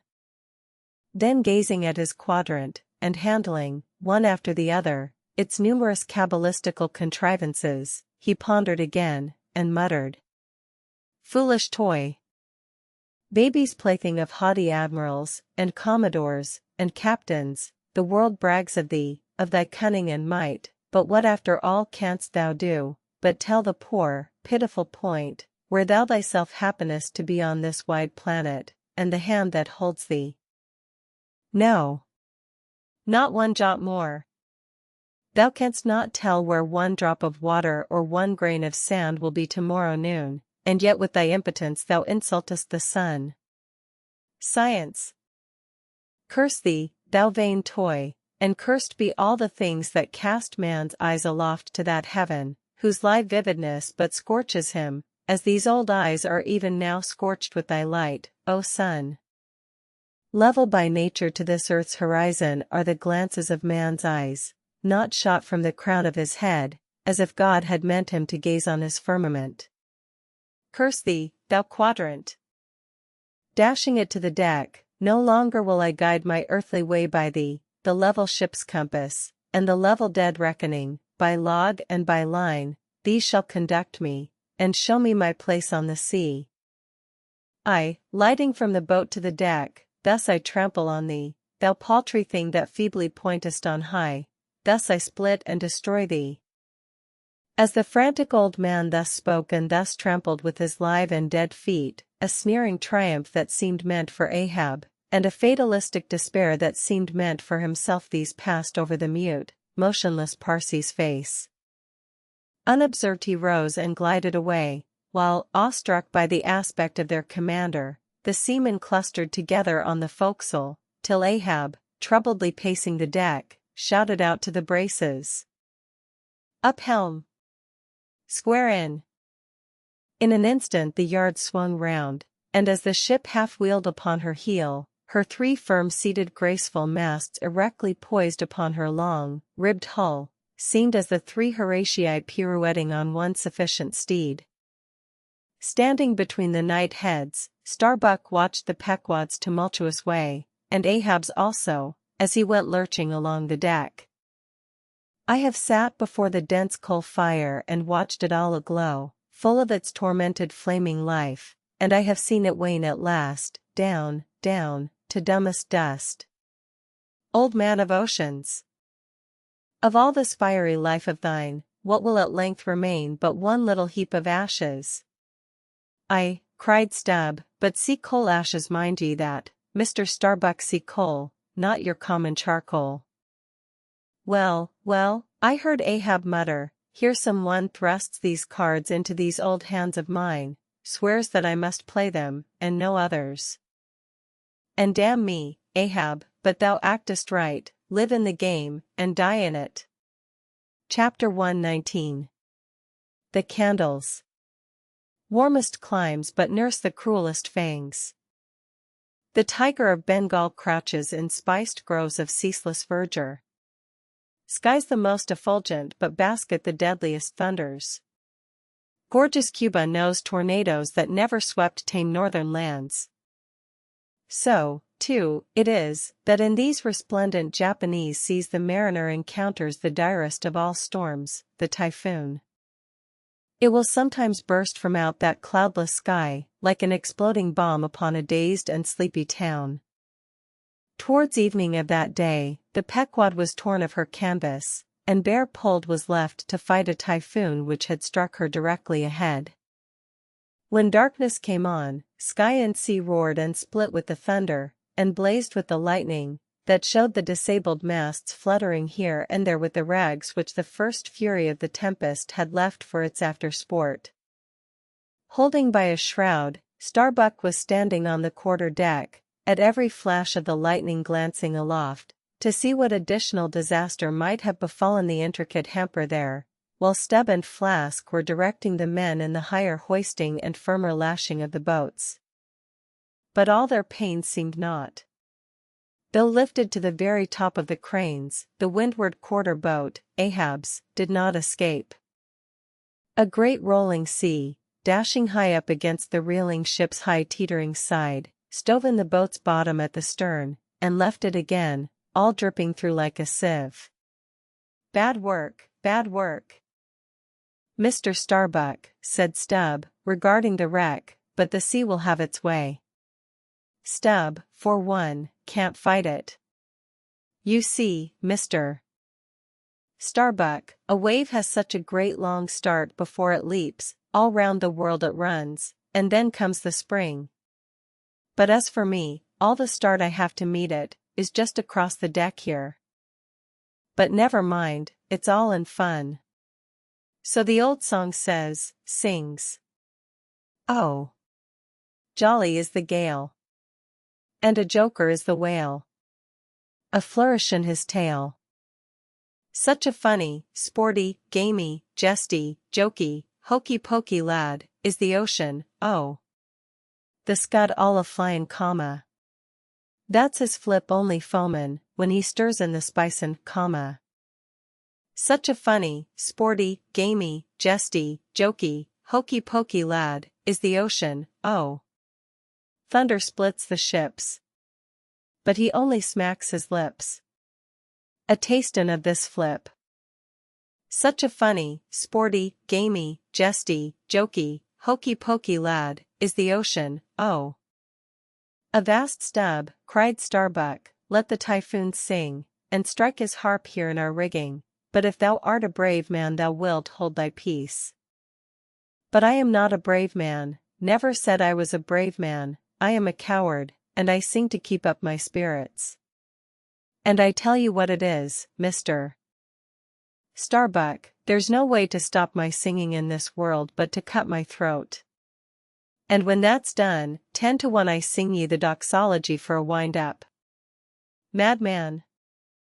Look through my eyes if thou hast none of thine own. What? How can you see better of a dark night than anybody else, never mind how foolish? Here! Cried Starbuck, seizing Stubb by the shoulder, and pointing his hand towards the weather bow, markest thou not that the gale comes from the eastward, the very course Ahab is to run for Moby Dick? The very course he swung to this day noon? Now mark his boat there, where is that stove? In the stern sheets, man, where he is wont to stand his standpoint is stove, man. Now jump overboard, and sing away, if thou must. I don't half understand ye. What's in the wind? Yes, round the Cape of Good Hope is the shortest way to Nantucket, soliloquized Starbuck suddenly, heedless of Stubb's question. The gale that now hammers at us to stave us, we can turn it into a fair wind that will drive us towards home. Yonder, to windward, all is blackness of doom, but to leeward, homeward I see it lightens up there, but not with the lightning. At that moment in one of the intervals of profound darkness, following the flashes, a voice was heard at his side, and almost at the same instant a volley of thunder peals rolled overhead. Who's there? Old Thunder, said Ahab, groping his way along the bulwarks to his pivot hole, but suddenly finding his path made plain to him by elbowed lances of fire. Now, as the lightning rod to a spire on shore is intended to carry off the perilous fluid into the soil, so the kindred rod which at sea some ships carry to each mast, is intended to conduct it into the water. But as this conductor must descend to considerable depth, that its end may avoid all contact with the hull, and as moreover, if kept constantly towing there, it would be liable to many mishaps, besides interfering not a little with some of the rigging, and more or less impeding the vessel's way in the water. Because of all this, the lower parts of a ship's lightning rods are not always overboard, but are generally made in long slender links, so as to be the more readily hauled up into the chains outside, or thrown down into the sea, as occasion may require. The rods! The rods! Cried Starbuck to the crew, suddenly admonished to vigilance by the vivid lightning that had just been darting flambeaux, to light Ahab to his post. Are they overboard? Drop them over, fore and aft. Quick! Avast! Cried Ahab, let's have fair play here, though we be the weaker side. Yet I'll contribute to raise rods on the Himalayas and Andes, that all the world may be secured, but out on privileges. Let them be, sir. Look aloft! Cried Starbuck. The corpusants! The corpusants! All the yard arms were tipped with a pallid fire, and touched at each tri-pointed lightning rod end with 3 tapering white flames. Each of the 3 tall masts was silently burning in that sulphurous air, like 3 gigantic wax tapers before an altar. Blast the boat! Let it go! Cried Stubb at this instant, as a swashing sea heaved up under his own little craft, so that its gunwale violently jammed his hand, as he was passing a lashing. Blast it! But slipping backward on the deck, his uplifted eyes caught the flames, and immediately shifting his tone he cried, the corpusants have mercy on us all.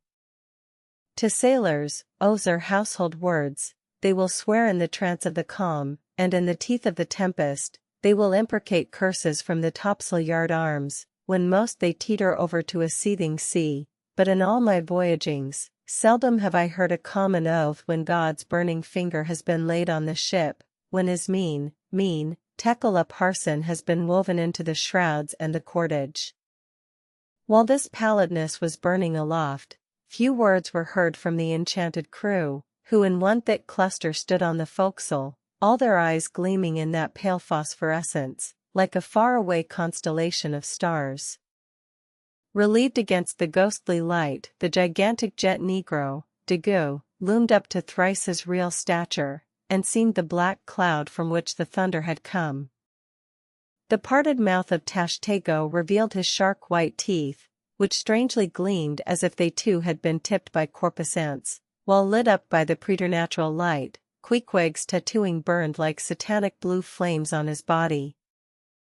The tableau all waned at last with the pallidness aloft, and once more the Pequod and every soul on her decks were wrapped in a pall. A moment or two passed, when Starbuck, going forward, pushed against someone. It was Stubb. What thinkest thou now, man? I heard thy cry, it was not the same in the song. No, it wasn't, I said the corpusants have mercy on us all, and I hope they will, still. But do they only have mercy on long faces? Have they no bowels for a laugh? And look ye, Mr. Starbuck, but it's too dark to look. Hear me, then. I take that mast-head flame we saw for a sign of good luck, for those masts are rooted in a hold that is going to be chock-a-block with sperm oil, DC, and so, all that sperm will work up into the masts, like sap in a tree. Yes, our 3 masts will yet be as 3 spermaceti candles, that's the good promise we saw. At that moment Starbuck caught sight of Stubb's face slowly beginning to glimmer into sight. Glancing upwards, he cried, "See! See!" And once more the high tapering flames were beheld with what seemed redoubled supernaturalness in their pallor. The corpusants have mercy on us all, cried Stubb, again. At the base of the mainmast, full beneath the doubloon and the flame, the Parsee was kneeling in Ahab's front, but with his head bowed away from him, while nearby, from the arched and overhanging rigging, where they had just been engaged securing a spar, a number of the seamen, arrested by the glare, now cohered together, and hung pendulous, like a knot of numbed wasps from a drooping, orchard twig. In various enchanted attitudes, like the standing, or stepping, or running skeletons in Herculaneum, others remained rooted to the deck, but all their eyes upcast. "Aye, men!" cried Ahab. "Look up at it, mark it well, the white flame but lights the way to the white whale. Hand me those mainmast links there, I would fain feel this pulse, and let mine beat against it, blood against fire. So. Then turning the last link held fast in his left hand, he put his foot upon the Parsi, and with fixed upward eye, and high-flung right arm, he stood erect before the lofty tri-pointed trinity of flames. Oh! Thou clear spirit of clear fire, whom on these seas I as Persian once did worship, till in the sacramental act so burned by thee, that to this hour I bear the scar, I now know thee, thou clear spirit, and I now know that thy right worship is defiance.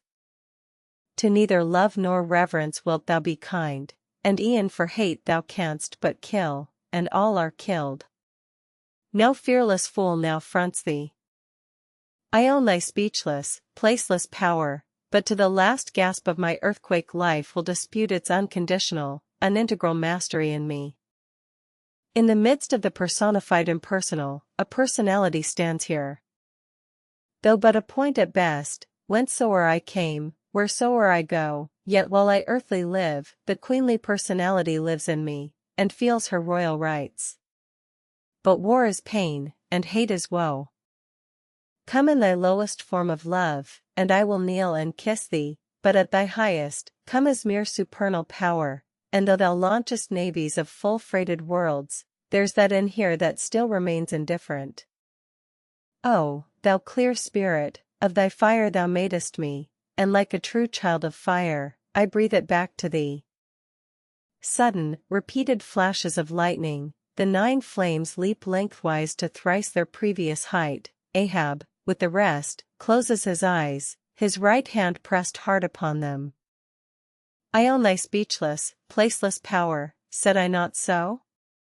Nor was it wrung from me, nor do I now drop these links.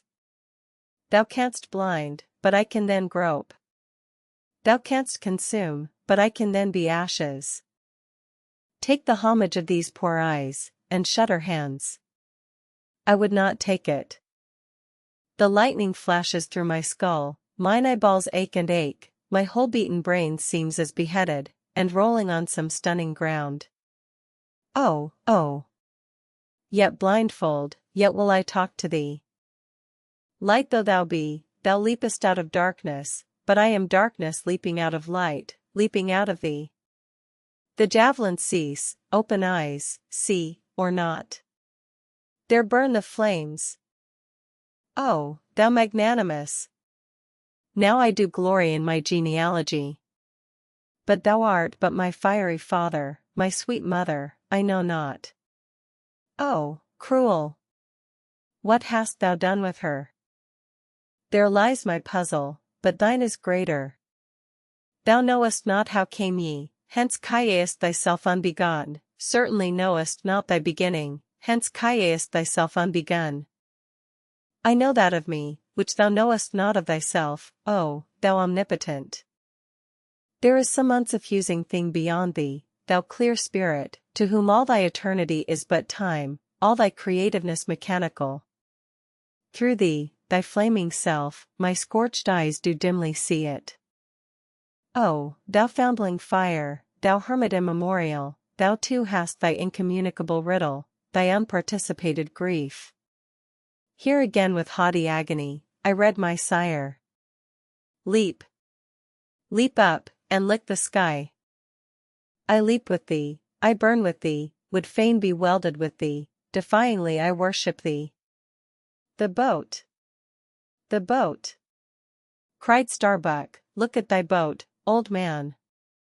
Ahab's harpoon, the one forged at Perth's fire, remained firmly lashed in its conspicuous crotch, so that it projected beyond his whale-boat's bow, but the sea that had stove its bottom had caused the loose leather sheath to drop off, and from the keen steel barb there now came a levelled flame of pale, forked fire. As the silent harpoon burned there like a serpent's tongue, Starbuck grasped Ahab by the arm. God is against thee, old man, forbear. 'Tis an ill voyage. Ill begun, ill continued, let me square the yards, while we may, old man, and make a fair wind of it homewards, to go on a better voyage than this. Overhearing Starbuck, the panic-stricken crew instantly ran to the braces, though not a sail was left aloft. For the moment all the aghast mates' thoughts seemed theirs, they raised a half-mutinous cry. But dashing the rattling lightning links to the deck, and snatching the burning harpoon, Ahab waved it like a torch among them, swearing to transfix with it the first sailor that but cast loose a rope's end. Petrified by his aspect, and still more shrinking from the fiery dart that he held, the men fell back in dismay, and Ahab again spoke. "All your oaths to hunt the white whale are as binding as mine, and heart, soul, and body, lungs and life, old Ahab is bound. And that ye may know to what tune this heart beats, look ye here, thus I blow out the last fear." And with one blast of his breath he extinguished the flame. As in the hurricane that sweeps the plain, men fly the neighborhood of some lone, gigantic elm, whose very height and strength but render it so much the more unsafe, because so much the more a mark for thunderbolts, so at those last words of Ahab's many of the mariners did run from him in a terror of dismay. Chapter 120. The deck towards the end of the first night watch. Ahab standing by the helm. Starbuck approaching him. "We must send down the main topsail yard, sir. The band is working loose and the lee lift is half stranded." "Shall I strike it, sir?" "Strike nothing, lash it. If I had skysail poles, I'd sway them up now." "Sir." "In God's name." "Sir?" "Well." "The anchors are working, sir." "Shall I get them inboard?" "Strike nothing, and stir nothing, but lash everything. The wind rises, but it has not got up to my table lands yet. Quick, and see to it. By masts and keels." He takes me for the hunchbacked skipper of some coasting smack. "Send down my main topsail yard." Ho, glue-pots! Loftiest trucks were made for wildest winds, and this brain truck of mine now sails amid the cloud scud. Shall I strike that? Oh, none but cowards send down their brain trucks in tempest time. What a hoorish aloft there! I would e'en take it for sublime, did I not know that the colic is a noisy malady. Oh, take medicine, take medicine! Chapter 121. Midnight. The forecastle bulwarks. Stub and flask mounted on them, and passing additional lashings over the anchors they're hanging. No, Stub, you may pound that knot there as much as you please, but you will never pound into me what you were just now saying. And how long ago is it since you said the very contrary? Didn't you once say that whatever ship Ahab sails in, that ship should pay something extra on its insurance policy, just as though it were loaded with powder barrels aft and boxes of lucifers forward? Stop, now, didn't you say so? Well, suppose I did? What then? I've part-changed my flesh since that time, why not my mind? Besides, supposing we are loaded with powder barrels aft and lucifers forward, how the devil could the lucifers get afire in this drenching spray here? Why, my little man, you have pretty red hair, but you couldn't get afire now. Shake yourself, your Aquarius, or the water-bearer, Flask, might fill pitchers at your coat collar. Don't you see, then, that for these extra risks the marine insurance companies have extra guarantees? Here are hydrants, Flask. But hark, again, and I'll answer ye the other thing. First take your leg off from the crown of the anchor here, though, so I can pass the rope. Now listen. What's the mighty difference between holding a mast's lightning rod in the storm, and standing close by a mast that hasn't got any lightning rod at all in a storm? Don't you see, you timberhead, that no harm can come to the holder of the rod, unless the mast is first struck? What are you talking about, then? Not one ship in 100 carries rods, and Ahab, man, and all of us, were in no more danger than, in my poor opinion, than all the crews in 10,000 ships now sailing the seas. Why, you King Post, you, I suppose you would have every man in the world go about with a small lightning rod running up the corner of his hat, like a militia officer's skewered feather, and trailing behind like his sash. Why don't ye be sensible, Flask? It's easy to be sensible, why don't ye, then? Any man with half an eye can be sensible. I don't know that, Stub. You sometimes find it rather hard. Yes, when a fellow's soaked through, it's hard to be sensible, that's a fact. And I am about drenched with this spray. Never mind, catch the turn there, and pass it. Seems to me we are lashing down these anchors now as if they were never going to be used again.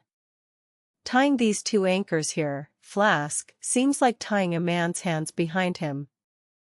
And what big generous hands they are, to be sure. These are your iron fists, hey? What a hold they have, too. I wonder, Flask, whether the world is anchored anywhere. If she is, she swings with an uncommon long cable, though. There, hammer that knot down, and we've done. So, next to touching land, lighting on deck is the most satisfactory. I say, just wring out my jacket skirts, will ye? Thank ye. They laugh at long togs so, Flask, but seems to me, a long-tailed coat ought always to be worn in all storms afloat. The tails tapering down that way, serve to carry off the water, d.c. Same with cocked hats, the cocks form gable-ended troughs, Flask. No more monkey jackets and tarpaulins for me, I must mount a swallow-tail, and drive down a beaver, so. Hello. Phew. There goes my tarpaulin overboard, Lord, Lord, that the winds that come from heaven should be so unmannerly. This is a nasty night, lad. Chapter 122. Midnight aloft. Thunder and lightning. The main topsail yard. Tashtego passing new lashings around it. Stop that thunder. Plenty too much thunder up here. What's the use of thunder? We don't want thunder, we want rum, give us a glass of rum. Chapter 123. The musket. During the most violent shocks of the typhoon, the man at the Pequod's jawbone tiller had several times been reelingly hurled to the deck by its spasmodic motions, even though preventer tackles had been attached to it, for they were slack because some play to the tiller was indispensable. In a severe gale like this, while the ship is but a tossed shuttlecock to the blast, it is by no means uncommon to see the needles in the compasses, at intervals, go round and round. It was thus with the Pequods. At almost every shock the helmsman had not failed to notice the whirling velocity with which they revolved upon the cards. It is a sight that hardly anyone can behold without some sort of unwonted emotion. Some hours after midnight, the typhoon abated so much, that through the strenuous exertions of Starbuck and Stubb, one engaged forward and the other aft, the shivered remnants of the jib and fore and main top sails were cut adrift from the spars, and went eddying away to leeward, like the feathers of an albatross, which sometimes are cast to the winds when that storm-tossed bird is on the wing. The 3 corresponding new sails were now bent and reefed, and a storm trysail was set further aft, so that the ship soon went through the water with some precision again, and the course for the present, east-southeast, which he was to steer, if practicable, was once more given to the helmsman. For during the violence of the gale, he had only steered according to its vicissitudes. But as he was now bringing the ship as near her course as possible, watching the compass meanwhile, lo! A good sign. The wind seemed coming round astern, aye, the foul breeze became fair. Instantly the yards were squared, to the lively song of Ho! The fair wind. O ye ho, cheerly men! The crew singing for joy, that so promising an event should so soon have falsified the evil portents preceding it.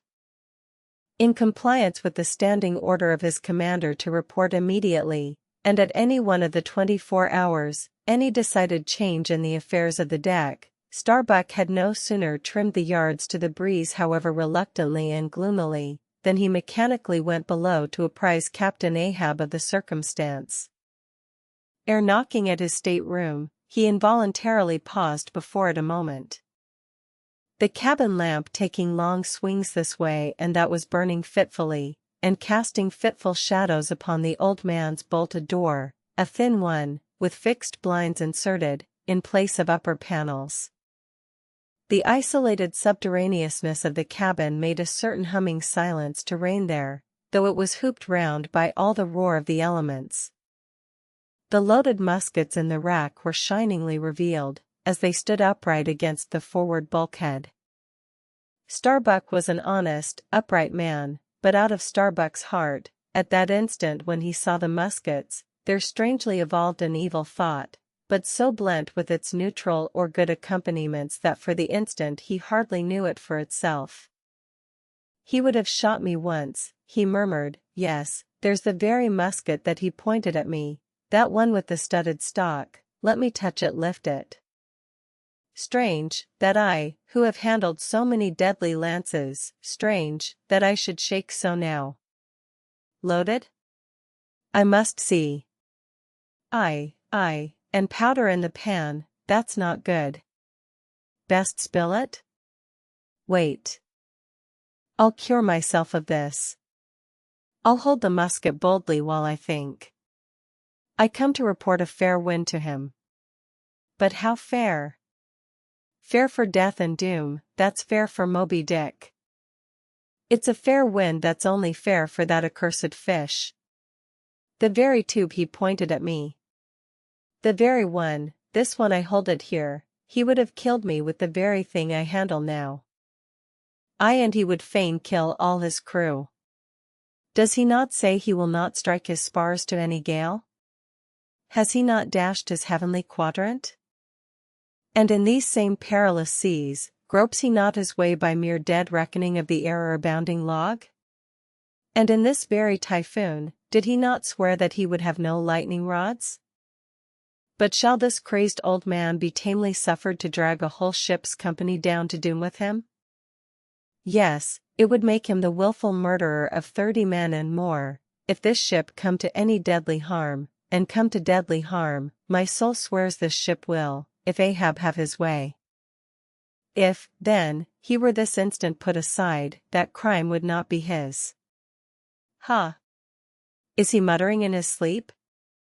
Yes, just there, in there, he's sleeping. Sleeping?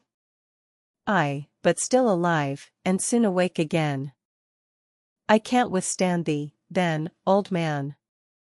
Not reasoning, not remonstrance, not entreaty wilt thou hearken to, all this thou scornest.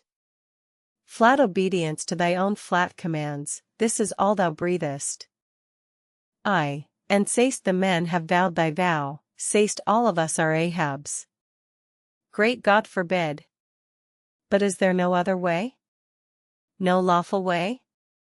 Make him a prisoner to be taken home? What? Hope to wrest this old man's living power from his own living hands? Only a fool would try it.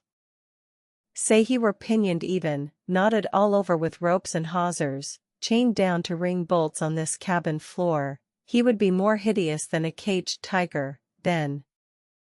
I could not endure the sight, could not possibly fly his howlings, all comfort, sleep itself, inestimable reason would leave me on the long intolerable voyage. What, then, remains? The land is hundreds of leagues away, and locked Japan the nearest. I stand alone here upon an open sea, with 2 oceans and a whole continent between me and law. Aye, 'tis so.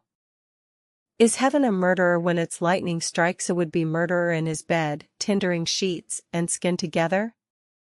And would I be a murderer, then, if and slowly, stealthily, and half sideways looking, he placed the loaded musket's end against the door? On this level, Ahab's hammock swings within, his head this way. A touch, and Starbuck may survive to hug his wife and child again. Oh Mary! Mary! Boy! Boy! Boy! But if I wake thee not to death, old man, who can tell to what unsound deep Starbuck's body this day week may sink, with all the crew? Great God, where art thou? Shall I? Shall I?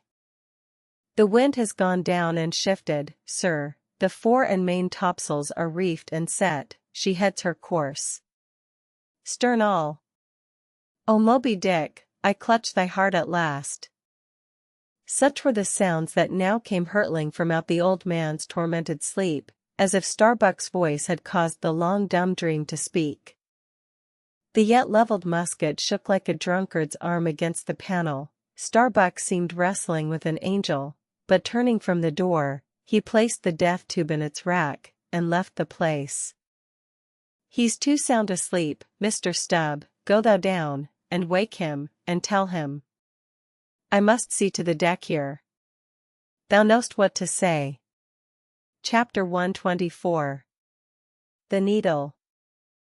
Next morning the not yet subsided sea rolled in long slow billows of mighty bulk, and striving in the Pequod's gurgling track, pushed her on like giants' palms outspread. The strong, unstaggering breeze abounded so, that sky and air seemed vast outbellying sails, the whole world boomed before the wind. Muffled in the full morning light, the invisible sun was only known by the spread intensity of his place, where his bayonet rays moved on in stacks. Emblazonings, as of crowned Babylonian kings and queens, reigned over everything. The sea was as a crucible of molten gold, that bubblingly leaps with light and heat. Long maintaining an enchanted silence, Ahab stood apart, and every time the teetering ship loweringly pitched down her bowsprit, he turned to eye the bright sun's rays produced ahead, and when she profoundly settled by the stern, he turned behind, and saw the sun's rearward place, and how the same yellow rays were blending with his undeviating wake. Ha, ha, my ship! Thou mightest well be taken now for the sea-chariot of the sun. Ho, ho! All ye nations before my prow, I bring the sun to ye. Yoke on the further billows, hullo! A tandem, I drive the sea. But suddenly reined back by some counter-thought, he hurried towards the helm, huskily demanding how the ship was heading. East so east, sir, said the frightened steersman. Thou least? Smiting him with his clenched fist. Heading east at this hour in the morning, and the sun astern? Upon this every soul was confounded, for the phenomenon just then observed by Ahab had unaccountably escaped every one else, but its very blinding palpableness must have been the cause. Thrusting his head halfway into the binnacle, Ahab caught one glimpse of the compasses. His uplifted arm slowly fell. For a moment he almost seemed to stagger. Standing behind him Starbuck looked, and lo! The two compasses pointed east, and the Pequod was as infallibly going west. But ere the first wild alarm could get out abroad among the crew, the old man with a rigid laugh exclaimed, I have it. It has happened before. Mr. Starbuck, last night's thunder turned our compasses, that's all. Thou hast before now heard of such a thing, I take it. Aye, but never before has it happened to me, sir, said the pale mate, gloomily. Here, it must needs be said, that accidents like this have in more than one case occurred to ships in violent storms. The magnetic energy, as developed in the mariner's needle, is, as all know, essentially one with the electricity beheld in heaven. Hence it is not to be much marveled at, that such things should be. Instances where the lightning has actually struck the vessel, so as to smite down some of the spars and rigging, the effect upon the needle has at times been still more fatal, all its lodestone virtue being annihilated, so that the before magnetic steel was of no more use than an old wife's knitting needle. But in either case, the needle never again, of itself, recovers the original virtue thus marred or lost, and if the binnacle compasses be affected, the same fate reaches all the others that may be in the ship, even were the lowermost one inserted into the kelson. Deliberately standing before the binnacle, and eyeing the transpointed compasses, the old man, with the sharp of his extended hand, now took the precise bearing of the sun, and satisfied that the needles were exactly inverted, shouted out his orders for the ship's course to be changed accordingly. The yards were hard up, and once more the Pequod thrust her undaunted bows into the opposing wind, for the supposed fair one had only been juggling her. Meanwhile, whatever were his own secret thoughts, Starbuck said nothing, but quietly he issued all requisite orders, while Stubb and Flask, who in some small degree seemed then to be sharing his feelings, likewise unmurmuringly acquiesced. As for the men, though some of them lowly rumbled, their fear of Ahab was greater than their fear of fate. But as ever before, the pagan harpooneers remained almost wholly unimpressed, or if impressed, it was only with a certain magnetism shot into their congenial hearts from inflexible Ahab's. For a space the old man walked the deck in rolling reveries. But chancing to slip with his ivory heel, he saw the crushed copper sight tubes of the quadrant he had the day before dashed to the deck. Thou poor, proud heaven-gazer and sun's pilot! Yesterday I wrecked thee, and today the compasses would fain have wrecked me. So. But Ahab is lord over the level lodestone yet. Mr. Starbuck, a lance without a pole, a top maul, and the smallest of the sailmaker's needles. Quick. Accessory, perhaps, to the impulse dictating the thing he was now about to do, were certain prudential motives, whose object might have been to revive the spirits of his crew by a stroke of his subtle skill, in a matter so wondrous as that of the inverted compasses. Besides, the old man well knew that to steer by transpointed needles, though clumsily practicable, was not a thing to be passed over by superstitious sailors, without some shudderings and evil portents. Men, said he, steadily turning upon the crew, as the mate handed him the things he had demanded, my men, the thunder turned old Ahab's needles, but out of this bit of steel Ahab can make one of his own, that will point as true as any. Abashed glances of servile wonder were exchanged by the sailors, as this was said, and with fascinated eyes they awaited whatever magic might follow. But Starbuck looked away.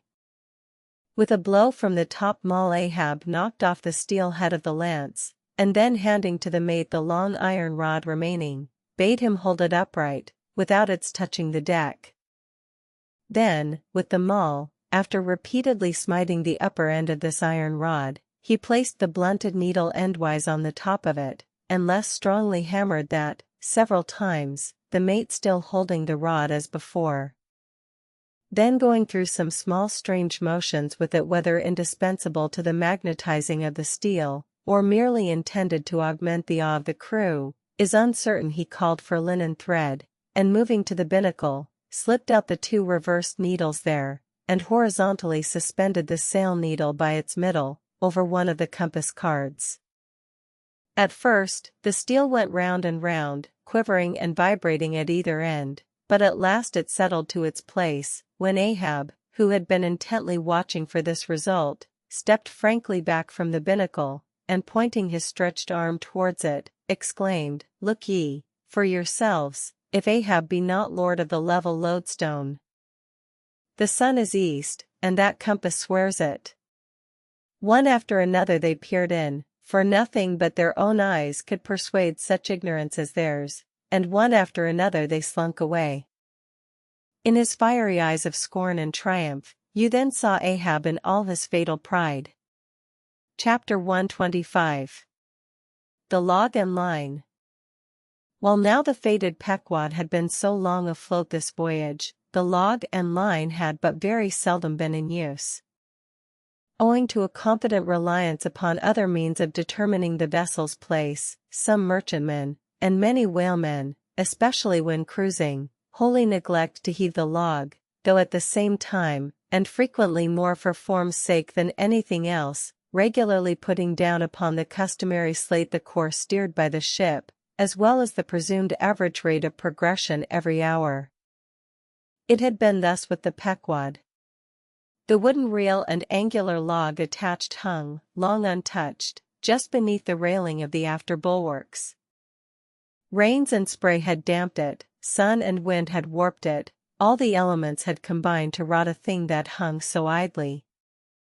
But heedless of all this, his mood seized Ahab, as he happened to glance upon the reel, not many hours after the magnet scene, and he remembered how his quadrant was no more, and recalled his frantic oath about the level log and line. The ship was sailing plungingly, astern the billows rolled in riots. Forward, there! Heave the log! 2 seamen came. The golden-hued Tahitian and the grizzly Manxman. Take the reel, one of ye, I'll heave. They went towards the extreme stern, on the ship's lee side, where the deck, with the oblique energy of the wind, was now almost dipping into the creamy, sidelong rushing sea. The Manxman took the reel, and holding it high up, by the projecting handle ends of the spindle, round which the spool of line revolved, so stood with the angular log hanging downwards, till Ahab advanced to him. Ahab stood before him, and was lightly unwinding some 30 or 40 turns to form a preliminary hand coil to toss overboard, when the old Manxman, who was intently eyeing both him and the line, made bold to speak. "Sir, I mistrust it, this line looks far gone, long heat and wet have spoiled it." "'Twill hold, old gentleman." "Long heat and wet, have they spoiled thee?" "Thou seemst to hold." Or, truer perhaps, life holds thee, not thou it. "I hold the spool, sir. But just as my captain says. With these grey hairs of mine, 'tis not worth while disputing, specially with a superior, who'll ne'er confess." "What's that?" "There now's a patched professor in Queen Nature's granite-founded college, but methinks he's too subservient." "Where wert thou born?" "In the little rocky Isle of Man, sir." "Excellent. Thou'st hit the world by that." "I know not, sir, but I was born there." "In the Isle of Man, hey?" "Well, the other way, it's good.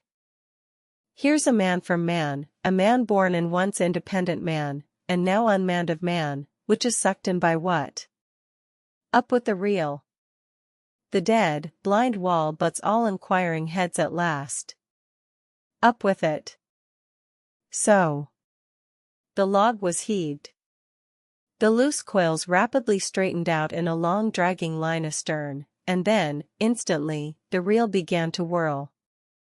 In turn, jerkingly raised and lowered by the rolling billows, the towing resistance of the log caused the old reelman to stagger strangely. "Hold hard!" Snap! The overstrained line sagged down in one long festoon, the tugging log was gone. I crush the quadrant, the thunder turns the needles, and now the mad sea parts the log line. But Ahab can mend all. Haul in here, Tahitian, reel up, Manxman. And look ye, let the carpenter make another log, and mend thou the line. See to it. There he goes now, to him nothing's happened, but to me, the skewer seems loosening out of the middle of the world. Haul in, Tahitian. These lines run whole, and whirling out. Come in broken, and dragging slow. Ha, Pip? Come to help, Pip? Pip? Whom call ye Pip? Pip jumped from the whale boat. Pip's missing. Let's see now if ye haven't fished him up here, fisherman. It drags hard, I guess he's holding on. Jerk him, Tahiti. Jerk him off, we haul in no cowards here. Ho! There's his arm just breaking water. A hatchet. A hatchet. Cut it off, we haul in no cowards here. Captain Ahab. sir, sir. Here's Pip, trying to get on board again. Peace, thou crazy loon, cried the Manxman, seizing him by the arm. Away from the quarter-deck. The greater idiot ever scolds the lesser, muttered Ahab, advancing. Hands off from that holiness. Where sayest thou Pip was, boy? Astern there, sir, astern. Lo! Lo! And who art thou, boy? I see not my reflection in the vacant pupils of thy eyes. O God! That man should be a thing for immortal souls to sift through. Who art thou, boy? Bell boy, sir, ship's crier, ding, dong, ding. Pip. Pip. Pip. 100 pounds of clay reward for Pip, 5 feet high, looks cowardly, quickest known by that. Ding, dong, ding. Who's seen Pip the coward? There can be no hearts above the snow line. Oh, ye frozen heavens! Look down here. Ye did beget this luckless child, and have abandoned him, ye creative libertines. Here, boy, Ahab's cabin shall be Pip's home henceforth, while Ahab lives. Thou touchest my inmost centre, boy, thou art tied to me by cords woven of my heartstrings. Come, let's down. What's this? Here's velvet shark skin, intently gazing at Ahab's hand, and feeling it. Ah, now, had poor Pip but felt so kind a thing as this, perhaps he had ne'er been lost. This seems to me, sir, as a man rope, something that weak souls may hold by. Oh, sir, let old Perth now come and rivet these two hands together, the black one with the white, for I will not let this go. Oh, boy, nor will I thee, unless I should thereby drag thee to worse horrors than are here. Come, then, to my cabin. Lo! Ye believers in God's all-goodness, and in man all ill, lo you! See the omniscient God's oblivious of suffering man, and man, though idiotic, and knowing not what he does, yet full of the sweet things of love and gratitude. Come! I feel prouder leading thee by thy black hand, than though I grasped an emperor's. There go 2 daft ones now, muttered the old Manxman. One daft with strength, the other daft with weakness. But here's the end of the rotten line all dripping, too. Mend it, eh? I think we had best have a new line altogether. I'll see Mr. Stubb about it. Chapter 126. The Life Buoy. Steering now southeastward by Ahab's leveled steel, and her progress solely determined by Ahab's level log and line, the Pequod held on her path towards the equator. Making so long a passage through such unfrequented waters, descrying no ships, and ere long, sideways impelled by unvarying trade winds, over waves monotonously mild, all these seemed the strange calm things preluding some riotous and desperate scene. At last, when the ship drew near to the outskirts, as it were, of the equatorial fishing ground, and in the deep darkness that goes before the dawn, was sailing by a cluster of rocky islets, the watch then headed by Flask was startled by a cry so plaintively wild and unearthly, like half-articulated wailings of the ghosts of all Herod's murdered innocents, that one and all, they started from their reveries, and for the space of some moments stood, or sat, or leaned all transfixedly listening. Like the carved Roman slave, while that wild cry remained within hearing. The Christian or civilized part of the crew said it was mermaids, and shuddered, but the pagan harpooneers remained unappalled. Yet the grey Manxman, the oldest mariner of all, declared that the wild thrilling sounds that were heard, were the voices of newly drowned men in the sea. Below in his hammock, Ahab did not hear of this till grey dawn, when he came to the deck. It was then recounted to him by Flask, not unaccompanied with hinted dark meanings. He hollowly laughed, and thus explained the wonder. Those rocky islands the ship had passed were the resort of great numbers of seals, and some young seals that had lost their dams, or some dams that had lost their cubs, must have risen nigh the ship and kept company with her, crying and sobbing with their human sort of wail.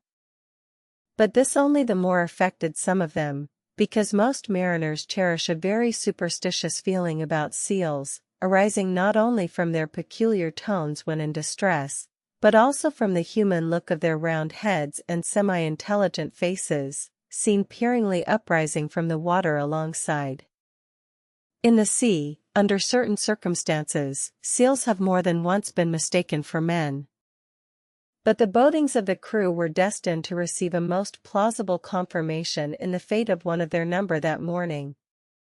At sunrise this man went from his hammock to his masthead at the fore, and whether it was that he was not yet half waked from his sleep, for sailors sometimes go aloft in a transition state, whether it was thus with the man, there is now no telling, but, be that as it may, he had not been long at his perch, when a cry was heard, a cry and a rushing, and looking up, they saw a falling phantom in the air, and looking down, a little tossed heap of white bubbles in the blue of the sea. The life buoy, a long slender cask, was dropped from the stern, where it always hung obedient to a cunning spring, but no hand rose to seize it, and the sun having long beat upon this casket had shrunken, so that it slowly filled, and that parched wood also filled at its every pore, and the studded iron-bound cask followed the sailor to the bottom, as if to yield him his pillow, though in sooth but a hard one. And thus the first man of the Pequod that mounted the mast to look out for the white whale, on the white whale's own peculiar ground, that man was swallowed up in the deep. But few, perhaps, thought of that at the time. Indeed, in some sort, they were not grieved at this event, at least as a portent, for they regarded it, not as a foreshadowing of evil in the future, but as the fulfillment of an evil already presaged. They declared that now they knew the reason of those wild shrieks they had heard the night before. But again the old Manxman said nay. The lost life buoy was now to be replaced. Starbuck was directed to see to it, but as no cask of sufficient lightness could be found, and as in the feverish eagerness of what seemed the approaching crisis of the voyage, all hands were impatient of any toil but what was directly connected with its final end, whatever that might prove to be, therefore, they were going to leave the ship's stern unprovided with a buoy, when by certain strange signs and innuendos Queequeg hinted a hint concerning his coffin. "A life buoy of a coffin!" cried Starbuck, starting. "Rather queer, that, I should say," said Stubb. "It will make a good enough one," said Flask, "the carpenter here can arrange it easily." "Bring it up, there's nothing else for it," said Starbuck, after a melancholy pause. "Rig it, carpenter, do not look at me so, the coffin, I mean. Dost thou hear me? Rig it." "And shall I nail down the lid, sir?" moving his hand as with a hammer. "Aye." "And shall I caulk the seams, sir?" moving his hand as with a caulking iron. "Aye." "And shall I then pay over the same with pitch, sir?" moving his hand as with a pitch pot. "Away. What possesses thee to this? Make a life buoy of the coffin, and no more. Mr. Stubb, Mr. Flask, come forward with me." He goes off in a huff. The whole he can endure, at the parts he balks. Now I don't like this. I make a leg for Captain Ahab, and he wears it like a gentleman, but I make a bandbox for Queequeg, and he won't put his head into it. Are all my pains to go for nothing with that coffin? And now I'm ordered to make a life buoy of it. It's like turning an old coat, going to bring the flesh on the other side now. I don't like this cobbling sort of business, I don't like it at all, it's undignified, it's not my place. Let tinkers' brats do tinkerings, we are their betters. I like to take in hand none but clean, virgin, fair and square mathematical jobs, something that regularly begins at the beginning, and is at the middle when midway, and comes to an end at the conclusion, not a cobbler's job, that's at an end in the middle, and at the beginning at the end.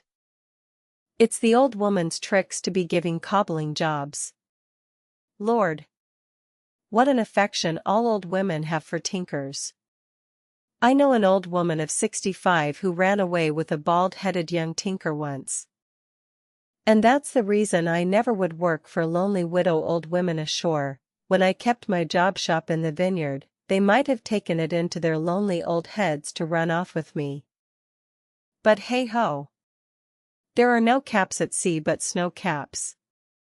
Let me see. Nail down the lid, caulk the seams, pay over the same with pitch, batten them down tight, and hang it with the snap spring over the ship's stern. Were ever such things done before with a coffin? Some superstitious old carpenters, now, would be tied up in the rigging, ere they would do the job. But I'm made of knotty rustic hemlock, I don't budge. Cruppered with a coffin. Sailing about with a graveyard tray. But never mind. We workers in woods make bridal bedsteads and card tables, as well as coffins and hearses. We work by the month, or by the job, or by the profit, not for us to ask the why and wherefore of our work, unless it be too confounded cobbling, and then we stash it if we can. Hem. I'll do the job, now, tenderly. I'll have me let's see how many in the ship's company, all told? But I've forgotten. Anyway, I'll have me 30 separate, Turk's-headed lifelines, each 3 feet long hanging all round to the coffin. Then, if the hull go down, there'll be 30 lively fellows all fighting for one coffin, a sight not seen very often beneath the sun. Come hammer, caulking iron, pitch pot, and marling spike. Let's to it. Chapter 127. The deck. The coffin laid upon 2 lined tubs, between the vice bench and the open hatchway, the carpenter caulking its seams, the string of twisted oakum slowly unwinding from a large roll of it placed in the bosom of his frock. Ahab comes slowly from the cabin gangway, and here's Pip following him. Back, lad, I will be with ye again presently. He goes. Not this hand complies with my humor more genially than that boy. Middle aisle of a church. What's here? Life buoy, sir. Mr. Starbuck's orders. Oh, look, sir. Beware the hatchway. Thank ye, man. Thy coffin lies handy to the vault. Sir? The hatchway? Oh. So it does, sir, so it does. Art not thou the leg maker? Look, did not this stump come from thy shop? I believe it did, sir. Does the ferrule stand, sir? Well enough. But art thou not also the undertaker? Aye, sir, I patched up this thing here as a coffin for Queequeg, but they've set me now to turning it into something else. Then tell me, art thou not an errant, all-grasping, intermeddling, monopolizing, heathenish old scamp, to be one day making legs, and the next day coffins to clap them in, and yet again life buoys out of those same coffins?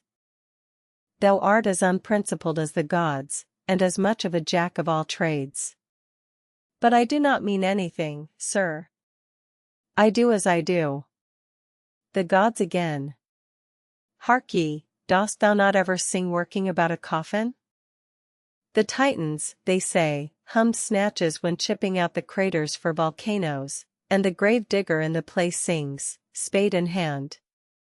Dost thou never? Sing, sir? Do I sing? Oh, I'm indifferent enough, sir, for that, but the reason why the grave digger made music must have been because there was none in his spade, sir. But the caulking mallet is full of it. Hark to it. Aye, and that's because the lid there's a sounding board, and what in all things makes the sounding board is this there's not beneath. And yet, a coffin with a body in it rings pretty much the same, carpenter. Hast thou ever helped carry a bier, and heard the coffin knock against the churchyard gate, going in? Faith, sir, Faith? What's that? Why, faith, sir, it's only a sort of exclamation like that's all, sir. Go on. I was about to say, sir, that. Art thou a silkworm? Dost thou spin thy own shroud out of thyself? Look at thy bosom. Dispatch. And get these traps out of sight. He goes aft. That was sudden, now, but squalls come sudden in hot latitudes. I've heard that the Isle of Albemarle, one of the Galapagos, is cut by the equator right in the middle. Seems to me some sort of equator cuts yon old man, too, right in his middle. He's always under the line fiery hot, I tell ye. He's looking this way, come, Oakham, quick. Here we go again. This wooden mallet is the cork, and I'm the professor of musical glasses. Tap, tap. Ahab to himself. There's a sight. There's a sound. The gray-headed woodpecker tapping the hollow tree. Blind and dumb might well be envied now. See. That thing rests on 2 line tubs, full of tow lines. A most malicious wag, that fellow. Rat-tat. So man seconds tick. Oh. How immaterial are all materials. What things real are there, but imponderable thoughts? Here now's the very dreaded symbol of grim death, by a mere hap, made the expressive sign of the help and hope of most endangered life. A life buoy of a coffin.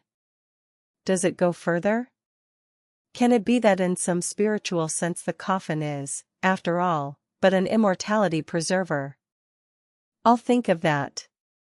But no. So far gone am I in the dark side of earth, that its other side, the theoretic bright one, seems but uncertain twilight to me. Will ye never have done, carpenter, with that accursed sound? I go below, let me not see that thing here when I return again. Now, then, Pip, we'll talk this over. I do suck most wondrous philosophies from thee. Some unknown conduits from the unknown worlds must empty into thee. Chapter 128. The Pequod meets the Rachel. Next day, a large ship, the Rachel, was descried, bearing directly down upon the Pequod, all her spars thickly clustering with men.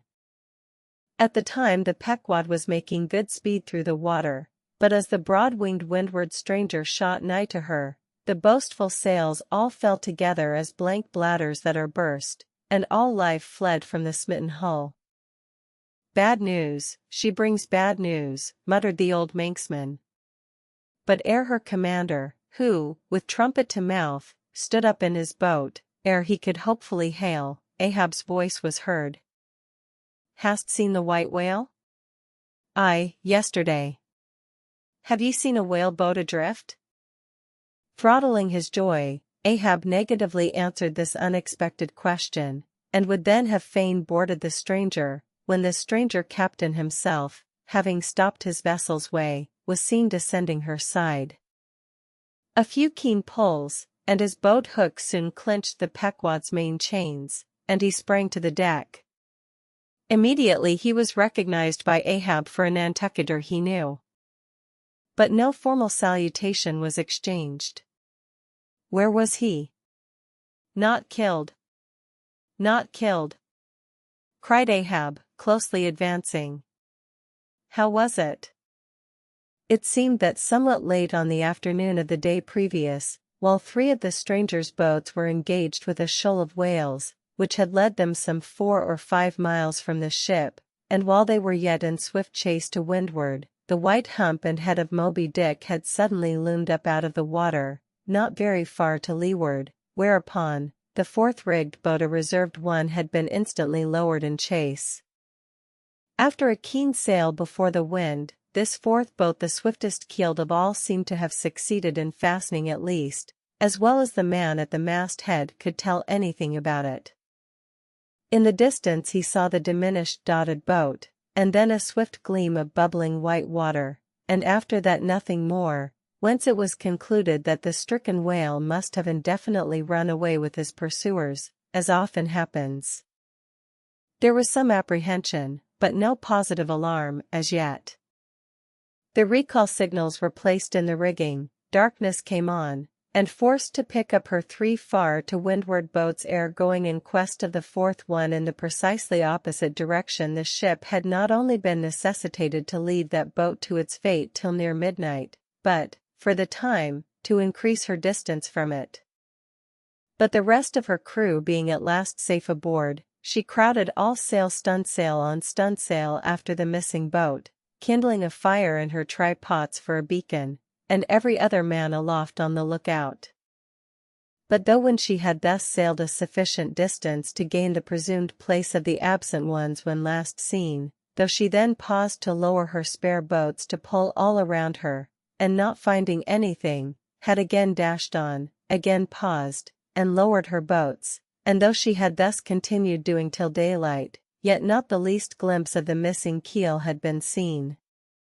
The story told, the stranger captain immediately went on to reveal his object in boarding the Pequod. He desired that ship to unite with his own in the search, by sailing over the sea some 4 or 5 miles apart, on parallel lines, and so sweeping a double horizon, as it were. "I will wager something now," whispered Stubb to Flask, "that someone in that missing boat wore off that captain's best coat, mayhap, his watchie's so cursed anxious to get it back. Who ever heard of 2 pious whale ships cruising after one missing whale boat in the height of the whaling season? See, Flask, only see how pale he looks, pale in the very buttons of his eyes. Look, it wasn't the coat, it must have been the... My boy, my own boy is among them. For God's sake I beg, I can't here," exclaimed the stranger captain to Ahab, who thus far had but icily received his petition. "For 48 hours let me charter your ship. I will gladly pay for it, and roundly pay for it if there be no other way. For 48 hours only that you must, oh, you must, and you shall do this thing." "His son!" cried Stubb. "Oh, it's his son he's lost. I take back the coat and watch what says Ahab. We must save that boy." "He's drowned with the rest on last night," said the old Manx sailor standing behind them. "I heard, all of ye heard their spirits." Now, as it shortly turned out, what made this incident of the Rachels the more melancholy, was the circumstance, that not only was one of the captain's sons among the number of the missing boat's crew, but among the number of the other boat's crews, at the same time, but on the other hand, separated from the ship during the dark vicissitudes of the chase, there had been still another son, as that for a time, the wretched father was plunged to the bottom of the cruelest perplexity, which was only solved for him by his chief mate's instinctively adopting the ordinary procedure of a whale ship in such emergencies, that is, when placed between jeopardized but divided boats, always to pick up the majority first. But the captain, for some unknown constitutional reason, had refrained from mentioning all this, and not till forced to it by Ahab's iciness did he allude to his one yet missing boy, a little lad, but 12 years old, whose father, with the earnest but unmisgiving hardihood of a Nantucketer's paternal love, had thus early sought to initiate him in the perils and wonders of a vocation almost immemorially the destiny of all his race. Nor does it unfrequently occur that Nantucket captains will send a son of such tender age away from them, for a protracted 3 or 4 years' voyage in some other ship than their own, so that their first knowledge of a whaleman's career shall be unenervated by any chance display of a father's natural but untimely partiality, or undue apprehensiveness and concern.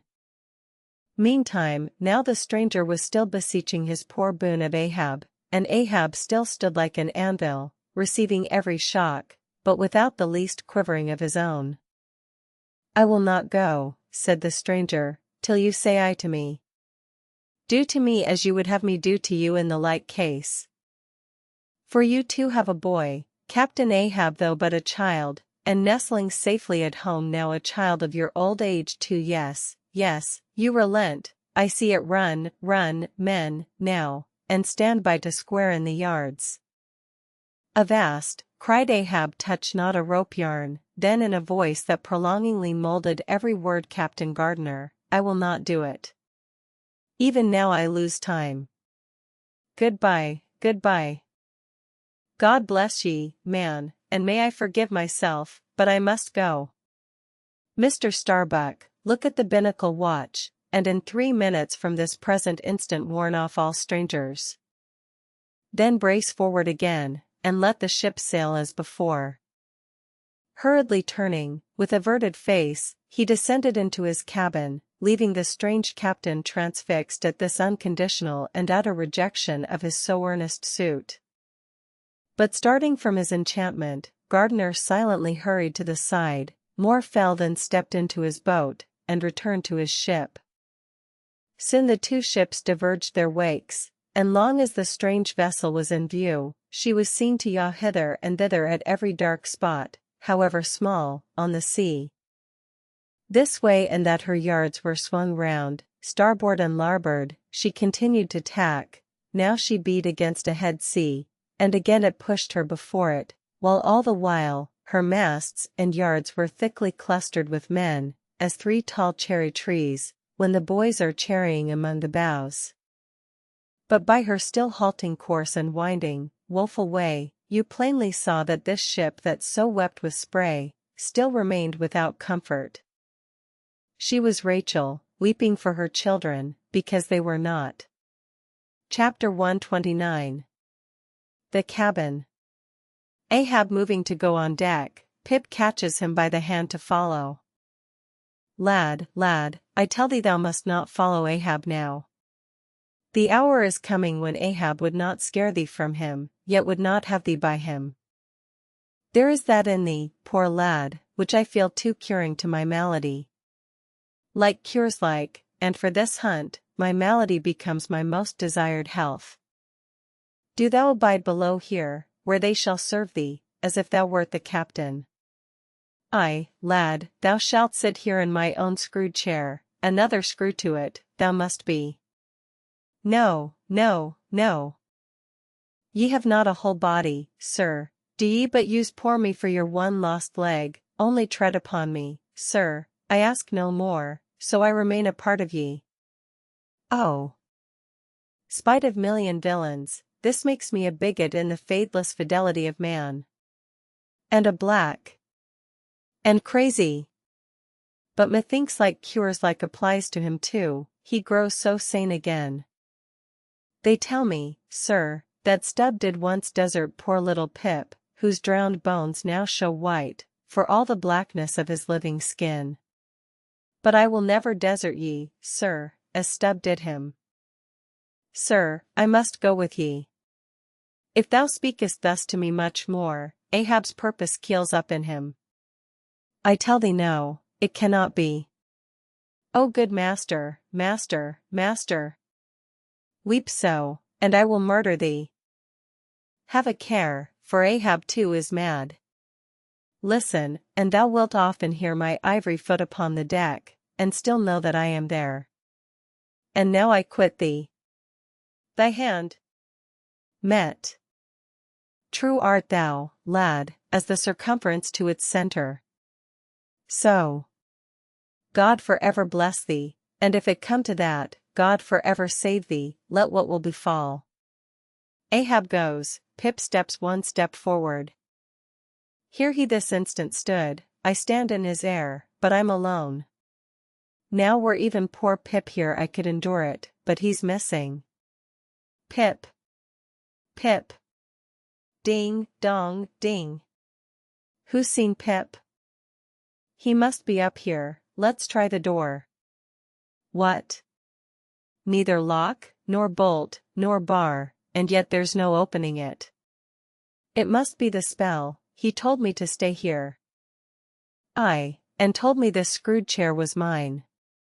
Here, then, I'll seat me, against the transom, in the ship's full middle, all her keel and her 3 masts before me. Here, our old sailors say, in their black 74s great admirals sometimes sit at table, and lorded over rows of captains and lieutenants. Ha! What's this? Epaulets. Epaulets. The epaulets all come crowding. Pass round the decanters, glad to see ye, fill up, messieurs. What an odd feeling, now, when a black boys host to white men with gold lace upon their coats. Messieurs, have ye seen one Pip? A little negro lad, 5 feet high, hang-dog look, and cowardly. Jumped from a whale boat once, seen him? No. Well then, fill up again, captains, and let's drink shame upon all cowards. I name no names. Shame upon them. Put one foot upon the table. Shame upon all cowards. Hist! Above there, I hear ivory. Oh, master! Master! I am indeed downhearted when you walk over me. But here I'll stay, though this stern strikes rocks, and they bulge through, and oysters come to join me. Chapter 130. The Hat. And now that at the proper time and place, after so long and wide a preliminary cruise, Ahab, all other wailing waters swept, seemed to have chased his foe into an ocean fold, to slay him the more securely there, now that he found himself hard by the very latitude and longitude where his tormenting wound had been inflicted, now that a vessel had been spoken which on the very day preceding had actually encountered Moby Dick, and now that all his successive meetings with various ships contrastingly concurred to show the demoniac indifference with which the white whale tore his hunters, whether sinning or sinned against, now it was that there lurked a something in the old man's eyes, which it was hardly sufferable for feeble souls to see.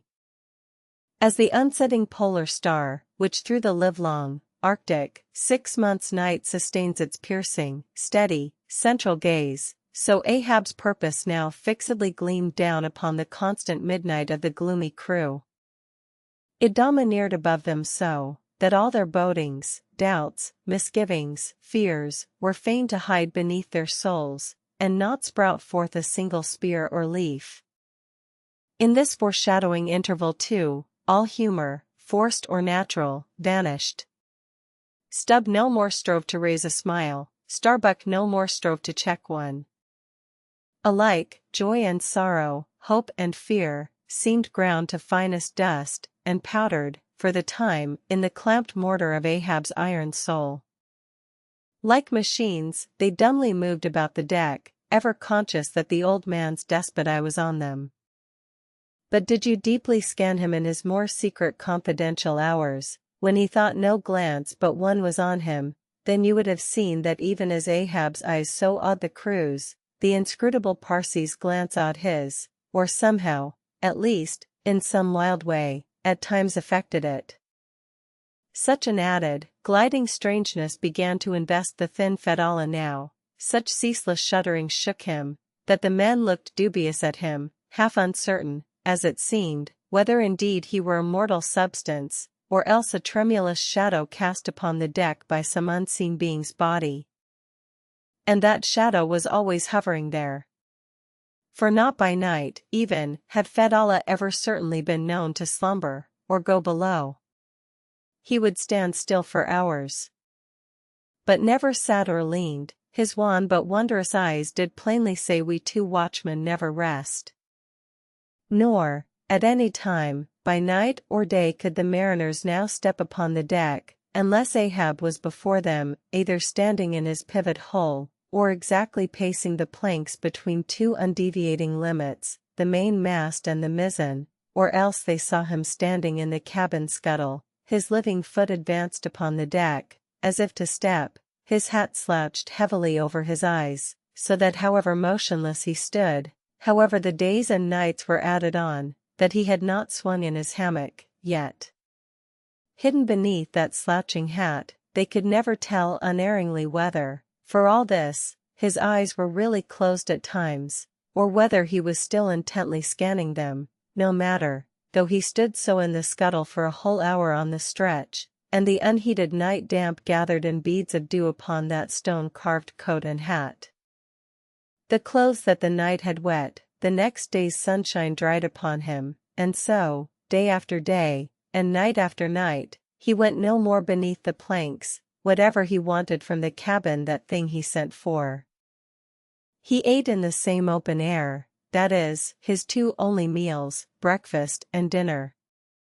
Supper he never touched, nor reaped his beard, which darkly grew all gnarled, as unearthed roots of trees blown over, which still grow idly on at naked base, though perished in the upper verdure.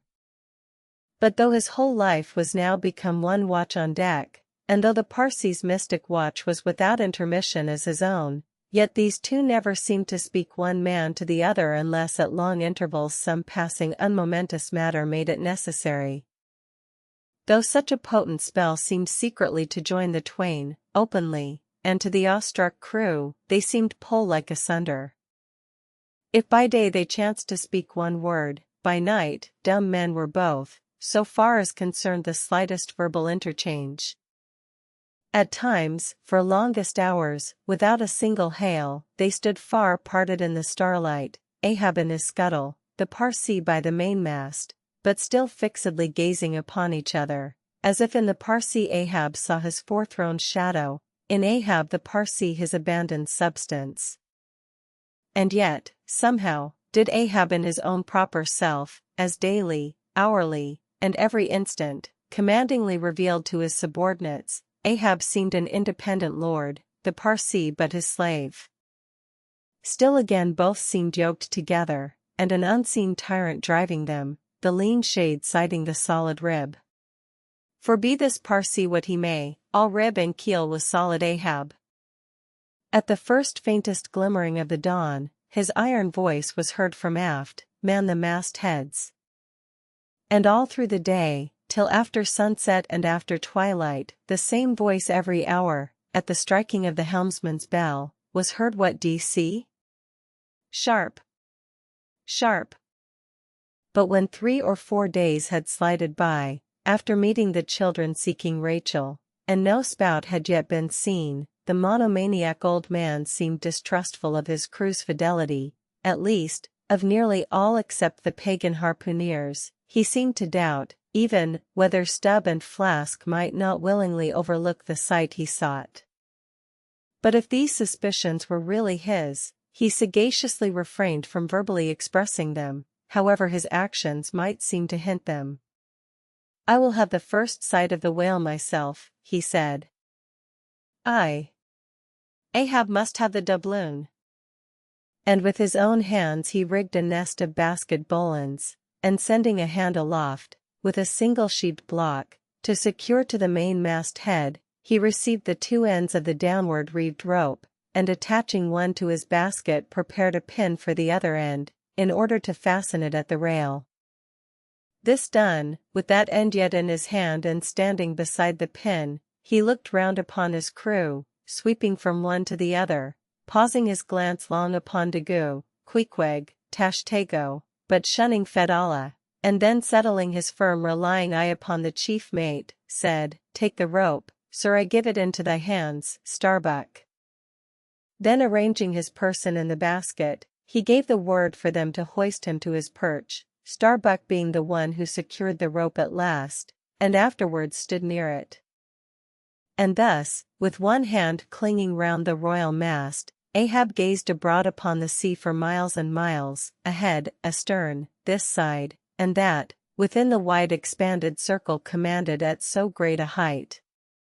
When in working with his hands at some lofty, almost isolated place in the rigging, which chances to afford no foothold, the sailor at sea is hoisted up to that spot, and sustained there by the rope. Under these circumstances, its fastened end on deck is always given in strict charge to some one man who has the special watch of it. Because in such a wilderness of running rigging, whose various different relations aloft cannot always be infallibly discerned by what is seen of them at the deck, and when the deck ends of these ropes are being every few minutes cast down from the fastenings, it would be but a natural fatality, if, unprovided with a constant watchman, the hoisted sailor should by some carelessness of the crew be cast adrift and fall all swooping to the sea. So Ahab's proceedings in this matter were not unusual. The only strange thing about them seemed to be that Starbuck, almost the one only man who had ever ventured to oppose him with anything in the slightest degree approaching to decision, one of those two, whose faithfulness on the lookout he had seemed to doubt somewhat. It was strange that this was the very man he should select for his watchman, freely giving his whole life into such an otherwise distrusted person's hands. Now, the first time Ahab was perched aloft, ere he had been there 10 minutes, one of those red-billed savage sea hawks which so often fly incommodiously close round the manned mastheads of whalemen in these latitudes, one of these birds came wheeling and screaming round his head in a maze of untrackably swift circlings. Then it darted 1,000 feet straight up into the air, then spiralized downwards, and went eddying again round his head.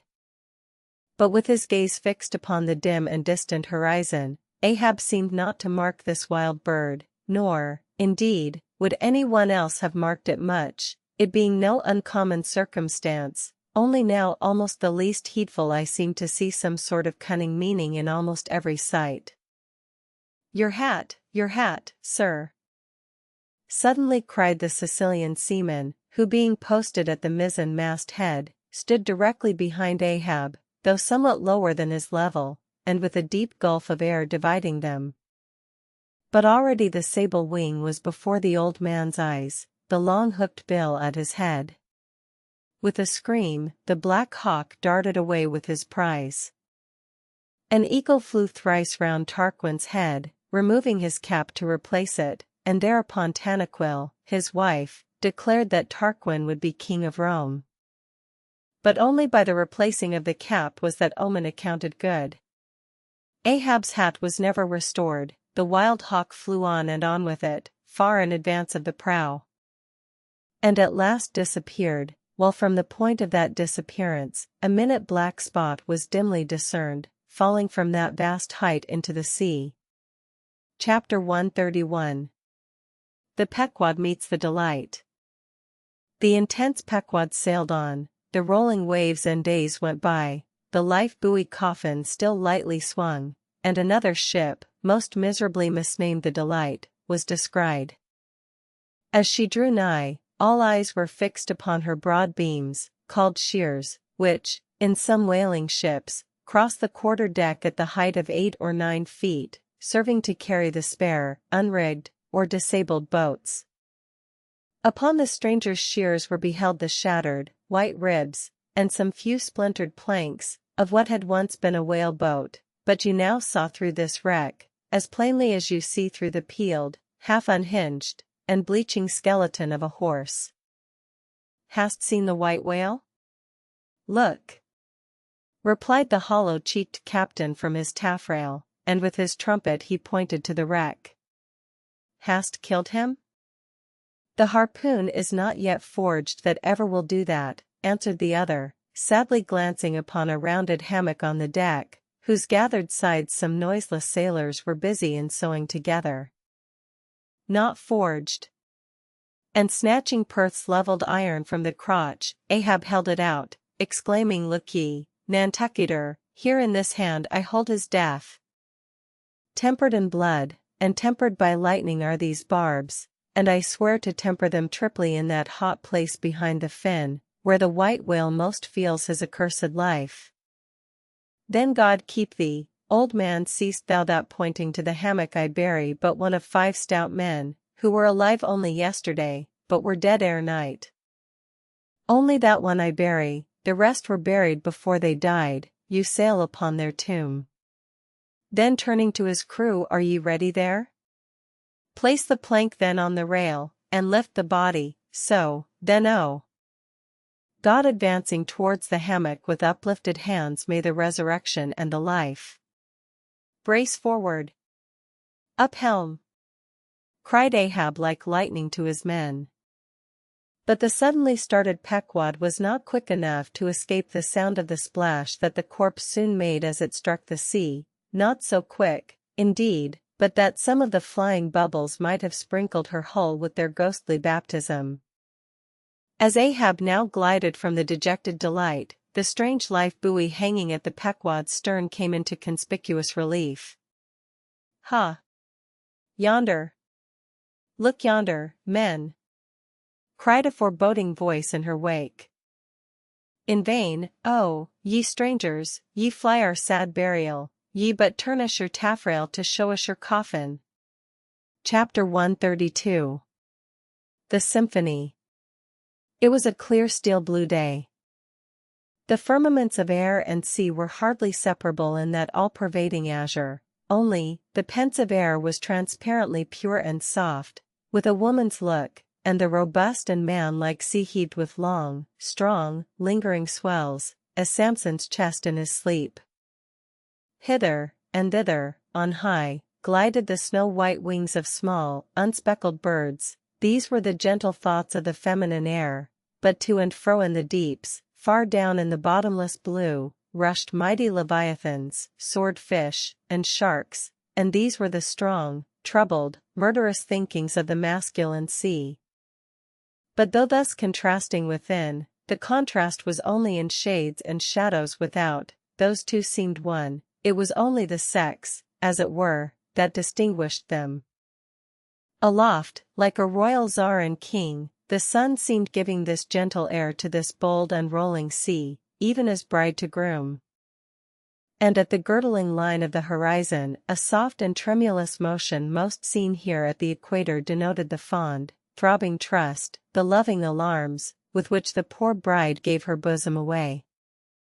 Tied up and twisted, gnarled and knotted with wrinkles, haggardly firm and unyielding, his eyes glowing like coals, that still glow in the ashes of ruin, untottering Ahab stood forth in the clearness of the morn, lifting his splintered helmet of a brow to the fair girl's forehead of heaven.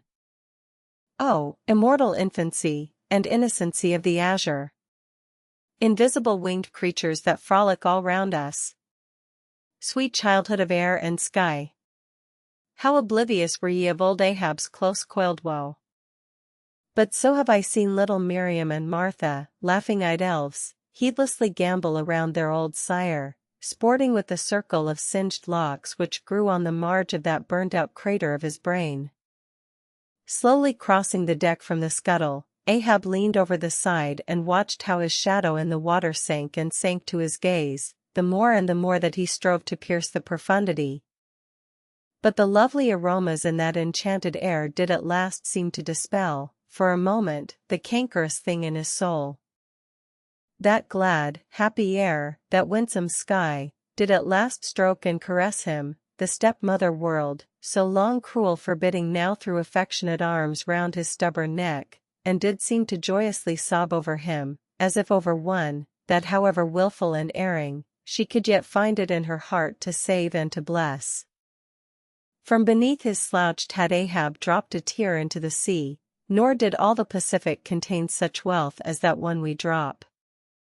Starbuck saw the old man, saw him, how he heavily leaned over the side, and he seemed to hear in his own true heart the measureless sobbing that stole out of the center of the serenity around.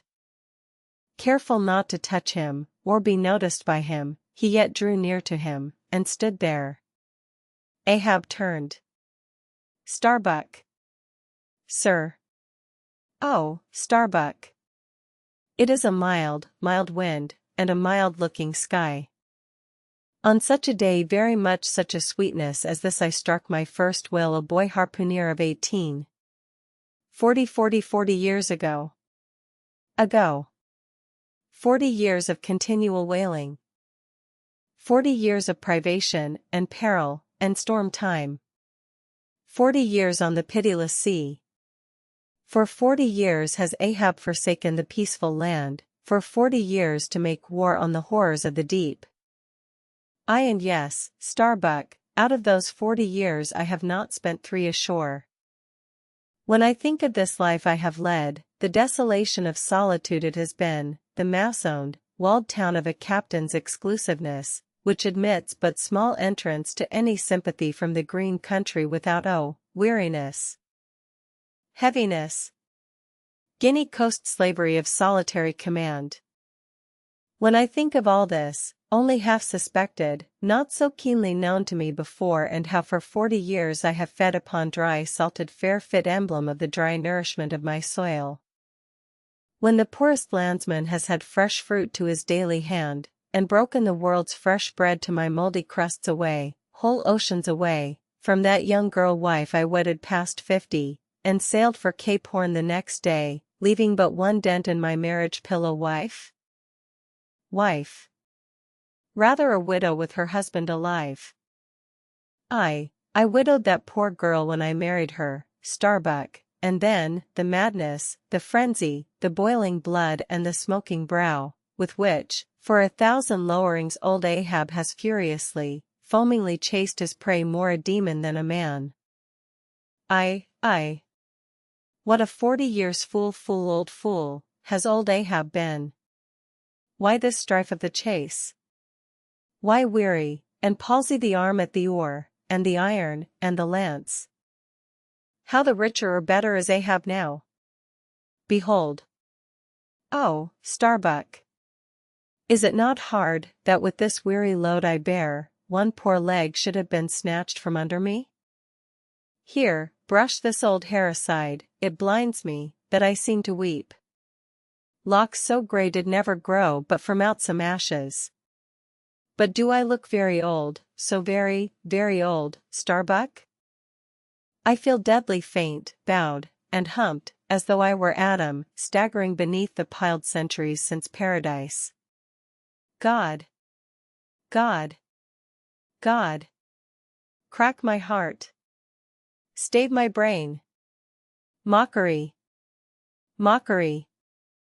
Bitter, biting mockery of grey hairs, have I lived enough joy to wear ye, and seem and feel thus intolerably old? Stand close to me, Starbuck, let me look into a human eye, it is better than to gaze into sea or sky, better than to gaze upon God. By the green land, by the bright hearthstone. This is the magic glass, man, I see my wife and my child in thine eye. No, stay on board. Lower not when I do, when branded Ahab gives chase to Moby Dick. That hazard shall not be thine. No. Not with the far-away home I see in that eye. Oh, my captain! Noble soul! Grand old heart, after all. Why should any one give chase to that hated fish? Away with me! Let us fly these deadly waters. Let us home. Wife and child, too, are Starbuck's wife and child of his brotherly, sisterly, playfellow youth, even as thine, sir, are the wife and child of thy loving, longing, paternal old age. Away! Let us away! This instant let me alter the course. How cheerily, how hilariously, oh my captain, would we bowl on our way to see old Nantucket again. I think, sir, they have some such mild blue days, even as this, in Nantucket. They have. I have seen them some summer days in the morning. About this time, yes, it is his noon nap now. The boy vivaciously wakes, sits up in bed, and his mother tells him of me, of cannibal old me, how I am abroad upon the deep, but will yet come back to dance him again. 'Tis my Mary herself. She promised that my boy, every morning, should be carried to the hill to catch the first glimpse of his father's sail. Yes. No more. It is done. We head for Nantucket. Come, my captain, study out the course, and let us away. See. The boy's face from the window. The boy's hand on the hill. But Ahab's glance was averted, like a blighted fruit tree he shook, and cast his last, cindered apple to the soil. What is it, what nameless, inscrutable, unearthly thing is it, what cozening, hidden lord and master, and cruel, remorseless emperor commands me, that against all natural lovings and longings, I so keep pushing, and crowding, and jamming myself on all the time, recklessly making me ready to do what in my own proper, natural heart, I durst not so much as dare. Is Ahab, Ahab? Is it I, God, or who, that lifts this arm?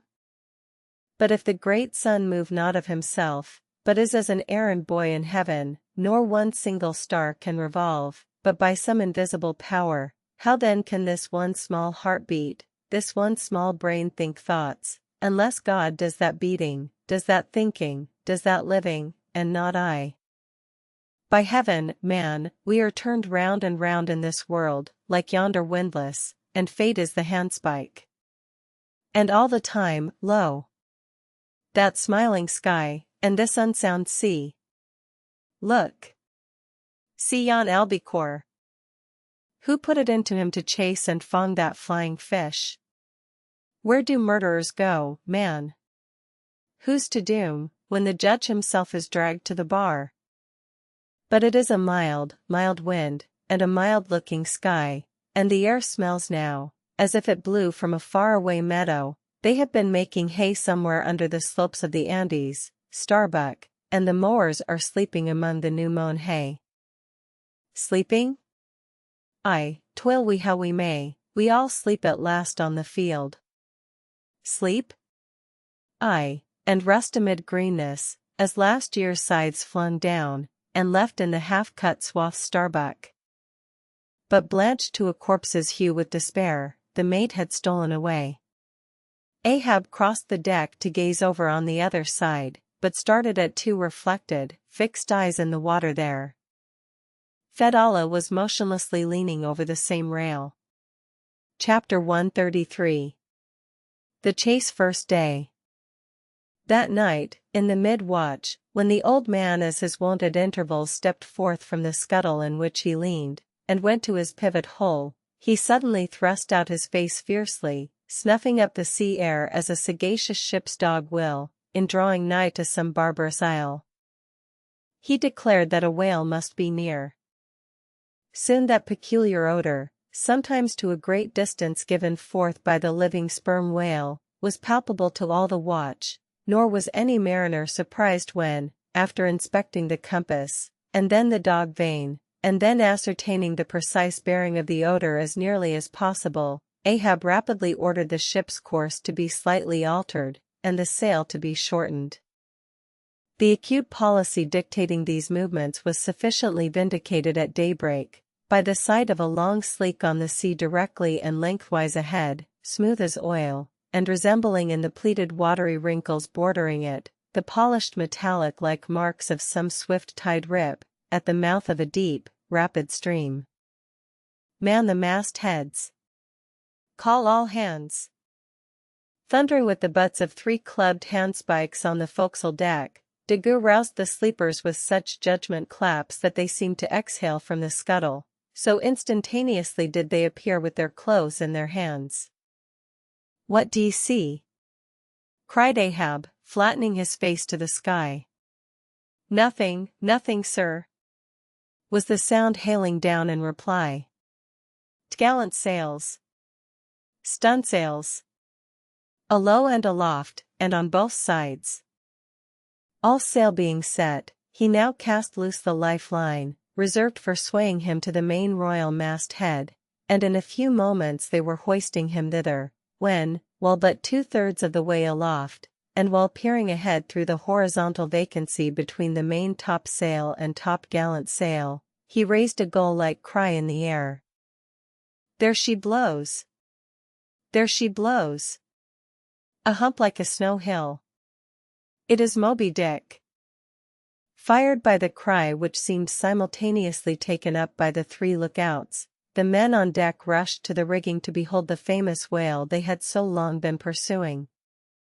Ahab had now gained his final perch, some feet above the other lookouts, Tashtego standing just beneath him on the cap of the top-gallant mast, so that the Indian's head was almost on a level with Ahab's heel. From this height the whale was now seen some mile or so ahead, at every roll of the sea revealing his high sparkling hump, and regularly jetting his silent spout into the air.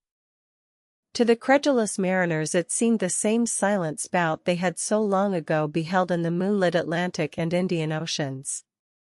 "And did none of ye see it before?" cried Ahab, hailing the perched men all around him. "I saw him almost that same instant, sir, that Captain Ahab did, and I cried out," said Tashtego. "Not the same instant, not the same, no, the doubloon is mine, fate reserved the doubloon for me. None of ye could have raised the white whale first. There she blows! There she blows! There she blows! There again! There again!" he cried, in long-drawn, lingering, methodic tones, attuned to the gradual prolongings of the whale's visible jets. "He's going to sound. In stunsails. Down topgallant sails. Stand by 3 boats. Mr. Starbuck, remember, stay on board, and keep the ship. Helm there. Luff a point. So, steady, man, steady. There go flukes. No, only black water. Already the boats there? Stand by, stand by. Lower me, Mr. Starbuck, lower, quicker. And he slid through the air to the deck. "He is heading straight to leeward, sir," cried Stubb, "right away from us, cannot have seen the ship yet. Be dumb, man. Stand by the braces. Hard down the helm. Brace up. Shiver her. Shiver her. So, well that. Boats. Soon all the boats but Starbuck's were dropped, all the boat sails set, all the paddles plying, with rippling swiftness, shooting to leeward, and Ahab heading the onset. A pale, death glimmer lit up Fidela's sunken eyes, a hideous motion gnawed his mouth. Like noiseless nautilus shells, their light prows sped through the sea, but only slowly they neared the foe. As they neared him, the ocean grew still more smooth, seemed drawing a carpet over its waves, seemed a noon meadow, so serenely it spread. At length the breathless hunter came so nigh his seemingly unsuspecting prey, that his entire dazzling hump was distinctly visible, sliding along the sea as if an isolated thing, and continually set in a revolving ring of finest, fleecy, greenish foam. He saw the vast, involved wrinkles of the slightly projecting head beyond. Before it, far out on the soft Turkish rugged waters, went the glistening white shadow from his broad, milky forehead, a musical rippling playfully accompanying the shade, and behind, the blue waters interchangeably flowed over into the moving valley of his steady wake, and on either hand bright bubbles arose and danced by his side. But these were broken again by the light toes of hundreds of gay fowl softly feathering the sea, alternate with their fitful flight, and like to some flag staff rising from the painted hull of an argosy, the tall but shattered pole of a recent lance projected from the white whale's back, and at intervals one of the cloud of soft-toed fowls hovering, and to and fro skimming like a canopy over the fish, silently perched and rocked on this pole, the long tail feathers streaming like pennons. A gentle joyousness, a mighty mildness of repose and swiftness, invested the gliding whale. Not the white bull Jupiter swimming away with ravished Europa clinging to his graceful horns, his lovely, leering eyes sideways intent upon the maid, with smooth bewitching fleetness, rippling straight for the nuptial bower in Crete, not Jove, not that great majesty supreme, did surpass the glorified white whale as he so divinely swam. On each soft side coincident with the parted swell, that but once leaving him, then flowed so wide away on each bright side, the whale shed off enticings. No wonder there had been some among the hunters who, namelessly transported and allured by all this serenity, had ventured to assail it, but had fatally found that quietude but the vesture of tornadoes. Yet calm, enticing calm, oh, whale! Thou glidest on, to all who for the first time eye thee, no matter how many in that same way thou mayst have bejuggled and destroyed before. And thus, through the serene tranquillities of the tropical sea, among waves whose hand-clappings were suspended by exceeding rapture, Moby Dick moved on, still withholding from sight the full terrors of his submerged trunk, entirely hiding the wrenched hideousness of his jaw. But soon the fore part of him slowly rose from the water. For an instant his whole marbleized body formed a high arch, like Virginia's natural bridge, and warningly waving his bannered flukes in the air, the grand god revealed himself, sounded, and went out of sight. Hoveringly halting, and dipping on the wing, the white seafowls longingly lingered over the agitated pool that he left. With oars apeak, and paddles down, the sheets of their sails adrift, the three boats now stilly floated, awaiting Moby Dick's reappearance. "An hour," said Ahab, standing rooted in his boat's stern, and he gazed beyond the whale's place, towards the dim blue spaces and wide wooing vacancies to leeward. It was only an instant, for again his eyes seemed whirling round in his head as he swept the watery circle. The breeze now freshened, the sea began to swell. "The birds! The birds!" cried Tashtego. In long Indian file, as when herons take wing, the white birds were now all flying towards Ahab's boat, and when within a few yards began fluttering over the water there, wheeling round and round, with joyous, expectant cries. Their vision was keener than man's. Ahab could discover no sign in the sea. But suddenly as he peered down and down into its depths, he profoundly saw a white living spot no bigger than a white weasel, with wonderful celerity uprising, and magnifying as it rose, till it turned, and then there were plainly revealed two long crooked rows of white, glistening teeth, floating up from the undiscoverable bottom. It was Moby Dick's open mouth and scrolled jaw, his vast, shadowed bulk still half blending with the blue of the sea. The glittering mouth yawned beneath the boat like an open-doored marble tomb, and giving one sidelong sweep with his steering oar, Ahab whirled the craft aside from this tremendous apparition. Then, calling upon Fedallah to change places with him, went forward to the bows, and seizing Perth's harpoon, commanded his crew to grasp their oars and stand by to stern.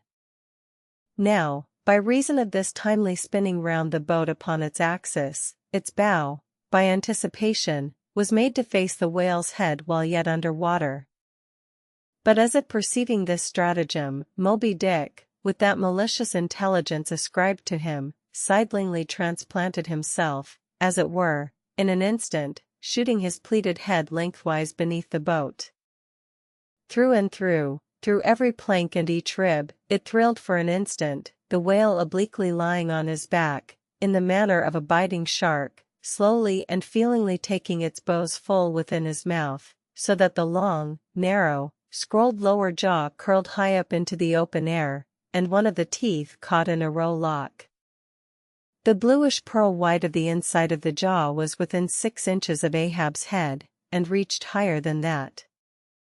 In this attitude the white whale now shook the slight cedar as a mildly cruel cat her mouse. With unastonished eyes Fedallah gazed, and crossed his arms, but the tiger-yellow crew were tumbling over each other's heads to gain the uttermost stern.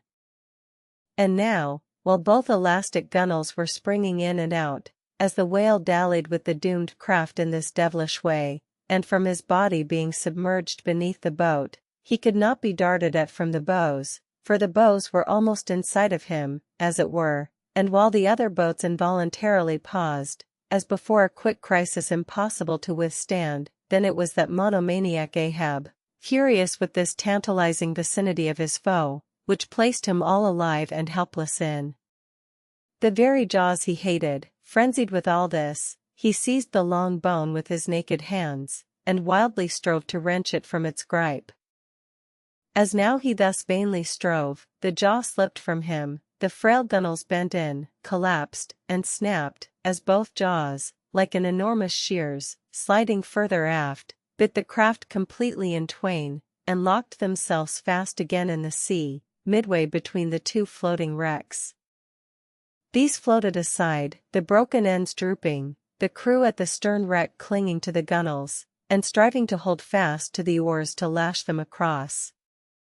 At that preluding moment, ere the boat was yet snapped, Ahab, the first to perceive the whale's intent, by the crafty upraising of his head, a movement that loosed his hold for the time, at that moment his hand had made one final effort to push the boat out of the bite.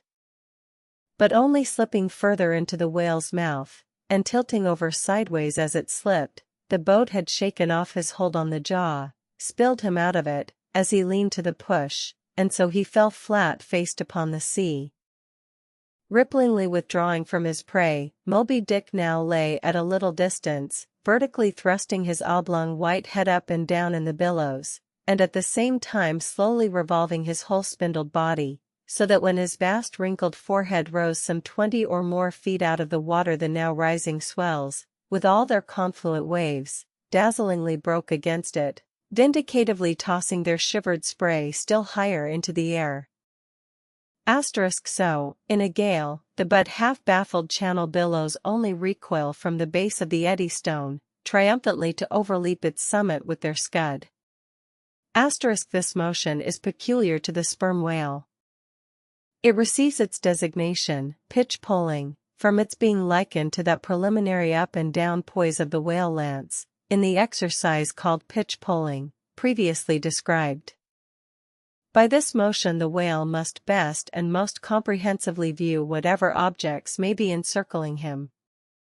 But soon resuming his horizontal attitude, Moby Dick swam swiftly round and round the wrecked crew, sideways churning the water in his vengeful wake, as if lashing himself up to still another and more deadly assault. The sight of the splintered boat seemed to madden him, as the blood of grapes and mulberries cast before Antiochus's elephants in the Book of Maccabees. Meanwhile Ahab half smothered in the foam of the whale's insolent tail, and too much of a cripple to swim, though he could still keep afloat, even in the heart of such a whirlpool as that, helpless Ahab's head was seen, like a tossed bubble which the least chance shock might burst.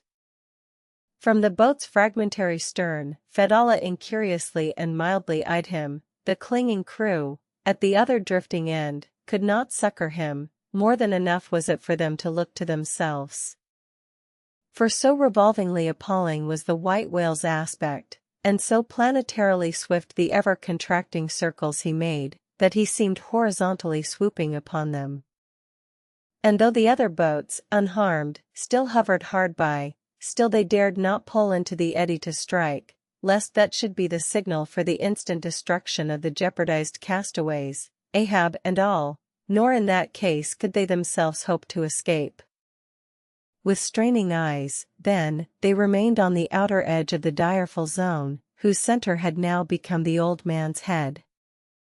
Meantime, from the beginning all this had been descried from the ship's mastheads, and squaring her yards, she had borne down upon the scene, and was now so nigh, that Ahab in the water hailed her.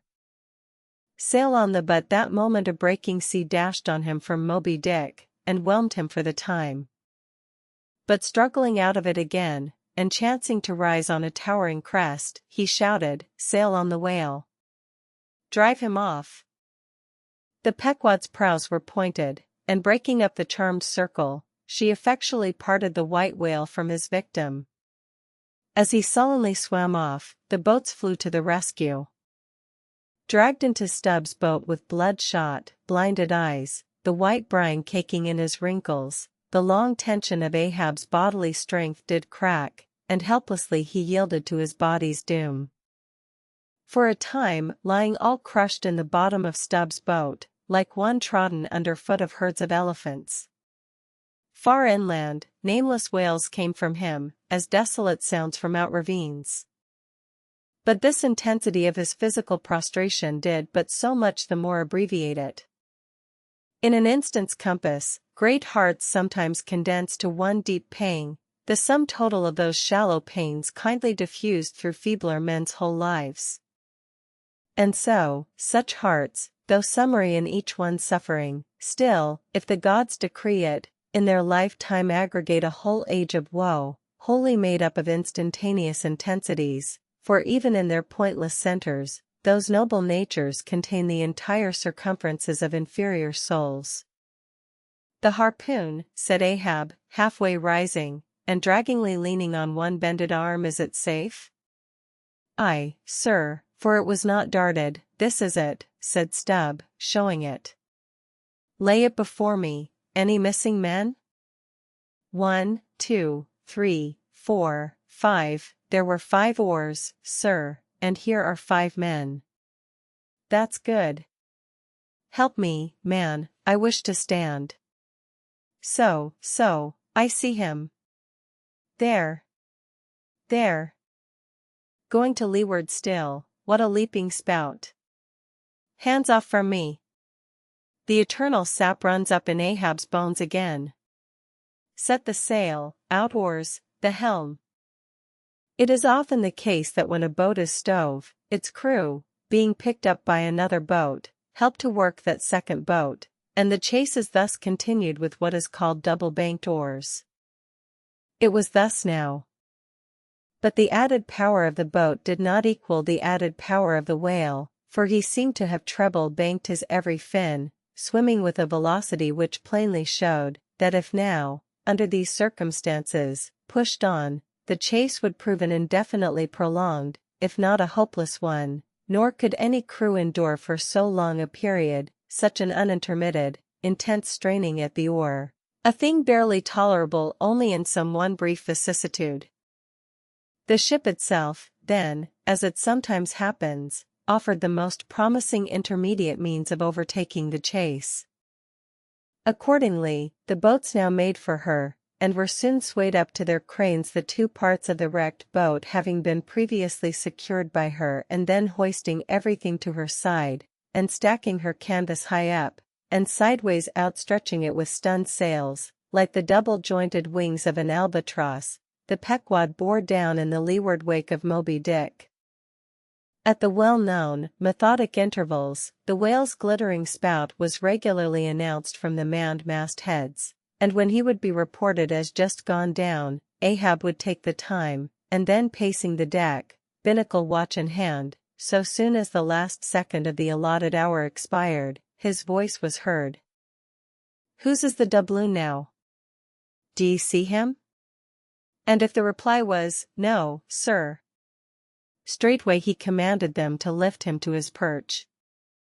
In this way the day wore on, Ahab, now aloft and motionless, anon, unrestingly pacing the planks. As he was thus walking, uttering no sound, except to hail the men aloft, or to bid them hoist a sail still higher, or to spread one to a still greater breadth, thus to and fro pacing, beneath his slouched hat, at every turn he passed his own wrecked boat, which had been dropped upon the quarter-deck, and lay there reversed, broken bow to shattered stern. At last he paused before it, and as in an already overclouded sky fresh troops of clouds will sometimes sail across, so over the old man's face there now stole some such added gloom as this. Stubb saw him pause, and perhaps intending, not vainly, though, to evince his own unabated fortitude, and thus keep up a valiant place in his captain's mind, he advanced, and eyeing the wreck exclaimed, the thistle the ass refused, it pricked his mouth too keenly, sir, ha! Ha! What soulless thing is this that laughs before a wreck? Man, did I not know thee brave as fearless fire, and as mechanical, I could swear thou wert a poltroon. Groan nor laugh should be heard before a wreck. Aye, sir, said Starbuck drawing near, 'tis a solemn sight, an omen, and an ill one. Omen? Omen? The dictionary. If the gods think to speak outright to man, they will honorably speak outright, not shake their heads, and give an old wives' darkling hint. Begone! Ye two are the opposite poles of one thing. Starbuck is Stubb reversed, and Stubb is Starbuck, and ye two are all mankind, and Ahab stands alone among the millions of the peopled earth, nor gods nor men his neighbors. Cold, cold I shiver. How now? Aloft there. D'ye see him? Sing out for every spout, though he spout 10 times a second. The day was nearly done, only the hem of his golden robe was rustling. Soon, it was almost dark, but the lookout men still remained unset. "Can't see the spout now, sir, too dark," cried a voice from the air. "How heading when last seen?" "As before, sir, straight to leeward." "Good. He will travel slower now 'tis night. Down royals and top-gallant stunsails, Mr. Starbuck. We must not run over him before morning, he's making a passage now, and may heave to a while. Helm there. Keep her full before the wind. Aloft. Come down.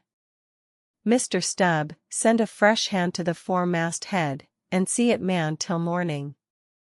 Then advancing towards the doubloon and the mainmast men, "This gold is mine, for I earned it, but I shall let it abide here till the white whale is dead, and then, whosoever of ye first raises him, upon the day he shall be killed, this gold is that man's, and if on that day I shall again raise him, then, 10 times its sum shall be divided among all of ye.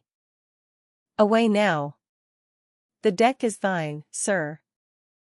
And so saying, he placed himself halfway within the scuttle, and slouching his hat, stood there till dawn, except when at intervals rousing himself to see how the night wore on. Chapter 134. The Chase, second day.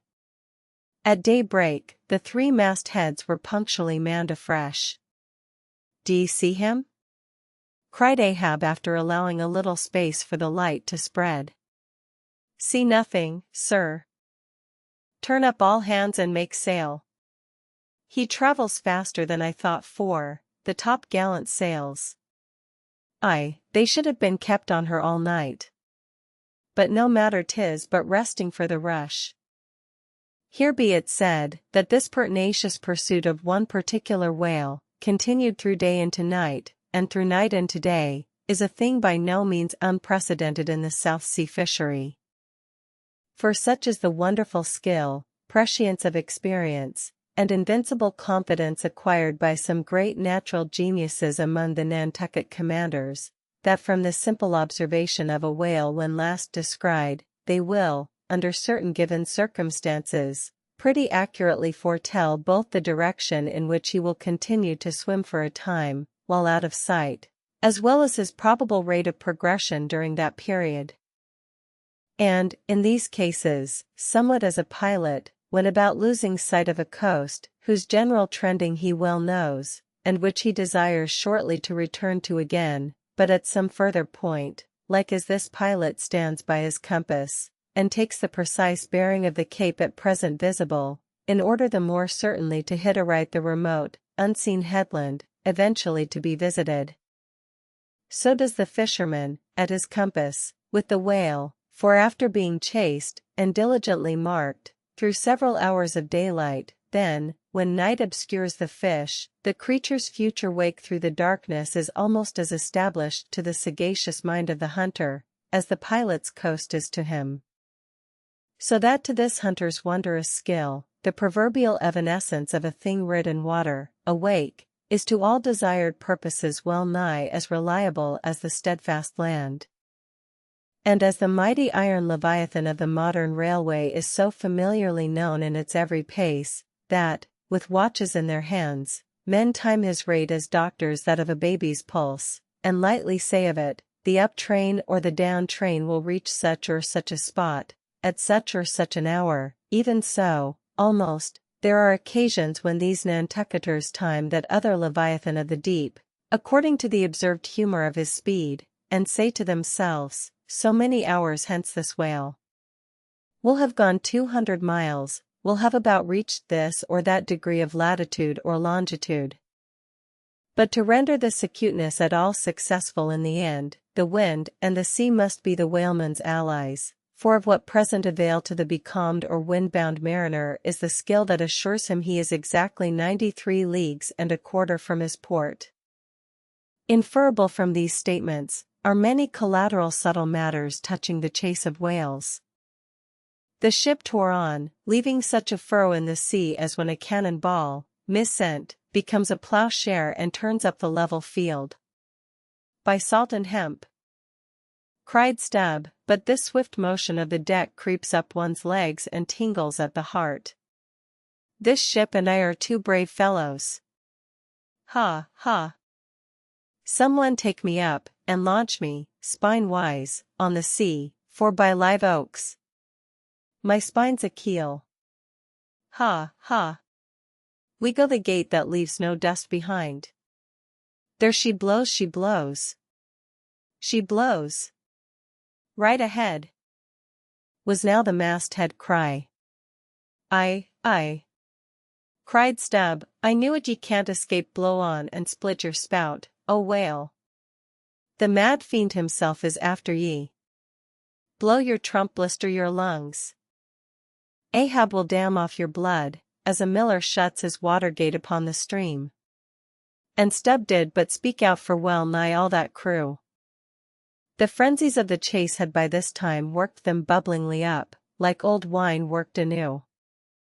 Whatever pale fears and forebodings some of them might have felt before, these were not only now kept out of sight through the growing awe of Ahab, but they were broken up, and on all sides routed, as timid prairie hares that scatter before the bounding bison. The hand of fate had snatched all their souls, and by the stirring perils of the previous day, the rack of the past night's suspense, the fixed, unfearing, blind, reckless way in which their wild craft went plunging towards its flying mark, by all these things, their hearts were bowled along. The wind that made great bellies of their sails, and rushed the vessel on by arms invisible as irresistible, this seemed the symbol of that unseen agency which so enslaved them to the race. They were one man, not 30. For as the one ship that held them all, though it was put together of all contrasting things, oak, and maple, and pine wood, iron, and pitch, and hemp, yet all these ran into each other in the one concrete hull, which shot on its way, both balanced and directed by the long central keel. Even so, all the individualities of the crew, this man's valor, that man's fear, guilt and guiltiness, all varieties were welded into oneness, and were all directed to that fatal goal which Ahab, their one lord and keel, did point to. The rigging lived.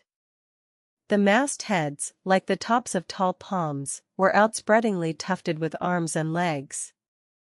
Clinging to a spar with one hand, some reached forth the other with impatient wavings, others, shading their eyes from the vivid sunlight, sat far out on the rocking yards, all the spars in full bearing of mortals, ready and ripe for their fate. Ah! How they still strove through that infinite blueness to seek out the thing that might destroy them. Why sing ye not out for him, if ye see him? Cried Ahab, when, after the lapse of some minutes since the first cry, no more had been heard. Sway me up, men, ye have been deceived, not Moby Dick casts one odd jet that way, and then disappears. It was even so. In their headlong eagerness, the men had mistaken some other thing for the whale spout, as the event itself soon proved, for hardly had Ahab reached his perch, hardly was the rope belayed to its pin on deck, when he struck the key note to an orchestra that made the air vibrate as with the combined discharges of rifles. The triumphant halloo of 30 buckskin lungs was heard, as much nearer to the ship than the place of the imaginary jet. Less than a mile ahead Moby Dick bodily burst into view. For not by any calm and indolent spoutings, not by the peaceable gush of that mystic fountain in his head, did the white whale now reveal his vicinity, but by the far more wondrous phenomenon of breaching. Rising with his utmost velocity from the furthest depths, the sperm whale thus booms his entire bulk into the pure element of air, and piling up a mountain of dazzling foam, shows his place to the distance of 7 miles and more. In those moments, the torn, enraged waves he shakes off, seem his main. In some cases, this breaching is his act of defiance. There she breaches! There she breaches! Was the cry, as in his immeasurable bravadoes the white whale tossed himself salmon-like to heaven. So suddenly seen in the blue plain of the sea, and relieved against the still bluer margin of the sky, the spray that he raised, for the moment, intolerably glittered and glared like a glacier, and stood there gradually fading and fading away from its first sparkling intensity, to the dim mistiness of an advancing shower in a vale. "Aye, breach your last to the sun, Moby Dick!" cried Ahab, "thy hour and thy harpoon are at hand. Down! Down all of ye, but one man at the fore. The boats! Stand by!" Unmindful of the tedious rope ladders of the shrouds, the men, like shooting stars, slid to the deck, by the isolated backstays and halyards, while Ahab, less dartingly, but still rapidly was dropped from his perch. "Lower away," he cried, so soon as he had reached his boat, a spare one, rigged the afternoon previous. "Mr. Starbuck, the ship is thine, keep away from the boats, but keep near them. Lower, all!" As if to strike a quick terror into them, by this time being the first assailant himself, Moby Dick had turned, and was now coming for the three crews. Ahab's boat was central, and cheering his men, he told them he would take the whale head and head, that is, pull straight up to his forehead, a not uncommon thing, for when within a certain limit, such a course excludes the coming onset from the whale's sidelong vision. But ere that close limit was gained, and while yet all three boats were plain as the ship's three masts to his eye, the white whale, churning himself into furious speed, almost in an instant as it were, rushing among the boats with open jaws, and a lashing tail, offered appalling battle on every side, and heedless of the irons darted at him from every boat, seemed only intent on annihilating each separate plank of which those boats were made. But skillfully maneuvered, incessantly wheeling like trained chargers in the field, the boats for a while eluded him, though, at times, but by a plank's breadth, while all the time, Ahab's unearthly slogan tore every other cry but his to shreds. But at last, in his untraceable evolutions, the white whale so crossed and recrossed, and in 1,000 ways entangled the slack of the three lines now fast to him, that they foreshortened, and, of themselves, warped the devoted boats towards the planted irons in him, though now for a moment the whale drew aside a little, as if to rally for a more tremendous charge. Seizing that opportunity, Ahab first paid out more line, and then was rapidly hauling and jerking in upon it again, hoping that way to disencumber it of some snarls, when lo! A sight more savage than the embattled teeth of sharks. Caught and twisted, corkscrewed in the mazes of the line, loose harpoons and lances, with all their bristling barbs and points, came flashing and dripping up to the chocks in the bows of Ahab's boat.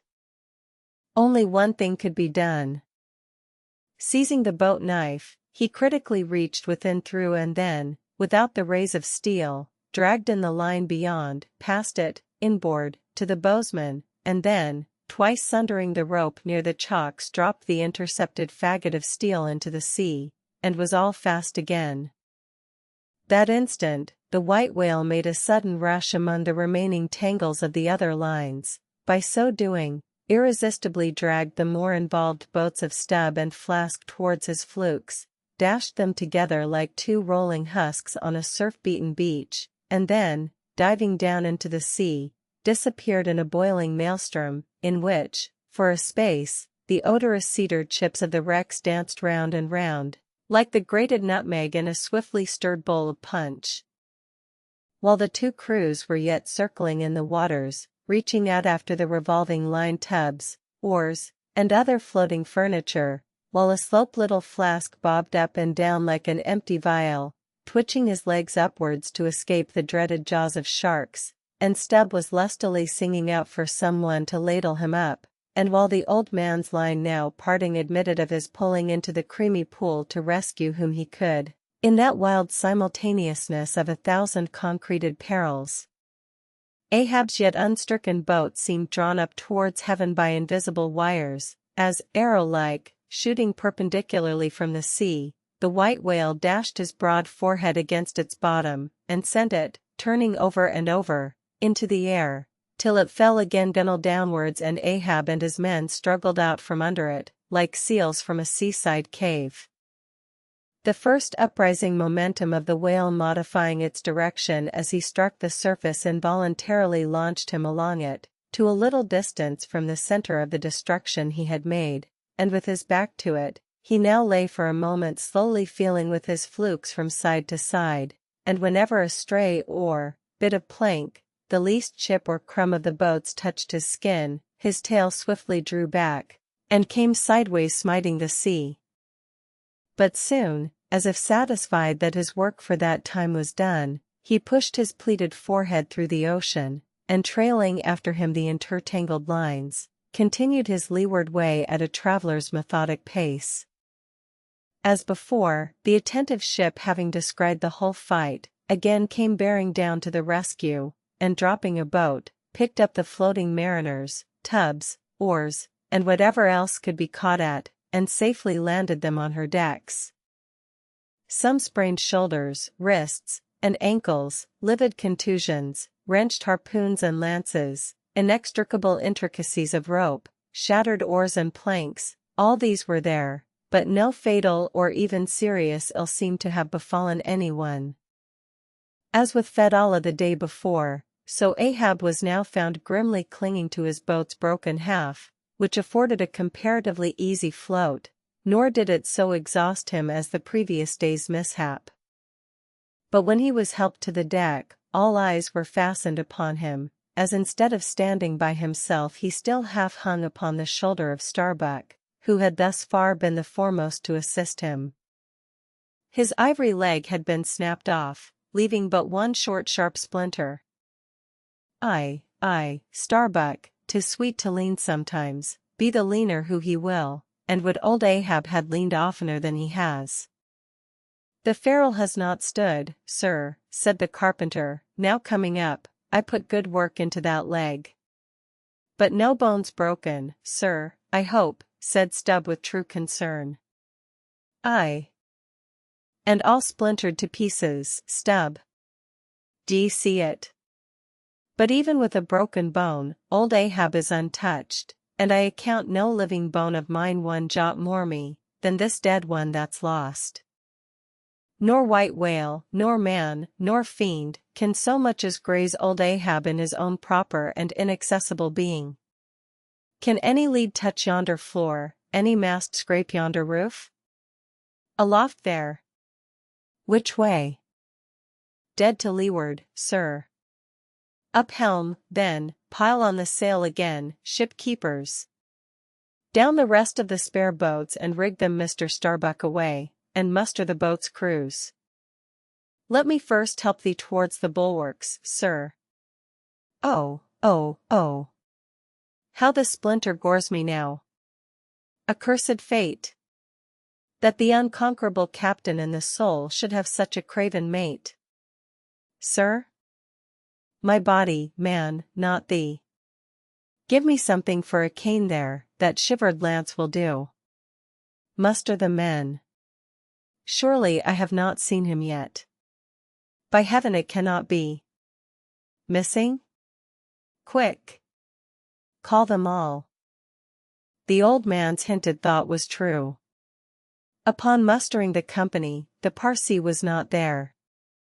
The Parsee! Cried Stubb, he must have been caught in the black vomit wrench thee. Run all of ye above, alow, cabin, folks'll find him not gone. But quickly they returned to him with the tidings that the Parsee was nowhere to be found. Aye, sir, said Stubb, caught among the tangles of your line. I thought I saw him dragging under. My line? My line? Gone? Gone? What means that little word? What death knell rings in it, that old Ahab shakes as if he were the belfry? The harpoon, too. Toss over the litter there, d'ye see it? The forged iron, men, the white whales no, blistered fool. This hand did dart it. 'Tis in the fish. Aloft there. Keep him nailed quick. All hands to the rigging of the boats, collect the oars, harpooneers. The irons. Hoist the royals higher, a pull on all the sheets. Helm there! Steady, steady for your life! I'll 10 times girdle the unmeasured globe, yeah, and dive straight through it, but I'll slay him yet. Great God! But for one single instant show thyself, cried Starbuck. Never, never wilt thou capture him, old man, in Jesus' name. No more of this, that's worse than devil's madness. 2 days chased, twice stove to splinters, thy very leg once more snatched from under thee, thy evil shadow gone, all good angels mobbing thee with warnings. What more wouldst thou have? Shall we keep chasing this murderous fish till he swamps the last man? Shall we be dragged by him to the bottom of the sea? Shall we be towed by him to the infernal world? Oh, oh, impiety and blasphemy to hunt him more! Starbuck, of late I felt strangely moved to thee, ever since that hour we both saw thou knowst what, in one another's eyes. But in this matter of the whale, be the front of thy face to me as the palm of this hand, a lipless, unfeatured blank. Ahab is forever Ahab, man. This whole act's immutably decreed. 'Twas rehearsed by thee and me a billion years before this ocean rolled. Fool! I am the fate's lieutenant, I act under orders. Look thou, underling, that thou obeyest mine. Stand round me, men. Ye see an old man cut down to the stump, leaning on a shivered lance, propped up on a lonely foot. 'Tis Ahab his body's part, but Ahab's soul's a centipede, that moves upon 100 legs. I feel strained, half stranded, as ropes that tow dismasted frigates in a gale, and I may look so. But ere I break, ye'll hear me crack, and till ye hear that, know that Ahab's hawser tows his purpose yet. Believe ye, men, in the things called omens? Then laugh aloud, and cry encore. For ere they drown, drowning things will twice rise to the surface, then rise again, to sink forevermore. So with Moby Dick 2 days he's floated, tomorrow will be the 3rd. Aye, men, he'll rise once more, but only to spout his last. D'ye feel brave, men, brave? As fearless fire, cried Stubb. And as mechanical, muttered Ahab. Then as the men went forward, he muttered on. The things called omens. And yesterday I talked the same to Starbuck there, concerning my broken boat. Oh! How valiantly I seek to drive out of others' hearts what's clinched so fast in mine. The Parsee. Gone, gone? And he was to go before. But still was to be seen again ere I could perish. How's that? There's a riddle now might baffle all the lawyers, backed by the ghosts of the whole line of judges. Like a hawk's beak it pecks my brain. I'll solve it, though. When dusk descended, the whale was still in sight to leeward. So once more the sail was shortened, and everything passed nearly as on the previous night, only, the sound of hammers, and the hum of the grindstone was heard till nearly daylight, as the men toiled by lanterns in the complete and careful rigging of the spare boats and sharpening their fresh weapons for the morrow. Meantime, of the broken keel of Ahab's wrecked craft the carpenter made him another leg, while still as on the night before, slouched Ahab stood fixed within his scuttle, his heliotrope glance anticipatingly gone backward on its dial, sat due eastward for the earliest sun. Chapter 135. The Chase. 3rd Day. The morning of the 3rd day dawned fair and fresh, and once more the solitary night man at the foremast head was relieved by crowds of the daylight lookouts, who dotted every mast and almost every spar. "D'ye see him?" cried Ahab, but the whale was not yet in sight. "In his infallible wake, though, but follow that wake, that's all. Helm there, steady, as thou goest, and hast been going. What a lovely day again! Were it a new-made world, and made for a summer house to the angels, and this morning the first of its throwing open to them, a fairer day could not dawn upon that world. Here's food for thought, had Ahab time to think, but Ahab never thinks, he only feels, that's tingling enough for mortal man. To think's audacity. God only has that right and privilege. Thinking is, or ought to be, a coolness and a calmness, and our poor hearts throb, and our poor brains beat too much for that. And yet, I've sometimes thought my brain was very frozen calm, this old skull cracks so, like a glass in which the contents turn to ice, and shiver it. And still this hair is growing now, this moment growing, and heat must breed it, but no, it's like that sort of common grass that will grow anywhere, between the earthy clefts of Greenland ice or in Vesuvius lava. How the wild winds blow it, they whip it about me as the torn shreds of split sails lash the tossed ship they cling to. A vile wind that has no doubt blown ere this through prison corridors and cells, and wards of hospitals, and ventilated them, and now comes blowing hither as innocent as fleeces. Out upon it. It's tainted. Were I the wind, I'd blow no more on such a wicked, miserable world. I'd crawl somewhere to a cave, and slink there. And yet, 'tis a noble and heroic thing, the wind. Whoever conquered it? In every fight it has the last and bitterest blow. Run tilting at it, and you but run through it. Ha! A coward wind that strikes stark naked men, but will not stand to receive a single blow. Even Ahab is a braver thing, a nobler thing than that. Would now the wind but had a body, but all the things that most exasperate and outrage mortal man, all these things are bodiless, but only bodiless as objects, not as agents. There's a most special, a most cunning, oh, a most malicious difference. And yet, I say again, and swear it now, that there's something all glorious and gracious in the wind.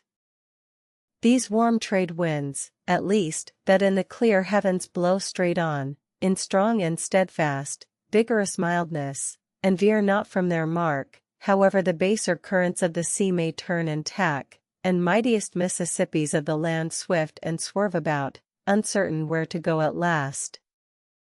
And by the eternal poles. These same trades that so directly blow my good ship on, these trades, or something like them, something so unchangeable, and full as strong, blow my keeled soul along. To it. Aloft there. What d'ye see? Nothing, sir. Nothing.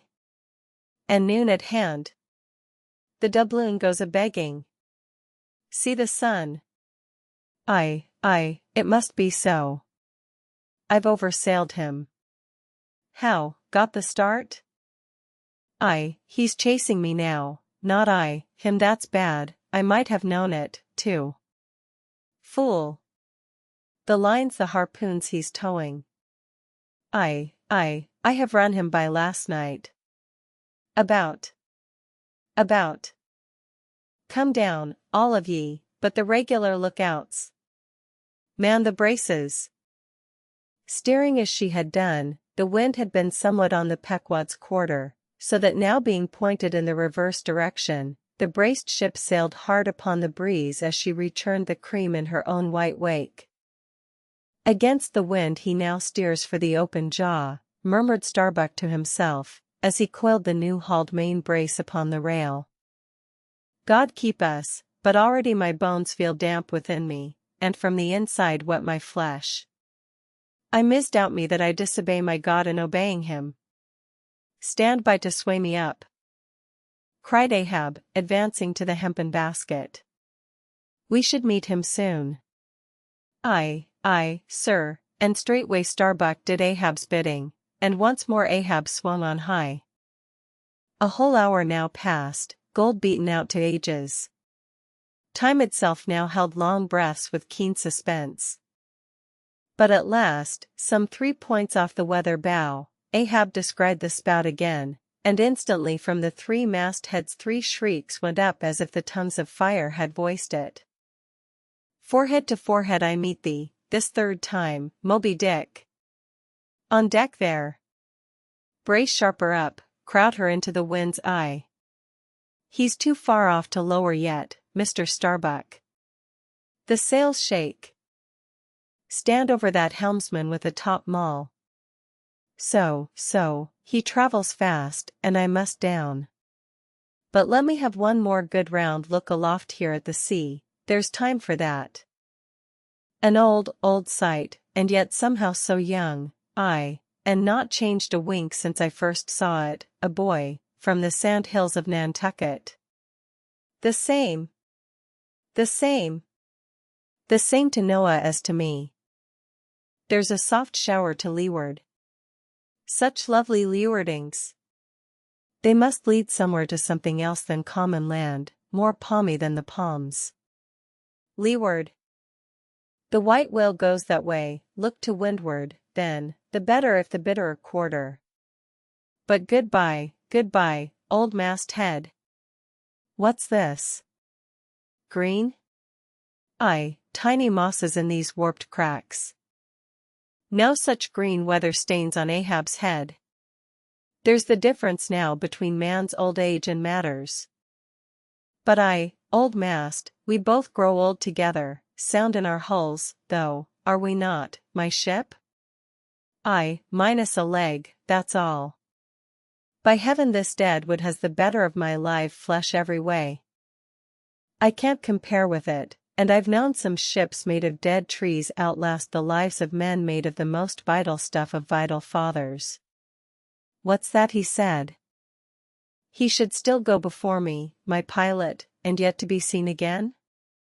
But where? Will I have eyes at the bottom of the sea, supposing I descend those endless stairs? And all night I've been sailing from him, wherever he did sink to. Like many more thou toldst direful truth as touching thyself, O Parsee, but, Ahab, there thy shot fell short. Goodbye, masthead, keep a good eye upon the whale, the while I'm gone. We'll talk tomorrow, nay, tonight, when the white whale lies down there, tied by head and tail. He gave the word, and still gazing round him, was steadily lowered through the cloven blue air to the deck. In due time the boats were lowered, but as standing in his shallop's stern, Ahab just hovered upon the point of the descent, he waved to the mate, who held one of the tackle ropes on deck and bade him pause. Starbuck. Sir? For the third time my soul's ship starts upon this voyage, Starbuck. Aye, sir, thou wilt have it so. Some ships sail from their ports, and ever afterwards are missing, Starbuck. Truth, sir. Saddest truth. Some men die at ebb tide, some at low water, some at the full of the flood, and I feel now like a billow that's all one crested comb, Starbuck. I am old, shake hands with me, man. Their hands met, their eyes fastened, Starbuck's tears the glue. Oh, my captain, my captain. Noble heart, go not, go not. See, it's a brave man that weeps, how great the agony of the persuasion then. Lower away, cried Ahab, tossing the mate's arm from him. Stand by the crew.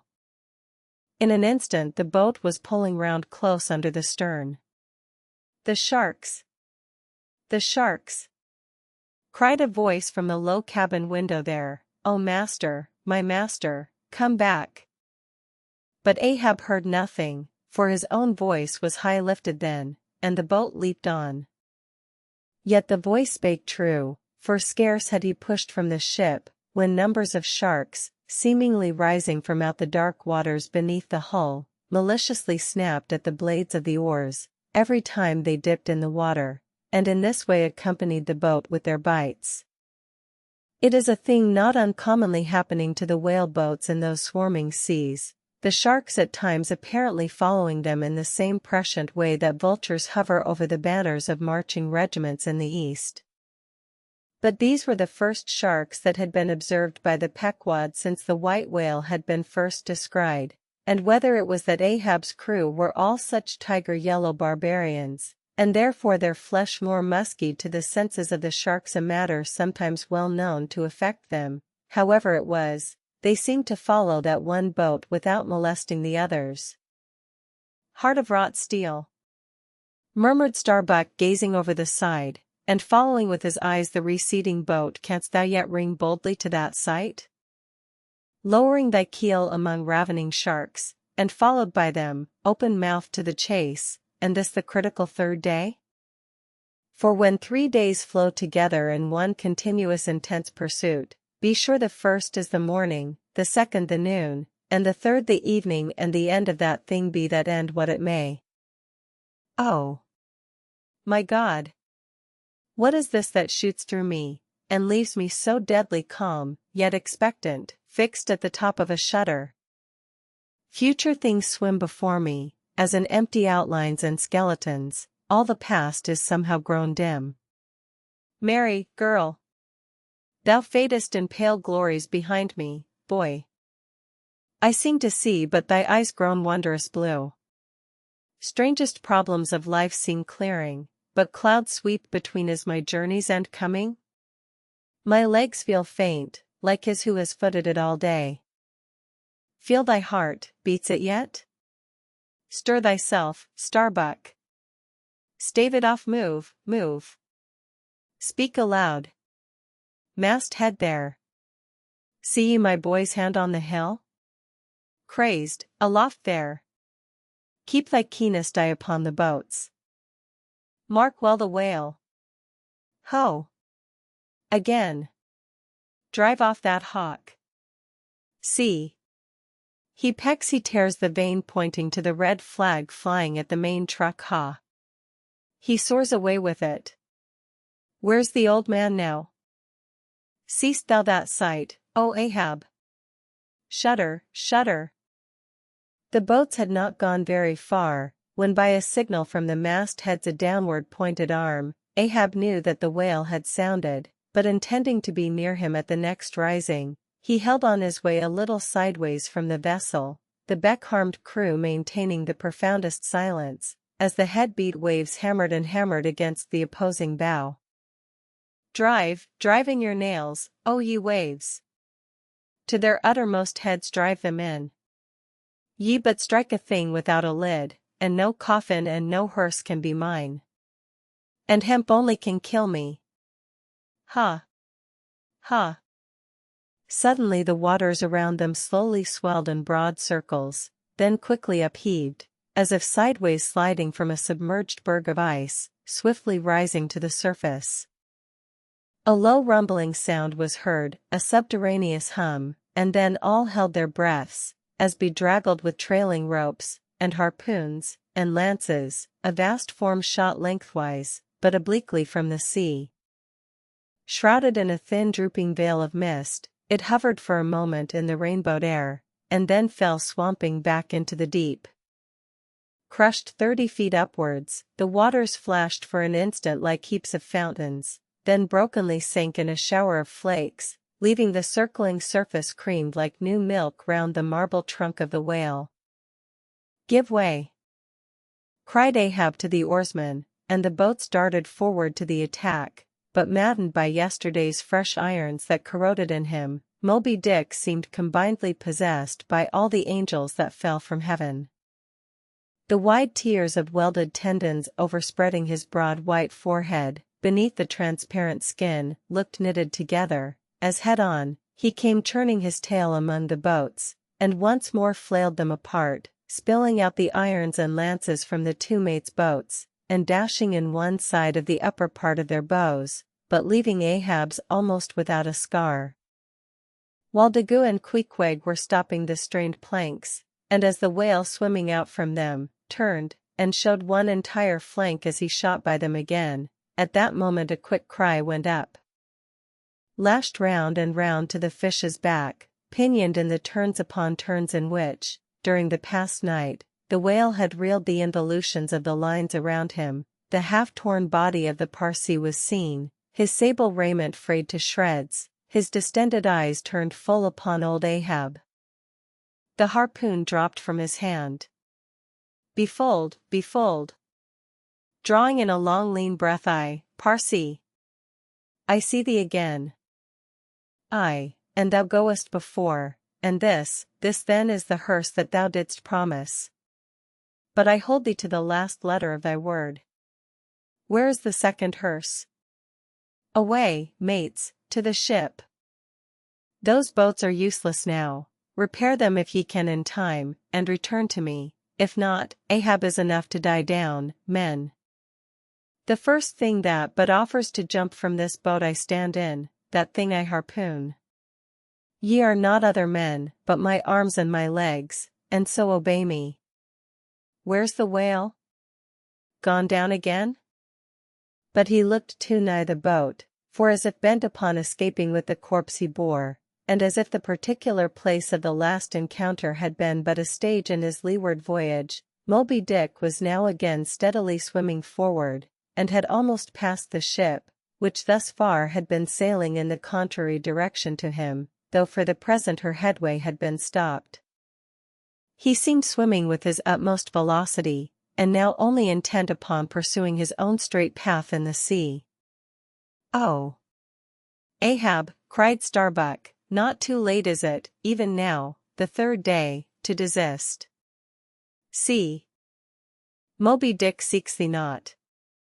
It is thou, that madly seekest him." Setting sail to the rising wind, the lonely boat was swiftly impelled to leeward, by both oars and canvas. And at last, when Ahab was sliding by the vessel, so near as plainly to distinguish Starbuck's face as he leaned over the rail, he hailed him to turn the vessel about, and follow him, not too swiftly, at a judicious interval. Glancing upwards, he saw Tashtego, Queequeg, and Daggoo eagerly mounting to the three-mast heads, while the oarsmen were rocking in the two-staved boats which had but just been hoisted to the side, and were busily at work in repairing them.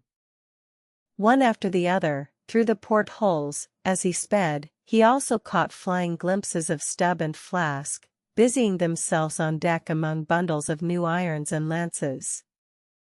As he saw all this, as he heard the hammers in the broken boats, far other hammers seemed driving a nail into his heart. But he rallied. And now, marking that the vane or flag was gone from the main-mast head, he shouted to Tashtego, who had just gained that perch, to descend again for another flag, and a hammer and nails, and so nail it to the mast. Whether fagged by the 3 days' running chase, and the resistance to his swimming in the knotted hamper he bore, or whether it was some latent deceitfulness and malice in him. Whichever was true, the white whale's way now began to abate, as it seemed, from the boat so rapidly nearing him once more, though indeed the whale's last start had not been so long a one as before. And still as Ahab glided over the waves the unpitying sharks accompanied him, and so pertinaciously stuck to the boat, and so continually bit at the plying oars, that the blades became jagged and crunched, and left small splinters in the sea, at almost every dip. Heed them not. Those teeth but give new rowlocks to your oars. Pull on. 'Tis the better rest, the shark's jaw, than the yielding water. But at every bite, sir, the thin blades grow smaller and smaller. They will last long enough. Pull on. But who can tell, he muttered, whether these sharks swim to feast on the whale or on Ahab? But pull on. Aye, all alive, now we near him. The helm. Take the helm. Let me pass. And so saying, 2 of the oarsmen helped him forward to the bows of the still flying boat. At length, as the craft was cast to one side, and ran ranging along with the white whale's flank, he seemed strangely oblivious of its advance, as the whale sometimes will, and Ahab was fairly within the smoky mountain mist, which, thrown off from the whale's spout, curled round his great monadnock hump. He was even thus close to him, when, with body arched back, and both arms lengthwise high lifted to the poise, he darted his fierce iron, and his far fiercer curse into the hated whale. As both steel and curse sank to the socket, as if sucked into a morass, Moby Dick sideways writhed, spasmodically rolled his knife flank against the bow, and, without staving a hole in it, so suddenly canted the boat over, that had it not been for the elevated part of the gunwale to which he then clung, Ahab would once more have been tossed into the sea. As it was, 3 of the oarsmen who foreknew not the precise instant of the dart, and were therefore unprepared for its effects, these were flung out, but so fell, that, in an instant 2 of them clutched the gunwale again, and rising to its level on a combing wave, hurled themselves bodily inboard again, the 3rd man helplessly dropping astern, but still afloat and swimming. Almost simultaneously, with a mighty volition of ungraduated, instantaneous swiftness, the white whale darted through the weltering sea.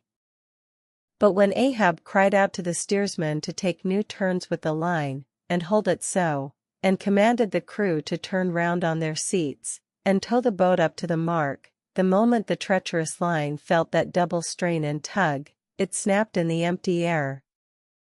What breaks in me? Some sinew cracks. 'Tis whole again, oars. Oars. Burst in upon him. Hearing the tremendous rush of the sea-crashing boat, the whale wheeled round to present his blank forehead at bay, but in that evolution, catching sight of the nearing black hull of the ship, seemingly seeing in it the source of all his persecutions, bethinking it may be a larger and nobler foe, of a sudden, he bore down upon its advancing prow, smiting his jaws amid fiery showers of foam. Ahab staggered, his hand smote his forehead. I grow blind, hands. Stretch out before me that I may yet grope my way. Is night? The whale. The ship. Cried the cringing oarsman. Oars. Oars. Slope downwards to thy depths, O sea, that ere it be forever too late, Ahab may slide this last time upon his mark. I see. The ship. The ship. Dash on, my men. Will ye not save my ship? But as the oarsmen violently forced their boat through the sledge-hammering seas, the before whale-smitten bow ends of 2 planks burst through, and in an instant almost, the temporarily disabled boat lay nearly level with the waves, its half-waiting, splashing crew, trying hard to stop the gap and bail out the pouring water.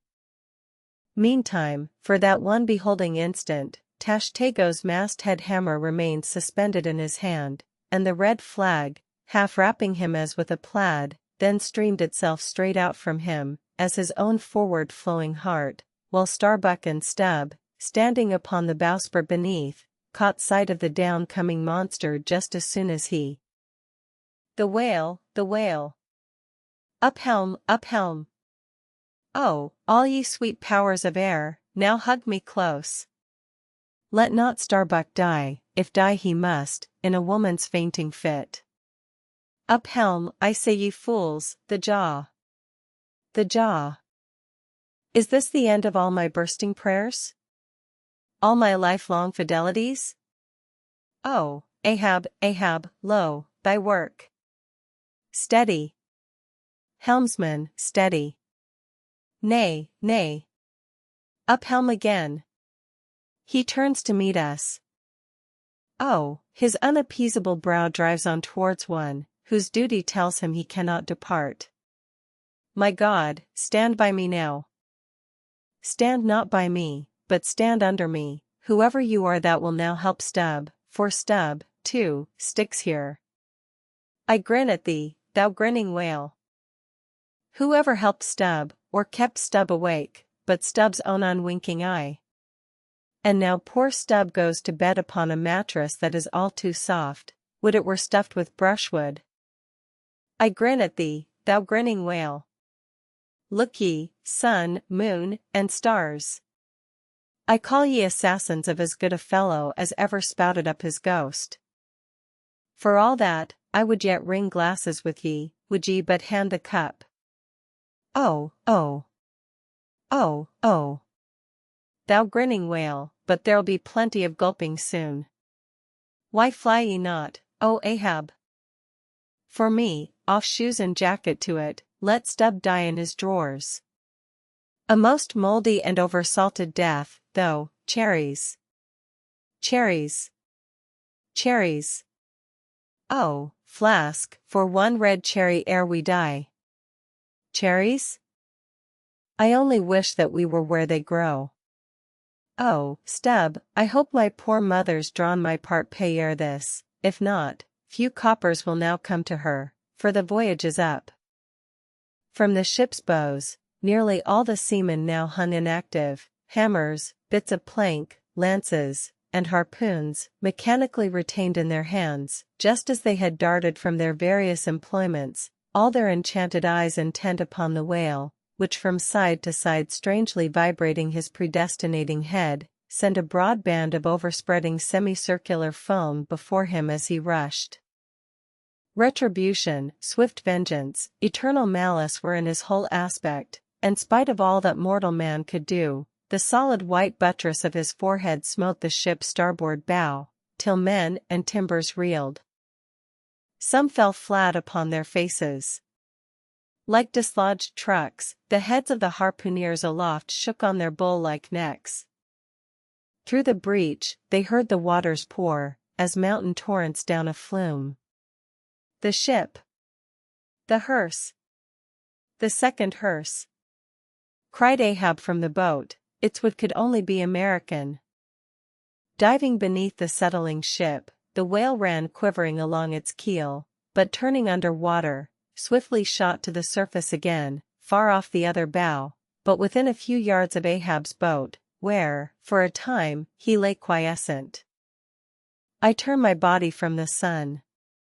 What ho, Tashtego! Let me hear thy hammer. Oh! Ye three unsurrendered spires of mine, thou uncracked keel, and only God-bullied hull, thou firm deck, and haughty helm, and pole-pointed prow, death-glorious ship. Must ye then perish, and without me? Am I cut off from the last fond pride of meanest shipwrecked captains? Oh, lonely death on lonely life! Oh, now I feel my topmost greatness lies in my topmost grief. Ho, ho! From all your furthest bounds, pour ye now in, ye bold billows of my whole foregone life, and top this one piled comber of my death. Towards thee I roll, thou all-destroying but unconquering whale, to the last I grapple with thee, from hell's heart I stab at thee, for hate's sake I spit my last breath at thee. Sink all coffins and all hearses to one common pool. And since neither can be mine, let me then tow to pieces, while still chasing thee, though tied to thee, thou damned whale. Thus, I give up the spear. The harpoon was darted, the stricken whale flew forward, with igniting velocity the line ran through the grooves, ran foul. Ahab stooped to clear it, he did clear it, but the flying turn caught him round the neck, and voicelessly as Turkish mutes bowstring their victim, he was shot out of the boat, ere the crew knew he was gone. Next instant, the heavy eye-splice in the rope's final end flew out of the stark empty tub, knocked down an oarsman, and smiting the sea, disappeared in its depths. For an instant, the tranced boat's crew stood still, then turned. The ship? Great God, where is the ship? Soon they through dim, bewildering mediums saw her sidelong fading phantom, as in the gaseous Fata Morgana, only the uppermost masts out of water, while fixed by infatuation, or fidelity, or fate, to their once lofty perches, the pagan harpooneers still maintained their sinking lookouts on the sea.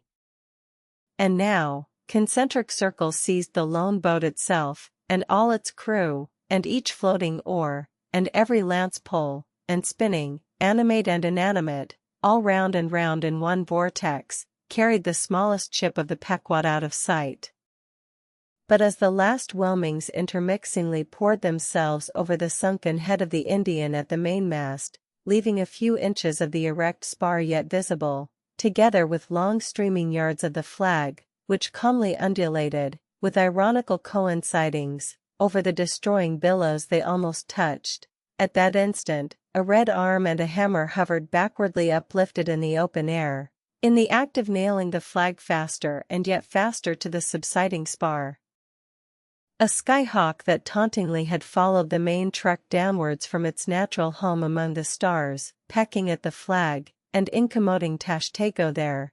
This bird now chanced to intercept its broad fluttering wing between the hammer and the wood, and simultaneously feeling that ethereal thrill, the submerged savage beneath, in his death gasp, kept his hammer frozen there, and so the bird of heaven, with archangelic shrieks, and his imperial beak thrust upwards, and his whole captive form folded in the flag of Ahab, went down with his ship, which, like Satan, would not sink to hell till she had dragged a living part of heaven along with her, and helmeted herself with it. Now small fowls flew screaming over the yet yawning gulf, a sullen white surf beat against its steep sides, then all collapsed, and the great shroud of the sea rolled on as it rolled 5,000 years ago. Epilogue. And I only am escaped alone to tell the job. The drama's done. Why then here does any one step forth? Because one did survive the wreck. It so chanced, that after the Parsi's disappearance, I was he whom the fates ordained to take the place of Ahab's bowsman, when that bowsman assumed the vacant post, the same, who, when on the last day the 3 men were tossed from out of the rocking boat, was dropped astern. So, floating on the margin of the ensuing scene, and in full sight of it, when the half-spent suction of the sunk ship reached me, I was then, but slowly, drawn towards the closing vortex. When I reached it, it had subsided to a creamy pool. Round and round, then, and ever contracting towards the button-like black bubble at the axis of that slowly wheeling circle, like another Ixion I did revolve. Till, gaining that vital center, the black bubble upward burst, and now, liberated by reason of its cunning spring, and, owing to its great buoyancy, rising with great force, the coffin-life buoy shot lengthwise from the sea, fell over, and floated by my side. Buoyed up by that coffin, for almost one whole day and night, I floated on a soft and dirge-like main. The unharming sharks, they glided by as if with padlocks on their mouths, the savage sea hawks sailed with sheathed beaks. On the second day, a sail drew nearer, and picked me up at last. It was the devious cruising Rachel, that in her retracing search after her missing children, only found another orphan. End of the Project Gutenberg ebook Moby Dick, or The Whale.